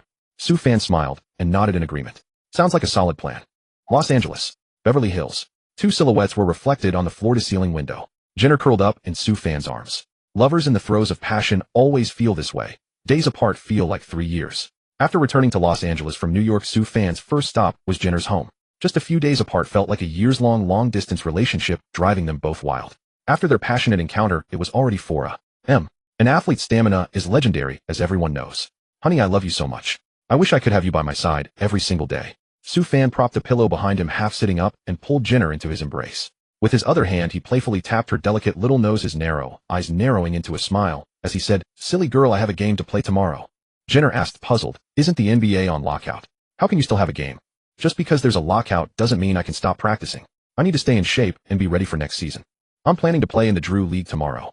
"Huh, I think I've heard of that league. My second sister and Humphreys are over at Drew High School these days. Let her take you there tomorrow then. I can't accompany you. I have several fashion events to attend." Right, lots of NBA players are playing there these days, so that's not surprising. Su Fan knew that players from both Los Angeles teams, the Lakers and the Clippers, were basically all playing in the Drew League, given how close it was. The night stretched on. At 4 a.m. in Los Angeles, the darkness was tinged with a hint of inebriation, and the sky occasionally showed faint streaks of pale dawn light. Inside the Kardashian mansion in Beverly Hills, all was exceptionally still. The next afternoon, when his blanket was yanked off, Su Fan opened his panda-like eyes. What came into view was a face of extreme allure, one far more bewitching than Jenner's. "Kim, why are you in our room?" Startled, Su Fan instinctively clutched the blanket to his body. Kim Kardashian swayed her voluptuous figure, flaunting her exaggerated waist-to-hip ratio, and said with a smile, "Oh my, are you still playing the innocent with me?" "Last night." Su Fan's face darkened as he rubbed his lower back. It was indeed feeling a bit sore. "Why you just get out first? Let me get dressed, and then we'll go." He still wasn't comfortable being completely exposed in front of this woman. "Tisk tisk tsk. I've already seen everything, honey, ha ha ha." Kim Kardashian recalled the scene from just moments ago. Su Fan was indeed exceptionally gifted, unlike any Asian she'd known, and far superior to Humphreys in every way. That guy only looked big on the outside, but was utterly useless in practice. As Kim Kardashian mused over Su Fan's physique, her thoughts began to wander. By now, Su Fan had already dressed. He leaned in close to Kim, looked at this lost-in-thought woman, and couldn't help but burst out laughing. "What's the matter? Humphreys isn't cutting it. All bark, no bite," he teased, but his words seemed to hit a sore spot with Kim. Kim snapped back to reality and suddenly stepped right up to Su Fan. "You little brat, are you trying to provoke me? Be careful you don't get burned playing with fire." "Oh, I'm already exhausted from yesterday. I really don't have the energy." Su Fan begged for mercy. Only then did Kim Kardashian relent and step back. "Where's Jenner?" Su Fan got down to business. "She left early this morning. She seemed so distracted, and I'm honestly a bit worried about her," Kim complained. Su Fan felt he couldn't defend himself. "It's hardly my fault. Take it easy from now on. My sister is on the rise in her career. She needs to stay in top form for all her events. No worries, I'll take care of her from now on." "Hi, you. Just a kid who just entered the league." "So what if I just entered the league? I'm still way better than that husband of yours, aren't I?" Su Fan said with a grin. Kim thought about it, and he was absolutely right. Su Fan was already showing the makings of a superstar, while Humphreys would likely remain a fringe role player for the rest of his career. "By the way, where's your man? Why haven't I seen him?" "He left ages ago, went to the Drew High gym. He had a game this morning." Su Fan suddenly remembered. He had important business to attend to today. Time to dominate the Drew League. However, his condition today was far from ideal. After all yesterday had been intense, Su Fan felt he wouldn't exactly be bursting with energy on the court. Afterwards, riding in Kim Kardashian's luxury car, the two headed to the Drew High School gymnasium. Because it was free to the public, the Drew High gym had been packed to the brim all summer, so crowded it was hard to move. With so many big-name NBA superstars showing up, legends most people would never see in their lifetime, the gym was naturally overflowing with fans. The tournament had been running for a few days now, and stars like LeBron and Kobe had already made appearances. His agent Jessica had long since arranged everything, including which team he'd join, and was waiting for him at the gym. Seeing Su Fan looking so listless, Jessica asked with a shocked expression, "Dude, what's wrong with you? Did you just donate blood or something?" Su Fan shot her a glare and said nothing. The team Jessica had arranged for him was called The Problem. On this team, Su Fan only knew his sister-in-law's husband Humphreys. The rest were amateur streetball players. This Problem team certainly lived up to its name. They had plenty of problems. And with Su Fan in such poor form today, they lost their first game to the MHP squad, led by Harden. Su Fan shot a dismal 5-4-26 from the field, managing only 19 points and 8 assists. Meanwhile, Harden on the opposing side put up a monstrous double-double with 30 points and 12 assists. So this is this year's NBA Rookie of the Year. Not all that impressive. Too weak. How are they supposed to beat Black Pearl tomorrow? That team has LeBron and DeRozan on it. Su Fan knew he couldn't very well admit that his poor condition was due to the previous night's activities. Even if he did, no one would believe him. They'd simply think he was boasting. The priority was to rest and recharge, preparing for the heavyweight showdown tomorrow. As time passed, more and more NBA stars were joining the Drew League. Most of them were players under contract. True free agents like Su Fan were a rarity. Several Denver Nuggets players such as J.R. Smith, Kenyon Martin, and Wilson Chandler had already confirmed their moves to the CBA. Even if the NBA resumed, they couldn't return without fulfilling their CBA contracts. The gap between professional and amateur leagues was vast, laden with restrictions. Of course, a superstar like Kobe Bryant during negotiations with CBA teams had insisted on a clause allowing him to return to the NBA the moment the lockout ended. Ultimately, that deal fell through due to interference from the Chinese Basketball Association. The Drew League, an amateur league on the verge of collapse, found new life because of the NBA lockout. Founder Willis had originally planned to disband the league after this year, as their games were free to attend, generating no income. But now the influx of NBA stars brought a steady stream of commercial sponsorships. The league expanded from 8 teams to 24, even splitting into 2 divisions. They also introduced a regular season and playoffs with the champions of each division vying for the title. The next day, Su Fan's Problems team faced off against James's Black Pearl team in a monumental showdown. One was a rising superstar, the other a seasoned veteran in his prime. 15 minutes before tip-off, Drew High School was packed, a sea of people 3 layers deep. The player tunnel was completely jammed. James and his teammates only got in with security clearing the way. The game was about to begin. After a full night's rest, Su Fan felt mentally sharp and physically refreshed. He couldn't help but marvel. Youth is truly a wonderful thing. Your recovery is so fast. The Problems team had a new member today, another one of Su Fan's relatives, Lamar Odom, the boyfriend of his third sister Khloe Kardashian. This meant the Problems' starting 5 now boasted 3 NBA players: Su Fan, Humphreys, and Odom. They were now being dubbed the Kardashian boyfriends team. Their opponents, the Black Pearl team, had also added a new face to their roster alongside James and DeRozan. Kyrie Irving, the number 1 overall pick from the 2011 NBA draft. As the top pick, Irving's college highlights had already generated considerable buzz among fans. After all, the NBA's recent standout point guards were mostly power players like Derrick Rose and Russell Westbrook. A flashy, skilled ball handler like Irving was a rare breed. Even though he hadn't yet played an NBA game, many were eager to see if Irving could carry the torch for the Cleveland Cavaliers. James, a Cavaliers legend, took a liking to the young man and personally invited him to play in the Drew League. Of course, the real stars of this showdown were Su Fan and James. In the opening tip-off, Humphreys, playing center, surprisingly lost to an amateur opponent. Looks like Kim really drained him dry. Su Fan sighed softly as he hurried to play defense. The ball was in Irving's hands. Facing Su Fan's defense, Irving attempted to show off his handles. A series of between the legs and behind the back dribbles followed by a slick spin move to drive towards the basket. Su Fan leaped his towering frame, blotting out the sky. Irving smirked and yelled, "Fell for it, huh?" He then performed a flashy contorted layup in midair. "Kyrie, you're still too young." Su Fan switched his defensive hand from right to left while airborne. Just as he started to descend, he swatted the ball cleanly from Irving's hands. "Holy crap!" Irving yelped in shock after being rejected. The crowd gasped in amazement. Su Fan's hang time on that block was superhuman. Changing defensive tactics in midair was truly astonishing. Securing the ball, Su Fan fired a long outlet pass to a streaking Odom, who finished with a smooth Euro-step layup. This gave the Problems team their first points of the game. After conceding first, James began to assert himself. He backed down his defender Humphreys and rose for a fadeaway jumper. This was one of the key skills he had been honing all summer. The humbling defeat in the finals had made James realize he needed to elevate his technical game. He had previously relied heavily on his physical prowess to break down defenses. But after witnessing Dirk Nowitzki's brilliance in the finals, James understood the critical importance of a reliable post-up game. To thrive in today's NBA, lacking a dependable back-to-the-basket game was a recipe for obsolescence. With that in mind, James had recently visited Rockets legend Hakeem Olajuwon to learn some of his signature dream shake and post moves. The Black Pearl team quickly tied the game. Su Fan, rather than forcing his own offense early, focused on setting up his two in-law teammates for easy scores. Humphries might lack self-creation ability, but he was excellent at finishing opportunities. Su Fan delivered a clever pass, assisting Humphries on a drive through the Black Pearl's interior. Odom also connected on a three-pointer from the wing, extending the problems team's lead. James's fadeaway jumper proved unsustainable, especially when Su Fan switched onto him, effectively neutralizing that weapon. James resorted to powerful drives to the basket. A give-and-go pass led to a ferocious one-handed dunk, igniting the crowd. In an amateur setting like this, fans craved displays of NBA-level athleticism. On the next possession, James looked to repeat the feat. Su Fan, timing his move perfectly, stripped the ball from James's dribble. Amidst the gasps, he sprinted down the court with cheetah-like speed. He took off effortlessly from the free-throw line, gliding through the air for a spectacular one-handed slam. If James's dunk was the epitome of raw power, then Su Fan's in-game free-throw line flight was the very definition of grace and elegance. The arena erupted in a frenzy. Is this the power of the NBA's new slam dunk champion? What the heck, that was absolutely insane. As the game progressed, several NBA players had completely taken over the offensive end of the court. Despite being an amateur league with no salaries, Su Fan, Odom, James, and the others all played with remarkable intensity. The score between the problem team and the Black Pearl team remained extremely close. By the fourth quarter, James had already racked up 39 points, 14 rebounds, and 8 assists. His teammates DeRozan and Irving had also chipped in with 27 and 19 points respectively. Su Fan, meanwhile, had notched a monstrous triple-double in less than 3 quarters, bringing his own scoring tally to 36 points. On top of that, he had also dished out 15 assists and grabbed 10 rebounds. At the same time, Humphries was feasting on easy looks all game long, finishing with 28 points and 15 rebounds. Odom also added 29 points of his own. The game was entering its final stretch. Su Fan began to take over the problem team's offense, shifting into his personal scoring mode, ready to put the game out of reach. Even though he had also scored 36 points, he felt he had only exerted a fraction of his effort on the offensive end this game, never truly needing to get serious. Facing Irving's defense, Su Fan executed a devastating crossover at the top of the arc, blowing past him instantly. He took a powerful stride into the paint. Meeting DeRozan's challenge, he muscled his way to an N1 layup.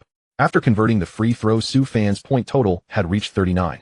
The problem team had also surged ahead of the Black Pearl team 109 to 108. Only 1 minute remained on the clock. James, facing Su Fan, attempted to back him down for a classic fadeaway jumper.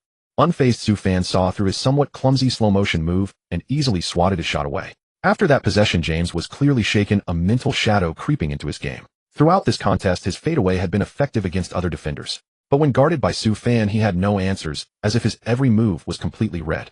Su Fan was taller than him, and faster too. James couldn't help but marvel inwardly. This kid has improved so fast, even more formidable than he was in the regular season. On the subsequent possessions, he chose to pass the ball, but DeRozan's mid-range attempt clanked off the rim. Irving's three-point jump shot also missed its mark. Back on the other end, Su Fan drilled a deep three-pointer, effectively sealing the game's outcome. His personal score for the night had now climbed to 42 points. With just over 10 seconds left, James was already jogging leisurely, making his way off the court for some rest. But Irving hadn't conceded defeat. He dribbled the length of the floor, showcasing his dazzling ball-handling wizardry, weaving past several problem team defenders. He blew past both Odom and Humphries. Su Fan sprinted back, refusing to let anyone show him up on his own watch. He locked onto Irving. Irving kept up his flashy display. A smooth between-the-legs spin move brought him to the free-throw line, where he rose for a fadeaway jumper. It was emphatically rejected by Su Fan. The ball flew out of bounds and the game was over. Led by Su Fan, the problem team had pulled off a stunning upset against the heavily favored Black Pearl team. After the game, Irving walked over with a smile, asking Su Fan for a photo. "Honestly, Su, your handles and your defense are way better than mine. I've got a lot to learn from you." Su Fan patted Irving on the head, chuckling. "Kid, you're pretty humble. Good. Keep working hard." James then approached, feigning familiarity, embracing Su Fan and whispering conspiratorially in his ear, "Su Fan, I heard you're a free agent. How about joining the Heat next season? Seriously, our team is in desperate need of a point guard as talented as you." Su Fan responded with a forced smile. "Well, my price tag is pretty high, you know. Your team probably doesn't have the cap space to sign me." James persisted, undeterred in his recruitment effort. "Money isn't an issue. If you want to come, we can make it work anytime. We've got some veterans on the roster. I can suggest to management that we waive them to free up some space. And if that's not enough, in a couple of years, Wade and I can both take pay cuts." Su Fan looked at his earnest expression. "Come on, LeBron, are you serious?" "Of course. I believe that in this league, above money, what matters most is glory. Think about it, I'm getting old, pushing 30, and I haven't even touched a championship yet. It's truly tragic." "Sigh." James said, a hint of melancholy in his voice. "Haha, isn't this considered tampering?" Su Fan joked. James rolled his eyes, speechless. "Don't worry, LeBron. You'll get your championship soon enough." Su Fan clearly remembered that in the next 2 seasons the Miami Heat would win back-to-back titles, finally breaking James's championship curse. But then it hit him. He had transmigrated into this world, hadn't he? History was bound to change because of him. Maybe he would become the superstar who would thwart the Heat's big three. He quickly corrected himself. Haha, just kidding. You never know. Championships are a fickle thing hard to come by. Guys like Barkley and Karl Malone went their whole careers without one, didn't they? And it doesn't diminish their status as NBA 50 greatest players. But my goal is to chase Michael Jordan, James declared with conviction. Su Fan was silent for a long moment, then finally managed, alright, that's enough. In the end, Su Fan gave James no verbal commitment to his recruitment pitch. He knew the Heat would only get stronger over the next 2 years. Joining them might bring an immediate championship, but it wasn't the career path he envisioned. Besides, his career was just beginning, and he hadn't even secured a true max contract yet. Signing with Miami was definitely not a wise move. In the following games, Su Fan led the problem team to a 3-game winning streak. Against the rival team led by Durant, Su Fan once again delivered a breathtaking scoring spectacle. He erupted for 55 points, outdueling Durant's 46. Against the miracle team led by Anthony and Paul, Su Fan transformed into a passing maestro, dishing out 20 points and a league record 22 assists in a single game. Against the redemption team led by Kobe, Su Fan went toe-to-toe with the Black Mamba. The two engaged in a thrilling duel of buzzer beater and counter buzzer beater in the final moments. Kobe's mid-range jumper with 1.3 seconds left gave the redemption team an 88-87 lead. Then in the final 1.3 seconds, Su Fan executed a miraculous counter buzzer beater. Facing Kobe's defense from beyond the arc, Su Fan unleashed an incredibly difficult fadeaway, kicking his legs out for the shot. The ball banked off the glass and swished through the net. After the game, Kobe was so furious he nearly tore the locker room apart. With so many NBA stars participating, the once obscure Drew League had transformed into a clash of the titans. The Drew League's popularity skyrocketed, even drawing live broadcasts from local Los Angeles television stations. And Su Fan, fresh off winning NBA Rookie of the Year, had undoubtedly become the brightest star in the Drew League. Videos of Su Fan's dominant performances in the Drew League quickly went viral online. Fans from North America and the Dragon Kingdom alike grew increasingly convinced that Su Fan was destined for NBA greatness. The Basketball Association, which had been rocked by a recent lengthy essay from Big Yao, had now undergone a complete overhaul. From top to bottom, a brand new leadership team had been installed. Big Yao had also become a member of the association's leadership, although he wasn't the top dog yet. After all, he was still too young and lacked the necessary seniority. The newly appointed head of the Basketball Association, upon seeing Su Fan's stellar play overseas, was eager to communicate with Su Fan's management team, hoping he would return to the Dragon Kingdom's national men's basketball team. In response, Su Fan and his agent team had to politely decline, as he had no immediate plans to return. Meanwhile, the NBA's collective bargaining negotiations were still ongoing. They had negotiated many times since May without reaching an agreement. The outlook was grim, with many media pundits predicting the talks would drag on at least until November. This meant the new NBA season would have no preseason games or training camps, and when the season would actually resume was anyone's guess. Despite the lockout, many team executives were quietly maneuvering behind the scenes, working the free agent market in the shadows, ready to make aggressive signings the moment the new season began. And Su Fan, being the hottest free agent of the summer, naturally attracted covetous glances from many teams. According to his agent Jessica, at least 10 teams had already contacted them privately. Such blatant tampering, if exposed, would undoubtedly incur severe penalties from the NBA. But Su Fan's allure was simply too great for these teams. They were willing to risk the fines. The Nuggets, on the other hand, were the least anxious, as they held Su Fan's priority right to re-sign him. No matter what offers other teams made, they had the right to match them. It had been months since the season ended, and they hadn't even bothered to contact Su Fan's agent. The Nuggets seemed to exude an air of calm confidence, as if they already had the upper hand in the race to secure Su Fan. The prolonged lockout not only drove many NBA stars to play overseas, but also led some players at the tail end of their careers to contemplate retirement.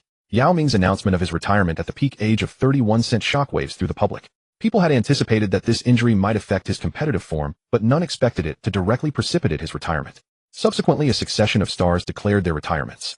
The 39-year-old Shaq O'Neal, adorned with 4 championship rings, departed from the league forever. He ultimately failed to surpass Kobe in championship count, yet for O'Neal, his 3 consecutive finals MVPs from the earlier era were already a testament to his greatness.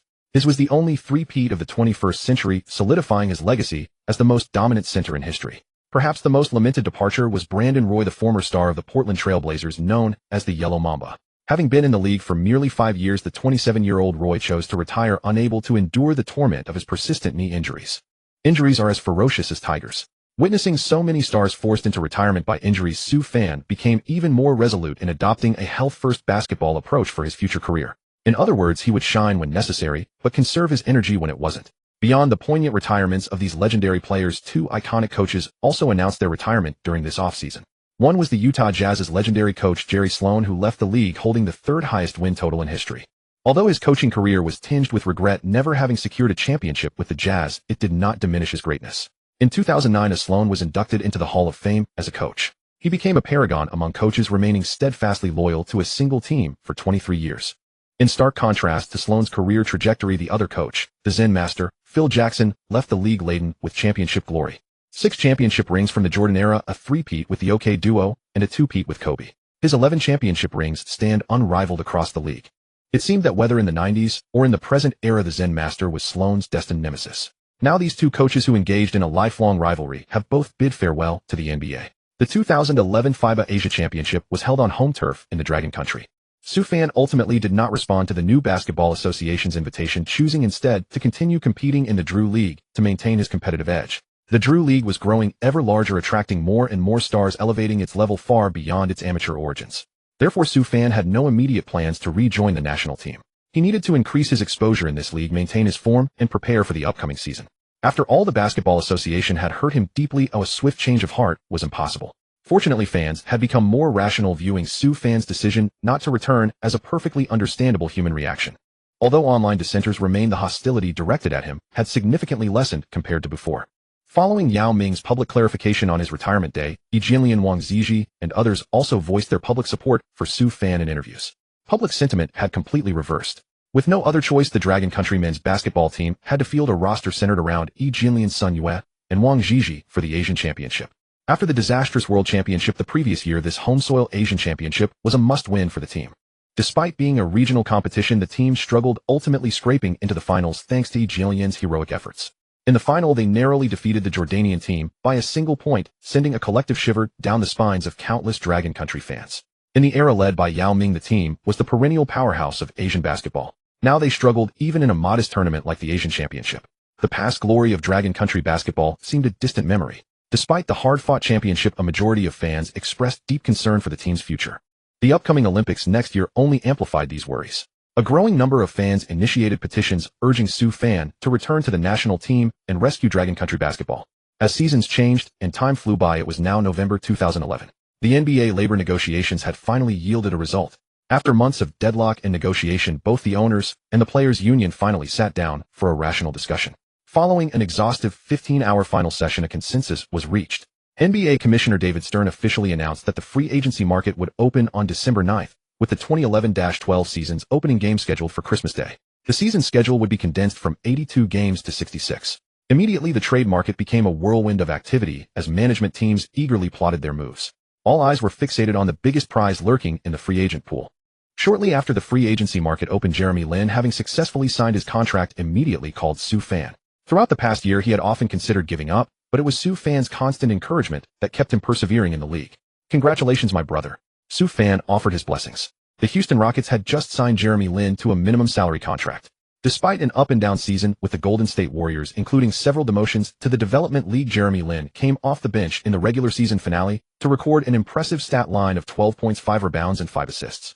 He had proven that given the opportunity, he could hold his own in this league. After being waived by the Warriors, Jeremy Lin didn't neglect his training. Instead, through Sue Fan's introduction, he had been consistently working out at a private basketball facility in Denver. Because Jeremy Lin's asking price wasn't high, the Rockets signed him without hesitation. On the phone, Jeremy Lin was genuinely concerned about Sue Fan's plans. "What about you, brother? Are you ready to pick your team?" Sue Fan thought for a moment, then chuckled. "Not yet, haha." Truth be told, Jeremy Lin couldn't help but envy him internally. Sue Fan hadn't found a team, yet not because he lacked offers, but because his proven caliber put him in a position to choose his team rather than being chosen by them. "You're definitely going to get a max contract, my friend. Go get him. Fingers crossed."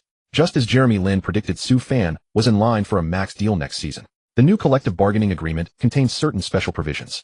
If a player within the first 2 years of his career were to win the scoring title or be named an all-star starter, he would be eligible for a max contract worth up to 28 of the team's salary cap. In the recently concluded season, Sue Fan, as a rookie, had clinched the scoring title and secured a starting spot in the All-Star game.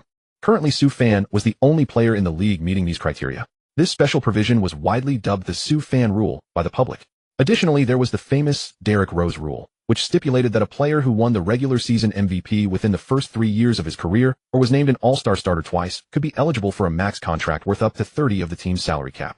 Kevin Durant became the first beneficiary of this rule, while Derrick Rose leveraged it to secure a supermax extension worth $94 million over 5 years with the Chicago Bulls. As it turned out, Rose's decision to sign a long-term deal was incredibly prudent. Shortly after his max extension with the Bulls, he suffered the most severe injury of his career and never earned another max contract again. Although uncertain whether the historical trajectory in this world would shift, Sue Fan harbored some private concerns. The maximum contract he could potentially secure right now was a 5-year, $86 million deal. Shortly after free agency began, numerous teams with cap space had already reached out to him. They were willing to offer him that supermax contract. However, Sue Fan declined them all. After deliberations with his representation, he decided his current goal was to seek a 2-year max contract with a player option for the second year. This strategy would allow him to maximize his future earnings. In other words, within 2 seasons he was confident he could trigger the Derrick Rose rule and command an even higher salary. Of course, some championship caliber teams also sought to recruit Sue Fan, though they weren't offering max contracts. For instance, Pat Riley, the godfather and general manager of the Miami Heat, attempted to replicate his previous success by trying to lure Sue Fan in the same manner he had assembled their Big Three the year before. "You know, Sue, our team possesses immense championship competitiveness. LeBron, Dwayne, and everyone else want you here. You're a remarkably mature guard, the answer we need at the point guard position."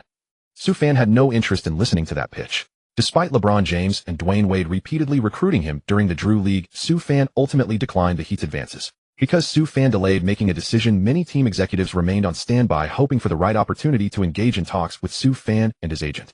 After all, Sue Fan was the biggest star available in the brief post-lockout free agency period. At this point, the market was largely seeing minor signings. Tracy McGrady, a 2-time scoring champion, announced he would join the Atlanta Hawks on a 1-year $1.3 million minimum contract. Shannon Brown, a shooting guard for the Lakers, signed a 1-year $3.5 million contract with the Phoenix Suns.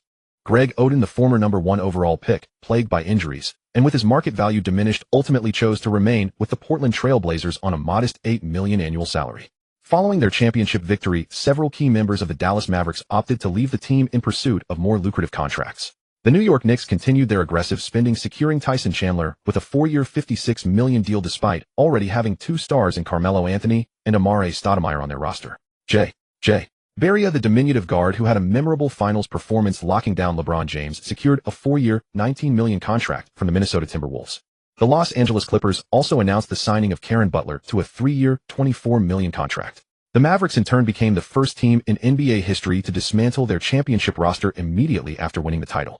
In reality, Mark Cuban had his reasons. The Mavericks' luxury tax bill the previous season was a staggering $20 million, a figure rarely seen in this era. Even though the Mavericks won the championship the previous season, they actually paid more in luxury taxes than the Heat. Free agency continued intensely, and before long the window was nearing its close.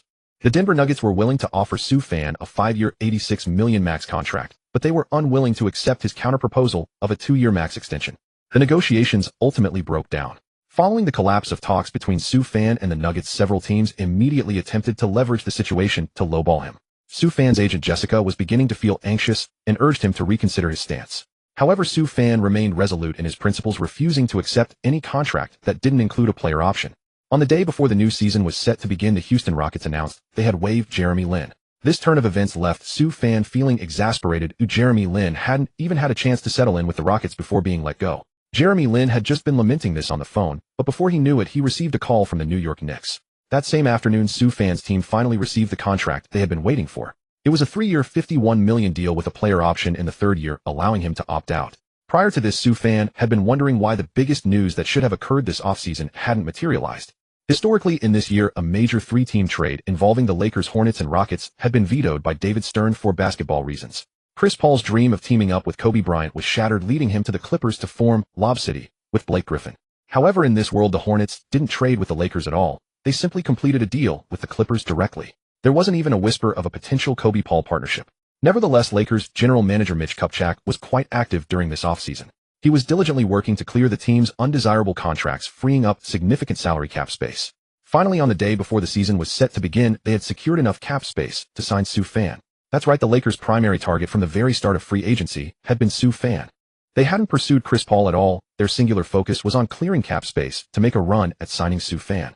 On the afternoon before Christmas Day, Kupchak, along with Kobe Bryant and others, personally visited Sue Fan at his Beverly Hills residence to invite him to join the Lakers. They demonstrated their sincerity by offering a max contract and agreeing to Sue Fan's request for a player option in the final year of the deal. It was the ultimate sign of respect the team could show a star player.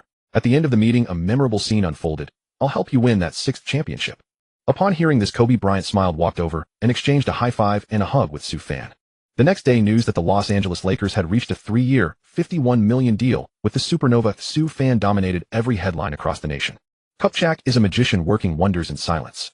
After the bitter defeat in last year's playoffs, the Lakers have once again become a formidable championship contender. This is madness. What is happening to this world? I can't even imagine Sue Fan teaming up with Kobe. It's too beautiful, like a dream come true. Swept by the Mavericks in last year's playoffs, the Lakers' dream of a three-peat was shattered, and Phil Jackson resigned in disgrace. For a time, Lakers fans were plunged into confusion and despair. Even 2 days before the start of the new season, people were still questioning what was wrong with the Lakers management. They had done nothing, even letting go of key players like Lamar Odom and Shannon Brown. Now, with the news of Sue Fan signing confirmed, countless people marveled at Kupchak's masterful maneuvering. Shaquille O'Neal and Pau Gasol were both brought in by Kupchak through brilliant moves, helping the Lakers secure 5 championships. Now the Lakers have managed to sign the league's new scoring champion Sue Fan through a simple free agent signing. It makes one marvel at just how crazy this league has become. Of course, there were also many who questioned Sue Fan and the NBA league office. Sue Fan actually refused the Nuggets, the team that nurtured him. How ungrateful. And the league just lets this slide. How is it possible for Sue Fan, Kobe, and Gasol to be on the same team? How did they manage their salaries? If LeBron, Wade, and Bosh can all be on one team, then what's wrong with a 31-year-old Gasol and a 33-year-old Kobe teaming up with a 21-year-old Sue Fan? Isn't it acceptable? Who is stronger, the Heat's Big Three or the Lakers' Big Three? In reality, the Lakers had to free up every last bit of salary cap space to sign Sue Fan. Consequently, the Buss family, the team's owner, will have to pay an additional $20 million in luxury tax next season. Compared to LeBron and Bosh taking pay cuts to join the Heat and save them millions in luxury tax, the Lakers signing was entirely above board and legitimate. The league naturally couldn't find any reason to intervene. However, there will always be those in this league who apply double standards. They could accept the Heat forming a Big Three with an average age under 30, yet they couldn't tolerate a 33-year-old Kobe and 31-year-old Gasol joining forces with Sue Fan. On the morning of Christmas Day, Sue Fan attended the Lakers' new season press conference. There he held up his Lakers No. 7 jersey, posing for photos alongside general manager Kupchak and owner Jeannie Buss. The Lakers' No. 7 jersey previously belonged to Lamar Odom. To sign Sue Fan, the team traded Odom to the Mavericks for mere cash and a draft pick. Consequently, Odom's wife Khloe Kardashian had been complaining about the Lakers' management to Kendall privately. After all, she and Odom had been married for over 2 years and had settled down in Los Angeles. They were forced to sell their house in Los Angeles and buy a new mansion in Texas, with Khloe following Odom to Dallas. After receiving a portion of his salary, Sue Fan immediately purchased a lavish mansion in Beverly Hills, one that rivaled, if not surpassed, the Kardashian family's own compound in its sheer opulence. After the morning press conference, Sue Fan quickly met up with his new teammates and participated in the team's first training camp of the new season. As one of the league's premier teams in both attendance and television ratings, the Lakers naturally had a game scheduled on opening night. They would host the reigning regular season champions, the Chicago Bulls, on their home court. Undoubtedly, Sue Fan and Derrick Rose, both of whom had just signed supermax extensions with their respective teams, were the most electrifying rising stars in the league today. The reigning scoring champion and the reigning MVP were set to collide in a monumental showdown on the very first day of the new season. The first game of the new season tipped off between the Knicks and the Celtics. This contest also marked the debut of the Knicks' newly assembled star-studded lineup. Carmelo Anthony erupted for 37 points, leading the Knicks to a narrow 2-point victory over the Celtics on their home floor. Despite the Celtics missing their cornerstone player Paul Pierce due to injury, the burgeoning Rajon Rondo put on a spectacular performance, stuffing the stat sheet with 31 points, 13 assists, 5 rebounds, and 5 steals. He showed great promise in his bid to succeed the aging Big Three and ascend as the new king of the Celtics. The second game of the new season was equally a marquee matchup. The NBA Finals opponents from last season met once again. The Dallas Mavericks received their championship rings on their home court. However, having lost several key contributors from their title run during the offseason, they lacked the firepower to truly compete with the Heat. Ultimately led by LeBron James and Dwayne Wade, the Heat defeated the Mavericks on the road with a score of 105-94, securing a triumphant start to their new season. A few hours later, the game between the Lakers and the Bulls officially tipped off at the Staples Center. Sue Fan, who was once collectively blacklisted by the Chinese media, has now been fully reinstated and embraced back home. After all, Sue Fan had become one of the league's most sensational young stars. Eager to capitalize on his popularity and the accompanying hype, Chinese television networks were now clamoring to broadcast his games. The starting lineups for both teams were announced. The arrival of Sue Fan persuaded the 37-year-old veteran Derek Fisher to willingly cede the starting point guard position. Aside from that change, the Lakers' other 4 starters remained identical to last season: Kobe Bryant, Metta World Peace, Pau Gasol, and Andrew Bynum. The Bulls' starting 5 were Derrick Rose, Richard Hamilton, Luol Deng, Carlos Boozer, and Joakim Noah. The 2 centers jumped for the opening tip. The game had officially begun. The Christmas Day opener between the Lakers and the Bulls officially tipped off. Ding, the system has issued a mission for this game. Successfully suppress last season's MVP Derrick Rose in your matchup. Upon completion, you will be rewarded with a significant amount of villain points. Ding helped the Lakers secure a victory in the regular season opener. A substantial amount of villain points awaits. Ding's special temporary mission achieved the highest overall evaluation in the game during your Lakers debut to receive a hidden reward. As soon as he stepped onto the court, Su Fan heard the system issuing missions consecutively, both routine assignments and a special one. The reward for the special mission was likely a temporary experience card for a certain star player. Just like the Klay Thompson experience card from before, it would allow him to unleash an explosive performance during a specific period. Su Fan had already acquired Iverson's comprehensive template along with skill packs from Curry, Magic Johnson, Leonard, and others, making him exceptionally versatile. Any additional star experience card would merely be icing on the cake. Ding, detecting an upgrade in the host's needs, the system is now issuing a season-long mission. Oh, there's a long-term mission too. Let's hear it. Su Fan was somewhat surprised. This was the first time the system had issued such a mission. Ding, long-term mission 1 helped the Lakers achieve the best record in the Western Conference during the regular season to obtain the Jordan mid-range shooting skill pack. The difficulty of this mission seemed manageable. Although the Spurs and Thunder were formidable that season, Su Fan was confident he could lead the Lakers to accomplish this with his addition to the team. Ding, long-term mission 2 helped the Lakers secure the best record in the entire league during the regular season to obtain the Jordan playoff mode card. Best in the league. This mission is quite challenging. After all, the Heat and the Bulls in the East are also very strong. Moreover, in the current landscape, being in the East inherently holds an advantage. If they clinched the league's best record and obtained Jordan's playoff mode card, the Lakers' championship hopes would become genuinely realistic. Ding, long-term mission 3 helped the Lakers win the 2011-12 season championship to obtain Jordan's Prime template. Wow, here it is. This was the second permanent star template following the Iverson template. Previously, Su Fan had been puzzled as to why the Jordan template in the system store constantly displayed as unexchangeable. What method could possibly unlock it? So this was the answer. However, the difficulty of this mission was immense. Although the Lakers' current roster was decent overall, it still had its flaws. The most glaring deficiency was the lack of strength on the bench, which lagged behind elite teams like the Heat and Thunder. Furthermore, the starting lineup suffered from more severe aging compared to those teams. Fatigue issues would inevitably arise in the playoffs. Su Fan knew that for the Lakers to win the championship this season would be an almost insurmountable challenge, especially with the incompetence of head coach Mike Brown, which was bound to exacerbate conflicts within the team. But since the system had issued this long-term mission, Su Fan was determined to give it his all. Shaking off his thoughts, Su Fan immediately immersed himself in the game. Little Shark, Bynum secured the opening tip for the Lakers. Su Fan dribbled the ball across half-court. The opposing core player Derrick Rose immediately picked him up on defense. Standing at just 1.88 meters, Rose gave Su Fan a natural advantage in the matchup. Su Fan faked a move and then exploded towards the paint in a flash. Rose stuck to him like glue. Su Fan then stepped back, but Rose lunged forward aggressively. At the start of the game, with such quick reflexes and stamina, this was indeed the primetime Rose. Su Fan was nearly 20 centimeters taller. He suddenly realized he didn't need to overcomplicate things. He simply rose up and shot right over Rose. The basketball traced an exceptionally graceful arc through the air. Clank. Awkwardly, the ball rattled out of the rim. A brick. Despite possessing Iverson's template and Curry's three-point skill pack, Su Fan's off-the-dribble shooting ability still needed refinement. If only he had Kobe's or Jordan's template. As Su Fan muttered to himself, Kobe jogged over and with the air of a team leader advised him, "Hey Su, nice shot attempt, but it would have been better if you'd passed it to me on the wing." Su Fan responded with an awkward smile. He had noticed Kobe calling for the ball. He just simply wanted to showcase his own skills. The Bulls pushed the attack. Rose faced Su Fan's defense with a confident expression. With a simple crossover, he drove straight to the basket with long strides. But Su Fan's death stare defense activated at that moment. He used his body to cut off Rose's driving lane, effectively neutralizing the move. Rose dished the ball to Noah, who had been waiting in the paint. Noah easily laid it in over the Little Shark's defense. While getting bullied in the post that easily, this Little Shark really is unreliable. Despite his visible talent, Bynum's basketball IQ was far inferior to elite centers like O'Neal. The Bulls drew first blood. On the next possession, Su Fan assisted Kobe on a mid-range jumper to tie the game. Su Fan wasn't fixated on personal scoring early on. Instead, he continuously used his excellent playmaking vision to connect with his teammates. The two teams remained deadlocked, exchanging leads throughout the first quarter. Although Su Fan hadn't scored himself, he successfully contained Rose's scoring on the defensive end. Meanwhile, Su Fan had already dished out 6 assists. His presence on the court notably accelerated the Lakers' defensive rebounds and fast break transitions. He elevated the team's overall offensive tempo by several notches. At the commentary desk, Barkley and Kenny Smith lauded Su Fan's performance. "I seem to see the shadow of Magic Johnson in him." Trust me, that's right. He is the answer for the Lakers at the point guard position.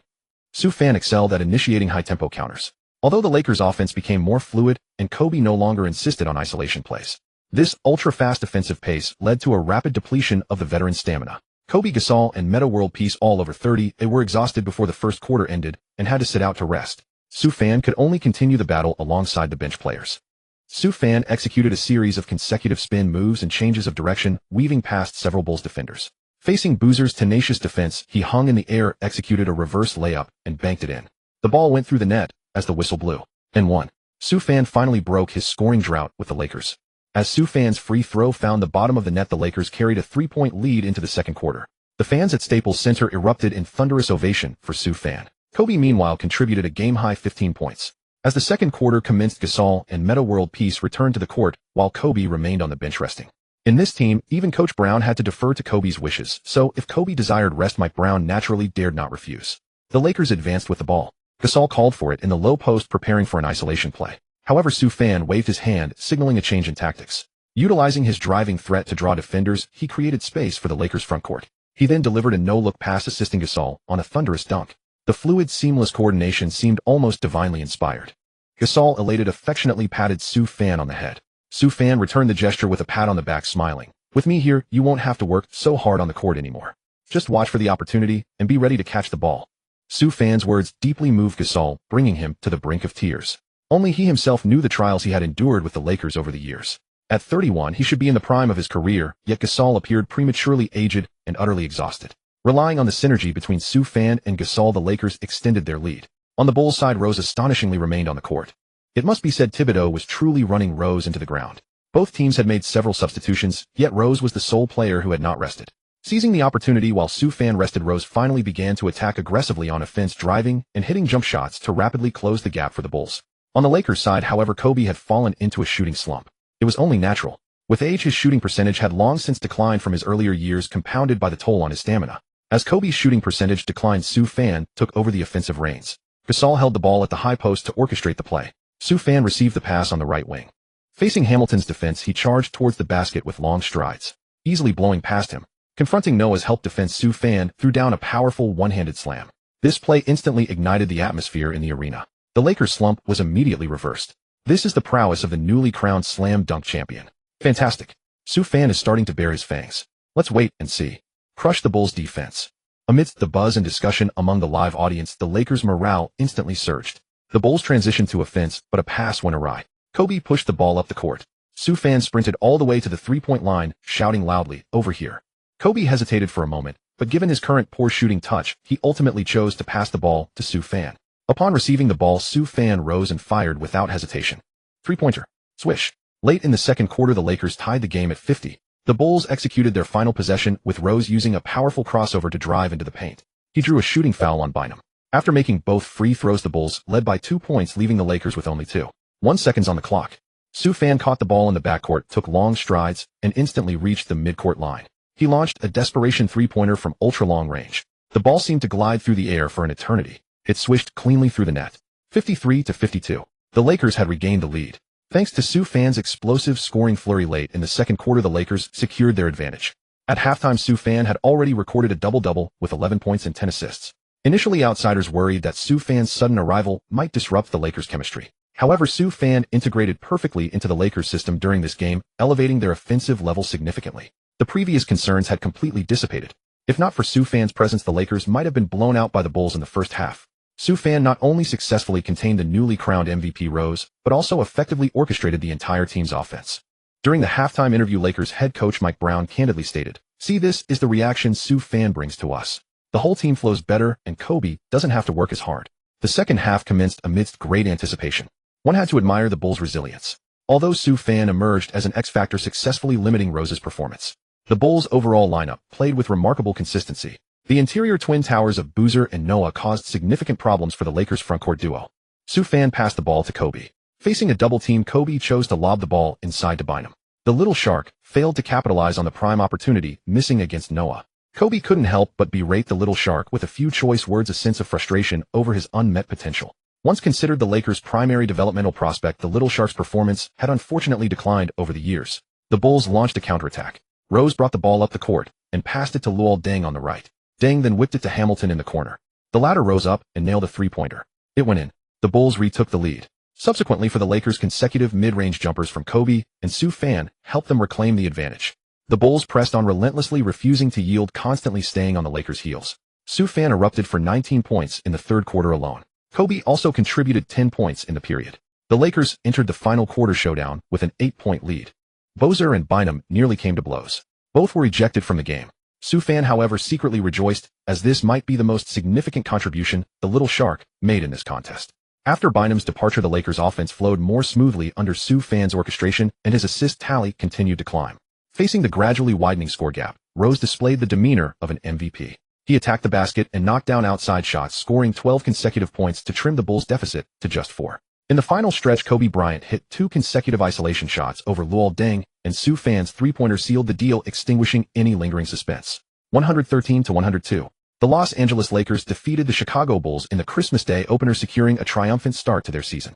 In his Lakers debut, Sue Fan delivered a monstrous double-double with 35 points and 16 assists. A flawless performance that once again stunned the world. In the post-game interview, Kobe said jokingly, "As you can see, he's just too good. I thought Sue Fan was here to support me." The reporters burst into laughter. In this game, Sue Fan scored 35 points and dished out 16 assists, earning ESPN's Best Player of the Game honors. Kobe Bryant went 14-4, 25 from the field, pouring in 34 points. Derrick Rose managed only 26 points on 12-4, 28 shooting. Additionally, Pau Gasol recorded 16 points and 10 rebounds, while Andrew Bynum contributed 5.6 rebounds and 5 fouls. Joakim Noah posted a double-double with 21 points and 14 rebounds. Ding congratulations to the host for suppressing the newly crowned MVP Rose in this game, earning 2,000 villain points. Ding congratulations to the host for leading the Lakers to victory in the regular season opener, earning 2,500 villain points. Ding congratulations to the host for being named the overall best player of the game, receiving a special reward. Kobe's clutch shot skill card, pinning activation, uses one. The cascade of rewards caught Sue Fan off guard while he was in the middle of an interview. As the league's premier closer, Kobe had once delivered 8 game-winning moments in a single season. He had actually triggered a special reward, Kobe's clutch shot skill card. However, looking at the description on the card, it could only be used once. If activated within the final 24 seconds of a game and his team was trailing, it would guarantee a 100% success rate on the game-winning shot. This is an incredible card. Sue Fan temporarily stored the skill card in his system inventory without activating it. He would save it for a truly critical moment. After the game, Sue Fan was packing up his things in the locker room, getting ready to head home. It was Christmas Day, but he didn't have any particular plans. Kendall Jenner had been in New York attending fashion events and hadn't been back to Los Angeles for a while. With Kendall away, Sue Fan had no desire to attend a Kardashian family party alone. In fact, the Kardashian family didn't have any special plans for Christmas this year either. Khloe was in Dallas with Lamar Odom, and Kim Kardashian, having recently divorced Kris Humphries, was focused on her career. The Kardashian family had been busy with their own affairs, rarely getting together. "Hey Sue Fan, any plans tonight?" Most of the Lakers players had already left when Kobe suddenly approached Sue Fan and asked. Sue Fan was a bit puzzled. Wasn't he going to spend Christmas with his family? No plans, just heading home to eat, binge watch some shows, and sleep. "Hey young man, don't be such a homebody. Come on, I'll take you to a club to have some fun." Kobe had shed his usual serious demeanor, acting like a completely different person. Sue Fan thought to himself, is he letting loose? Doesn't Vanessa, his wife, care? "Kobe, aren't you spending Christmas with your family?" Sue Fan asked. Kobe rolled his eyes at him and said somewhat awkwardly, "I just divorced Vanessa not long ago. Now she expects me to bow my head and apologize. That's never going to happen." "Wait, when did you two get divorced?" Sue Fan was taken aback, but upon reflection, it seemed like this had actually happened in history. The two had been divorced for a period of time, only to reconcile 2 years later. "Man, don't you ever check the news?" Kobe teased him, seemingly not bothered by the divorce at all. Sue Fan took out his phone and scrolled through news from over 20 days ago. Vanessa had filed for divorce in early December, and a few days later Kobe had promptly signed the divorce papers. Subsequently, the couple issued a joint statement which had caused quite a stir at the time. Sue Fan had probably been too busy with training to pay attention to such gossip. Kobe was the one who lost the most in this divorce. His net worth was estimated at around $360 million, and Vanessa was entitled to half of it. "Man, you've got some nerve just getting divorced like that. She walked away with $180 million of your money." Kobe laughed, wearing a nonchalant expression. "Money is an external possession. If it's gone, I can always earn it back. Time as a single man is so precious. It's a rare opportunity." With that, Kobe draped his arm over Sue Fan's shoulder and led him towards the garage. "It's been so long since I've partied hard at a club. Tonight we're going to let loose, hee. No matter how good the flower at home is, it's never as exciting as the wild ones outside." The two found themselves on the same wavelength. Before long, Kobe brought Sue Fan to the most luxurious nightclub in Los Angeles, Boulevard 3, located at the Hollywood Highland Center. This wasn't a place for just any thugs, it was an upscale club frequented by LA's elite for their gatherings. Besides sports superstars like Kobe, it was mostly renowned Hollywood directors and actors who came here to have a good time. The two passed through an unassuming iron gate, and what greeted their eyes was an extremely luxurious estate-style setting resembling an ancient English manor equipped with modern advanced facilities. The entire banquet hall spanned several thousand square feet and boasted 3 floors. Hey, you guys finally made it. I've been waiting for you. Let's go. Kobe's agent Rob Pelinka had been waiting for them there. Behind him were a few of his close friends. Kobe and Sue fans, surrounded by the crowd, made their way to the center of the banquet hall. The spacious dance floor could easily accommodate 40 to 50 people. As an NBA megastar, Kobe's popularity was immense, and his entrance was met with a huge roar from the crowd. Sue Fan, being a popular rookie in the NBA, was also recognized by many. People rushed over to take photos with him. Pelinka waved his hand and shouted to the DJ over there, "Tonight all the drinks are on Kobe." Wow. The entire club erupted into a frenzy. Alcohol, rock music, women. The intoxicating music guaranteed an absolutely wild night. Those who usually appeared respectable and proper in their daily lives completely let loose in this club, creating a stark contrast. Sue Fan swayed his body to the rhythm of the music, stepping on bottles of wine that cost tens of thousands of dollars each. His handsome and suave appearance, combined with a unique Eastern youth charm, attracted the attention of many alluring beauties, all vying for a chance to spend the night with him. Sue Fan quickly locked onto a target. She was a white girl with fair skin, a beautiful face, long legs, and flowing golden wavy hair. The two had been exchanging flirtatious glances across the dance floor for a while. Soon after, Kobe, Pelinka, and others headed upstairs to the rooms with their respective companions. The beautiful white woman with fair skin and striking blue eyes finally couldn't resist any longer and took the initiative to approach Sue Fan and strike up a conversation. "Hi Sue, I watch your games all the time. You're amazing." The girl's voice was sweet, and she seemed very familiar, acting like they were old friends. Looking at this seductive and alluring beauty before him, Sue Fan felt an overwhelming sense of familiarity, like she was a movie star he had seen in films before. But he just couldn't recall her name. "Beautiful, I'm not just good at basketball, I excel in other areas too. Want to find out?" Sue Fan stepped forward and wrapped his arm around the girl's slender waist. Upon hearing this, the blue-eyed white girl actually blushed. The crowd in the dance hall was still going wild. Meanwhile, Sue Fan had already led his prey upstairs to a room. The moment the door swung open, they were locked in a passionate kiss. Alcohol and hormones mingled, intoxicating their senses. "I don't even know your name yet, baby," Sue Fan asked, seizing a moment to catch his breath. "Does it matter, darling?" "Of course it's very important." The girl let out a series of giggles. Over an hour later, it finally came to an end. Both Sue Fan and the blue-eyed girl had sobered up considerably. Only then did they realize the situation. "You. What is this?" The blue-eyed girl nodded. She possessed an angelic face, yet a devilishly curvaceous figure. She was in no way inferior to Kim Kardashian. Especially compared to the flat-chested Jenna, it was like comparing a mere puddle to the vast ocean. This was a true North American woman. Sue Fan felt a lingering sense of reluctance. "You guys are so open here, just giving your most precious first time to a complete stranger." The girl looked up at him and smiled, saying, "You're not a stranger to me. I've admired you for a long time." "Is that so? Are you also a Harvard student?" "No, but I used to go to Harvard often for studies. I watched you play basketball back in your college days." "What's your name then?" Sue Fan still wanted to know. He felt he had seen this girl somewhere before. "Elizabeth Olsen."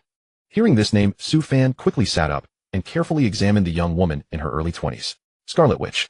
I remember now. No wonder you look so familiar." "Ha ha. I actually slept with the Scarlet Witch." "Hee hee." But then Sue Fan reconsidered. At this time, Olsen probably hadn't starred in the Avengers yet, right? Her outfit didn't look like that of a big Hollywood star either. "What Scarlet Witch? What are you talking about, dear?" Olsen was completely confused and couldn't understand what Sue Fan was saying. "Nothing, you're an actress, right? I've heard of you," Sue Fan said. Hearing that Sue Fan actually recognized her, Olsen felt flattered and deeply touched. In high school, she had practiced volleyball and once aspired to earn a scholarship to Harvard. However, she ultimately gave up sports and entered the entertainment industry. It was only last year that she began to achieve some recognition, starring in Martha Marcy May Marlene and Peace Love Misunderstanding. Thanks to her performance in Martha Marcy May Marlene, Olsen was even named the most promising new actress by the Chicago Film Critics Association. She never expected that Sue Fan, a famous NBA star, would know her, a small-time actress who had just debuted. It was an inseparable, blissful night. Sue Fan experienced what it truly meant to be with an exquisite beauty. They didn't wake up until noon the next day. Kobe kept calling, urging him not to forget the game that night. "Olsen, you've probably heard that I already have a girlfriend." So, as they were about to part, Sue Fan still felt reluctant. Of course, who doesn't know about the golden couple of the NBA, Jenna and Sue Fan? Olsen set her tone sour like a sulking wife. "But since I chose to be with you, I don't care about that. I just hope to hold a place in your heart, no matter how small." Olsen looked at the man before her, feeling more and more pitiful as she spoke. Sue Fan gently held her face in both hands and said with a smile, "What are you saying, silly? I love you too. It's just that we can't make our relationship public for now. So are you willing to be my lover?" Olsen was deeply moved. She initially thought it was just a fleeting encounter with Sue Fan, but never expected to truly enter his heart. She was overjoyed. That afternoon, Sue Fan brought Olsen to the house he had just bought in Beverly Hills and gave her the keys. Even if Jenna came back to Los Angeles, she usually stayed at her own place and rarely came here. At least that's what Sue Fan told himself to feel better.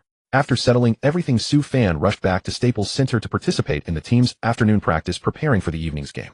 Kobe looked at Sue Fan, who had dark circles under his eyes, and looked exhausted, and said with a sly grin, "Man, you had too much fun last night, huh? Don't let it affect your performance today." Sue Fan said helplessly, "What can I do? I met a truly exceptional woman. It was insane." Kobe looked incredulous. "Man, those two I had last night weren't all that great, felt worse than Vanessa." He began to miss his wife, her face, her figure. "Amazing. Ha, you don't know how good you have it." Sue Fan teased. "Hey, you paid them this time, right? Don't pull another Colorado incident." Kobe's face fell instantly at this remark, turning red with anger. He fell silent and went off to train. That evening, the Lakers hosted their second game of the season at home. They were facing the Golden State Warriors. Normally, teams wouldn't have a game scheduled the day after Christmas Day. However, the NBA schedule was different this season. The lockout had shortened the season, making the schedule much more compact for all teams. The Golden State Warriors had selected another sharpshooter in the summer draft, Klay Thompson. They had officially assembled what would later be known as the Splash Brothers. However, Monta Ellis was still the nominal leader of the Warriors. Curry was rising steadily, his three-point percentage climbing to the top of the league, threatening to take over the team. The game was about to begin. Despite the fervor of the Christmas Day showdown, the fans in Los Angeles were exceptionally passionate today. The game between the Lakers and the Warriors was nearly a sellout. The Lakers management, through a miraculous offseason move, signed Sue Fan, breathing new life into this once-champion team. The fans quickly emerged from the shadow of last season's playoff exit. The Lakers had a change in their starting lineup today, with the young substitute Jordan Hill being promoted to starting center. The main reason was that before today's game, Bynum hadn't shown up at the arena all day. Ever since winning a championship with the Lakers, this guy had gotten a big head, considering himself a top-tier league center. This time, he simply skipped the game without even asking for leave. It wasn't until half an hour before the game that Bynum finally contacted the management and coaching staff, saying he wouldn't play tonight due to family reasons. This earned him a severe scolding from Kobe. Apart from the center position, the other four spots remained largely unchanged, maintaining the same lineup as the first game. Sue Fan, Kobe, Metta, World Peace, and Pau Gasol. On the other side, the Warriors lineup was quite puzzling. In the previous two seasons, Curry usually started alongside Monta Ellis. But today, Curry was benched, with Mark Jackson choosing to start the rookie Thompson at the shooting guard position. The other starters were White, David Lee, and Udoh.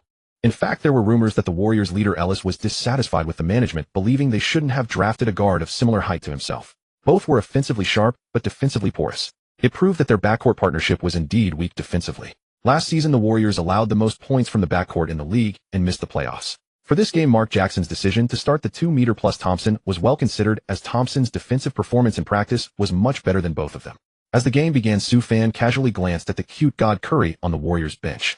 He looked youthful, like a baby-faced kid, with an expression that seemed quite defiant, unhappy about being relegated to the bench. However, given his personality, he didn't dare to challenge the coaching staff now. The game tipped off. Jordan Hill easily won the jump ball for the Lakers. Sue Fan dribbled the ball while directing his teammates' movements. Kobe came out with a strong offensive intent right away. He slipped out from the corner on the wing looking for the pass. Sue Fan, facing Ellis's defense, feigned a drive and suddenly made a lateral pass. Receiving the ball, Kobe rose for a decisive jump shot. Thompson was too slow to react and could only watch Kobe's shot go up.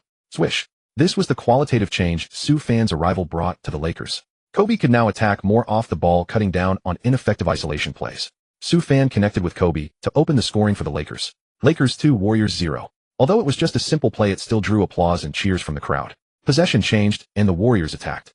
Monta Ellis excelled at driving and jump shots, but facing Sue Fan's towering frame, he found himself utterly helpless. A guy this tall playing point guard. Have you no shame? Ellis muttered under his breath as he passed the ball. Little punk, never seen Magic Johnson play. Sue Fan retorted sharply in response to Ellis's taunts.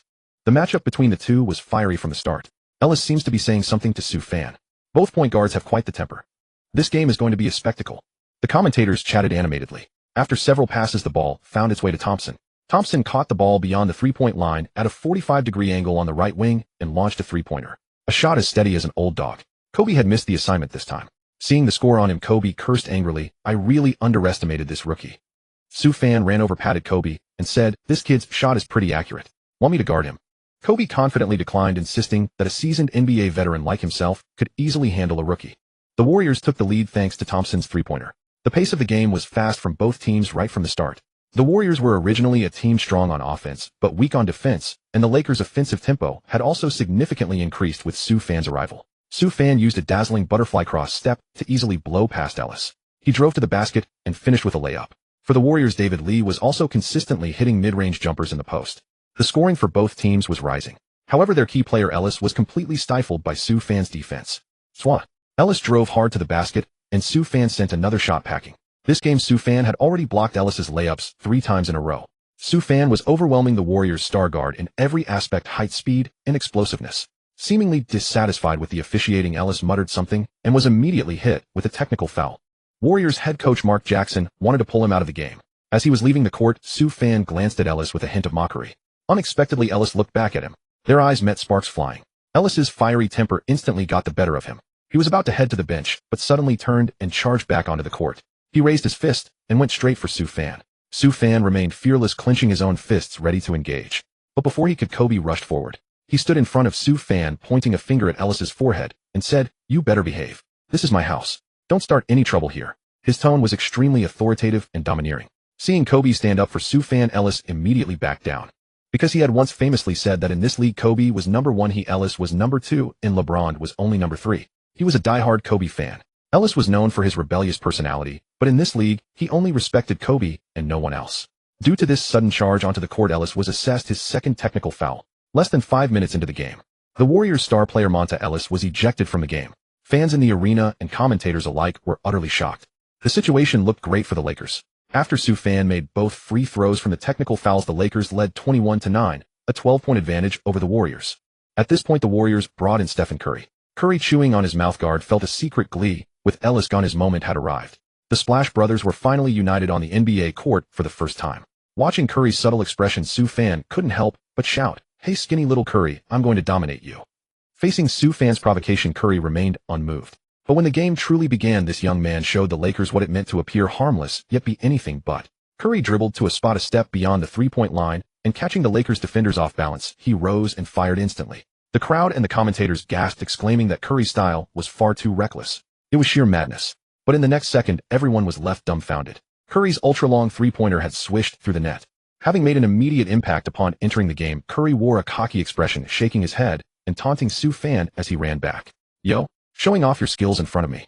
Sue Fan, with rapid pace and high-speed crossovers, reached the three-point line. He launched a transition three-pointer without hesitation. Swish. It went in two. Curry was stunned, thinking to himself, how is this guy so accurate as well? On the next possession, unwilling to be outdone, he kept launching, completely ignoring his teammates. Unfortunately, this three-point attempt clanked off the rim. The Lakers seized the opportunity and ignited another counterattack. Gasol grabbed the rebound and fired a crisp bounce pass to Sue Fan. Sue Fan also stood a step beyond the three-point line. Bryant had established position in the post, ready to demand the ball, but he was completely ignored by Sue Fan. Sue Fan's release was lightning quick. The height difference between the two was vast. Curry was utterly outclassed. Swish. Another one. Curry was completely bewildered. How could he be this accurate? It's illogical. His moment of arrogance was short-lived, as his spotlight was thoroughly stolen by Sue Fan. Bryant was stunned too. Sue Fan actually ignored his call for the ball. He was about to chew him out, but the kid actually made the shot. Bryant felt both angry and delighted. In his younger, fiercely competitive days, he might not have tolerated Sue Fan's actions. But now, having matured, he just wanted to win the game. This game is fantastic. 2-point guards are going head-to-head. Amazing. Sue Fan is handling it with ease, and he's way more accurate than Curry. On the other end, Thompson nailed another three-pointer. Sue Fan refused to back down. He single-handedly countered the Splash Brothers' three-point barrage. Sue Fan was scorching hot from beyond the arc. He rose and fired every time. And with each shot, he got more accurate. And from further out, the atmosphere in the arena was electrified by Sue Fan's rain of threes. Curry no longer dared to be arrogant. He had believed his shooting was unparalleled, but today he encountered someone even more formidable. Thanks to Sue Fan's phenomenal performance of 9 three-pointers in a single quarter, the Lakers exploded for 43 points in the first quarter. The Warriors, powered by the Splash Brothers late in the first quarter, managed to cut the deficit to 10 points. During the break, a brand new record appeared on the big screen. Sue Fan had broken Michael Redd's NBA record for most three-pointers in a single quarter set in 2002. 9 three-pointers in one quarter. Unprecedented and unlikely to be surpassed. Congratulations, Sue Fan, tonight is your moment. Kid, you're amazing. Absolutely outstanding. We thought you were just a passing maestro, but your three-point shooting is incredible too. His teammates came forward one by one to congratulate Sue Fan. For a second-year player to break the NBA's single-quarter three-point record was truly awe-inspiring. Sue Fan's three-pointers in the first quarter outnumbered those made by both Splash Brothers combined. However, the Warriors proved to be more tenacious than expected today. After the Lakers brought in their bench players, their offensive efficiency noticeably declined. Sue Fan only rested for a few minutes before returning to the court. The Warriors began to target Sue Fan, denying him easy three-point opportunities. When a player can draw double teams beyond the arc, it's already a testament to his three-point threat. Sue Fan didn't force shots. Instead, he used his gravity to create better scoring opportunities for his Lakers teammates. Kobe showcased his full arsenal with consecutive pull-up jumpers, drives, and three-pointers. Pau Gasol had no trouble overpowering David Lee in the paint. The more the Warriors focused on Sue Fan, the larger the Lakers' lead grew. By halftime, the Lakers led 66-47, a commanding advantage of nearly 20 points. Coming out for the second half, the young Warriors unleashed a storm of youthful energy, launching a comeback led by the Splash Brothers. Curry and Thompson ran tirelessly off the ball. David Lee orchestrated from the high post. The duo then rained down threes once more, with Curry and Thompson each nailing 2 from deep. The Warriors capitalized with a 12-0 run. The Lakers pushed back, but Kobe found himself double-teamed near the free-throw line. Sue Fan had been lying in wait in the corner. Kobe, with eyes in the back of his head, turned his shooting motion into a pass mid-air. The pass was a bit strong. Sue Fan leaped high to haul it in. As he adjusted his body, Thompson pounced like a wild beast. Sue Fan pump-faked and sent Thompson flying past him. With the path clear, he calmly drilled his 10th three-pointer of the game. The NBA record for most three-pointers in a single game was held by a Lakers player. Kobe had nailed 12 threes in a single game back in 2005. That record had stood unbroken ever since. Now the crowd and commentators began to anticipate Sue Fan breaking it. After all, this was only the third quarter with over a full period left to play. But the more you crave the record, the more ferociously the opponent hunts you down.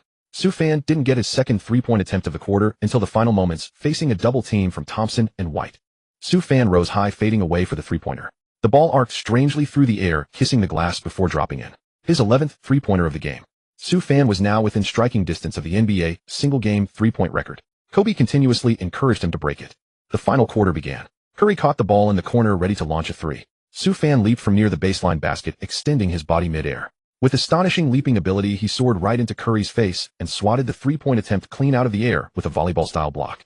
The ball rocketed into the stands. The entire arena erupted. A player maintaining such offensive efficiency while making a defensive play this spectacular was unheard of. It was simply inhuman. Transition. The final quarter was ticking away. Sue Fan dribbled up the court himself, stopping near the center court logo. Amidst gasps and stunned looks, he launched an ultra-long logo three-pointer. A shot from a distance rarely seen in this era. My God, that's not a buzzer beater. How can he just shoot that? Sue Fan is too wild, too arrogant. This is freaking insane. The fan's words died in his throat as the ball streaked into the hoop like a meteor. His jaw dropped in sheer disbelief. Sue Fan's 12th three-pointer. He had tied the NBA single-game record. At that moment, everyone rose to their feet, witnessing history in the making. Witnessing Sue Fan on the verge of shattering the NBA's single-game three-point record.